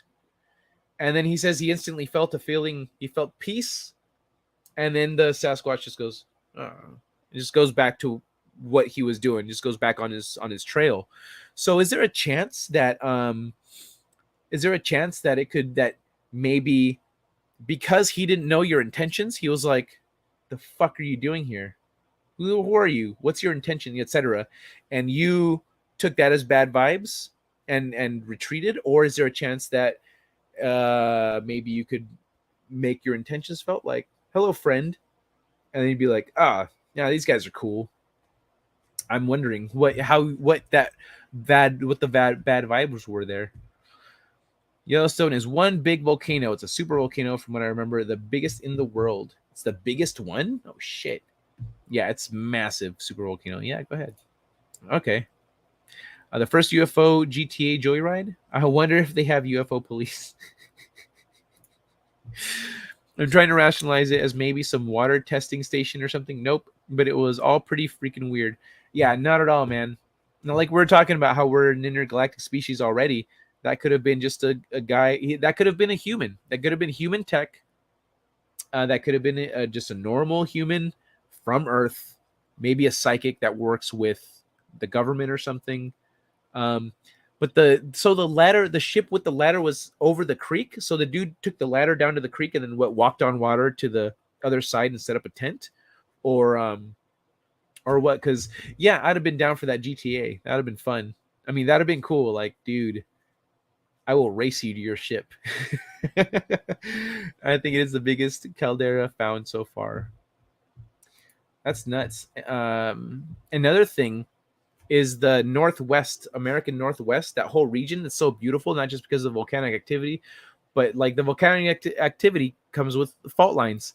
And that part, it's a subduction zone.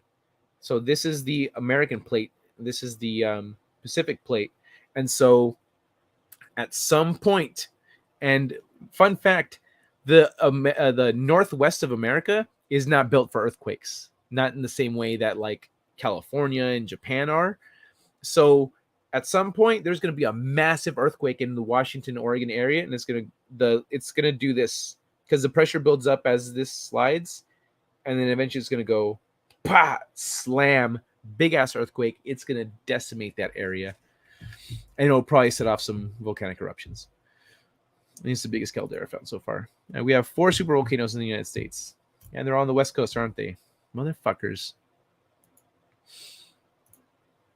Oh, got you. Oh, okay. Another one? Yep, looks like. Let me check this real quick. So I have a theory.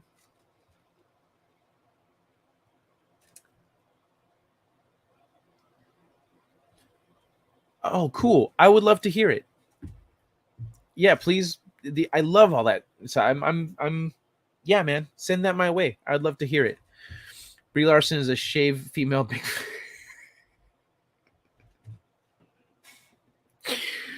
Oh, Kitty Bear, that's hilarious. IT here in Australia is 3 minutes delayed. Oh man, that's a delay. Homeboy needed some rest from his alien kids. Why wouldn't he leave a UFO unlocked? Yeah, right. Who's gonna steal it? The disc in the water was way too large to transport, and that to that area without road access. Well, if it was floating, bro, if it was floating, it had a porthole with a ladder and shit. There's no, there's no way. Yeah, don't bother rationalizing. Just accept the truth in your heart, and maybe you'll find peace. Hopefully, unless you're already there, then you know what you're doing. I have the stare. People know when I'm looking at them, and I know when people are looking at me. Oh, cool. I know if I have that. I'm very flighty. Like my attention, I have the attention span of a goldfish. So like, I have ADD. We've talked about it on the stream here. So my streams sometimes will jump around topics quite a bit. Mount St. Helens is the national forest of Washington State. Yellowstone is in Wyoming. Oh, okay. Yellowstone, Mount St. Helens. Okay. Mount St. Helens, then I guess, is the one I was talking about, the super volcano. Yellowstone is in Wyoming. Gotcha. Thank you for clearing that up for me. I wouldn't call it a bad vibe per se. I just felt like I was in a place I shouldn't have been. Clearly, the second I see a spaceship, I'm like, ooh, I am not supposed to be here. And if a dude comes out looking at me, I'd be like, hey, you mind if I hang out? I like being places I'm not supposed to be. It's fun. And if he goes, dude, you're going to get in trouble, I'd say, okay, never mind then. Never mind. I don't need a target on my back. I'm out. Peace. But if he says, sure, I don't mind, then fuck it. Maybe we can cook dinner together, talk about life, talk about how he needs to get away from his kids and on serious. But that's interesting. I would really see, like, as I'm encountering these stories about Sasquatch or aliens and stuff, I'm like, okay, I want to travel again. Like, it's making me want to travel again. I want to see these. I want to experience something. Maybe try talking to somebody. It's something, you know.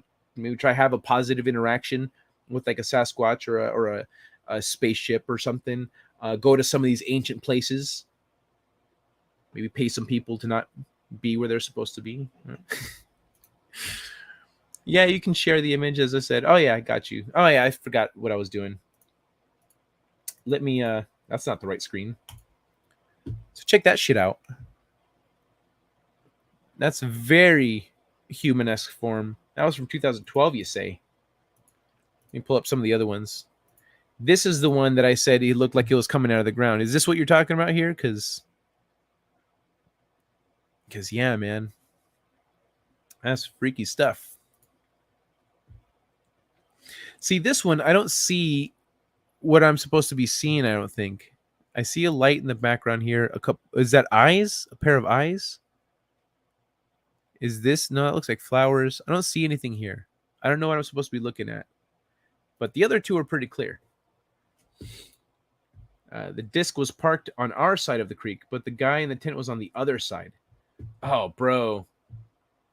I would have been so tempted to either like run for the ship or be like, hey, dude, how's it going? You want to chit chat? Maybe tell me a little bit about your ride here.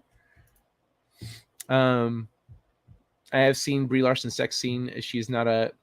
I don't know. I don't want to talk about that stuff, man. That's nasty.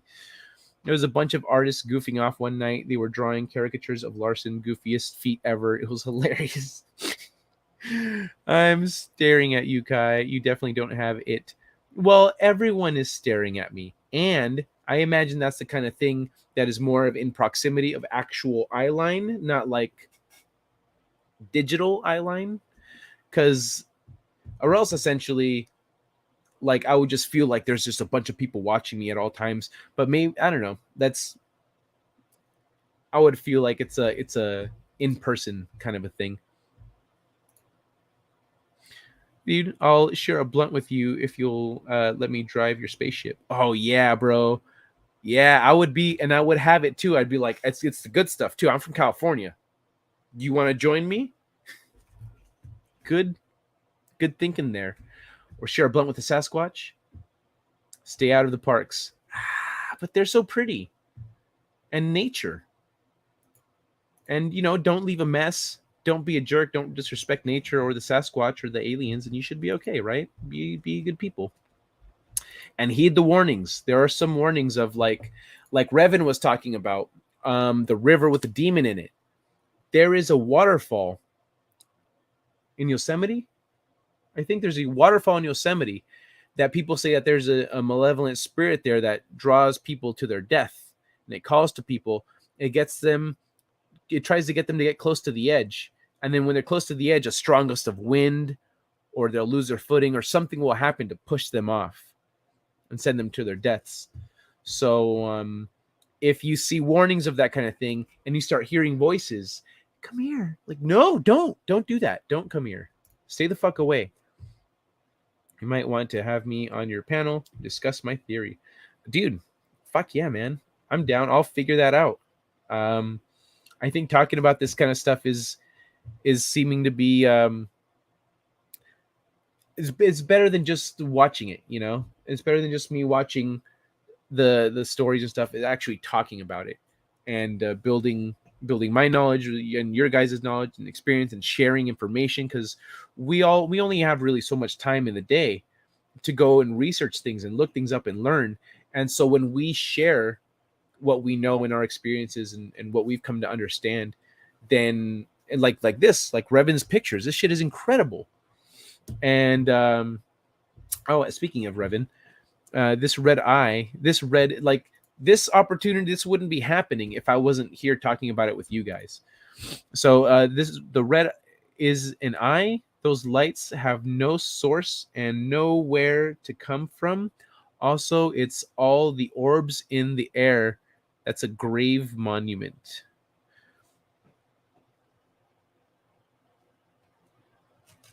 The red is an eye? So the red, this red right here is an eye? It does kind of look, it doesn't, I don't know. So all these lights, you're saying there's no source for them to be coming from? Yeah, this is a pair of eyes looking back at you right here. But in this one, yeah, I noticed all the little orbs of light. I thought it might have been dust or, I don't know, pollen or some shit. But I have heard of orbs of light like that being, connected to the spiritual and stuff. Maybe the aliens stopped abducting people after one screamed harder alien and enjoyed it far too much.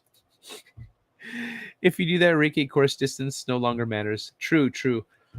I need to figure that out. I need to get enough sleep. I need to do a lot of things actually, but I do want to. I feel like the things that I want to improve upon and learn, a Reiki course might help me along that path. Want to fly into the stars figuratively and literally? Yes. Pardon me. Actually, flight is one of the things that I always feel I'm missing. Like I sometimes I look around like I should be able to fly. Why can't I fly? It feels weird to me that I can't fly. And I know that's not a common feeling. But it feels weird to me that I can't fly. And additionally, so one time in high school I had this dream. It was and being a gamer and experiencing some of the things that I've experienced, I'm accustomed to having incredibly vivid dreams.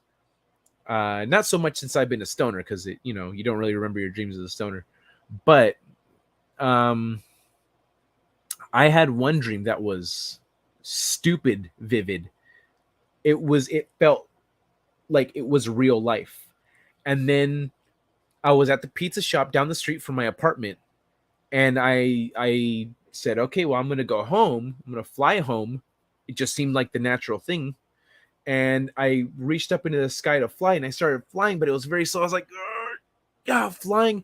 And I could feel the energy being pulled through me, like through into my fist, through my arm, and then being shot out through my feet. So I'm both pulling and pushing. And that got me up. And then I thought to myself, oh, this is why all the superheroes that do the thing when they're flying. I get it now. They're channeling the energy through them as they're flying. Gotcha. So I flew somewhat clumsily, pretty much down the street from my apartment. I overshot it a little bit, and I landed nearby. And I was like, that's cool, but now I kind of don't want to go home. I just want to fly around more. And I went to fly again, but I couldn't. And I was like, what the? And I also, where I landed was in front of a property that the property was barren in my dream, but in real life, it was a mobile home. No, not a mobile home. It was a mobile home park. It was a mobile home park. This hot girl lived there that I would visit. That would visit us. Like we were all friends. And so, but the mobile home park wasn't there. So when I landed, I was like, "Where's the mobile home park? This is the fuck? Oh, this is a dream. Oh, okay.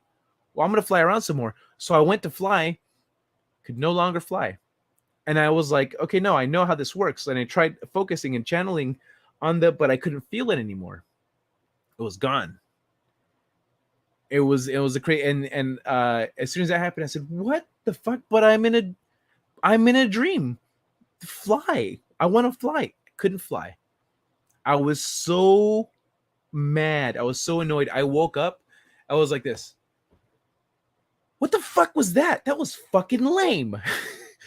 Damn it, that was bullshit. And I went back to sleep annoyed. Yeah. Experiment. When you're a passenger in a car Intently focus your gaze on a single pedestrian walking the same direction as you.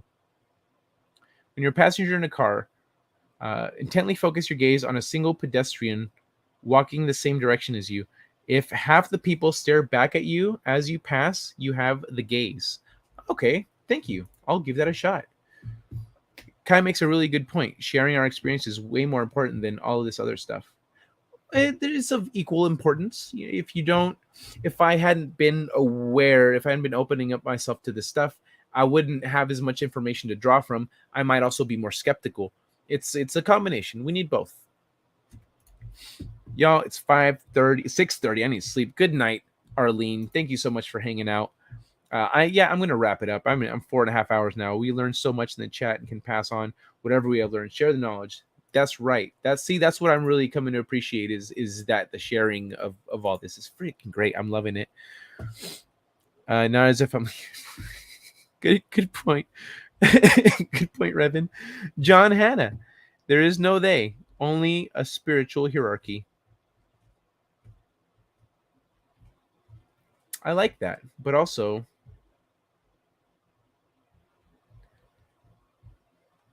how are you? Could you expand on that in any way? I'd love to hear your thoughts. Only a spiritual hierarchy. I'm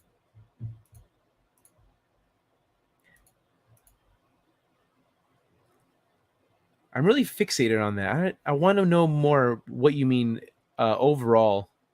Also, from there is no they. What did I say they that inspired that sentence? And only a spiritual hierarchy. How do you mean between, like, you mean cryptids and extraterrestrials and humans? Or ascended masters and et cetera, down the line. Is that the right word? Night, Arlene. John, this guy gets it. Wait, where'd he go? John Hanna. Oh, thank you, Laszlo. I'm still learning.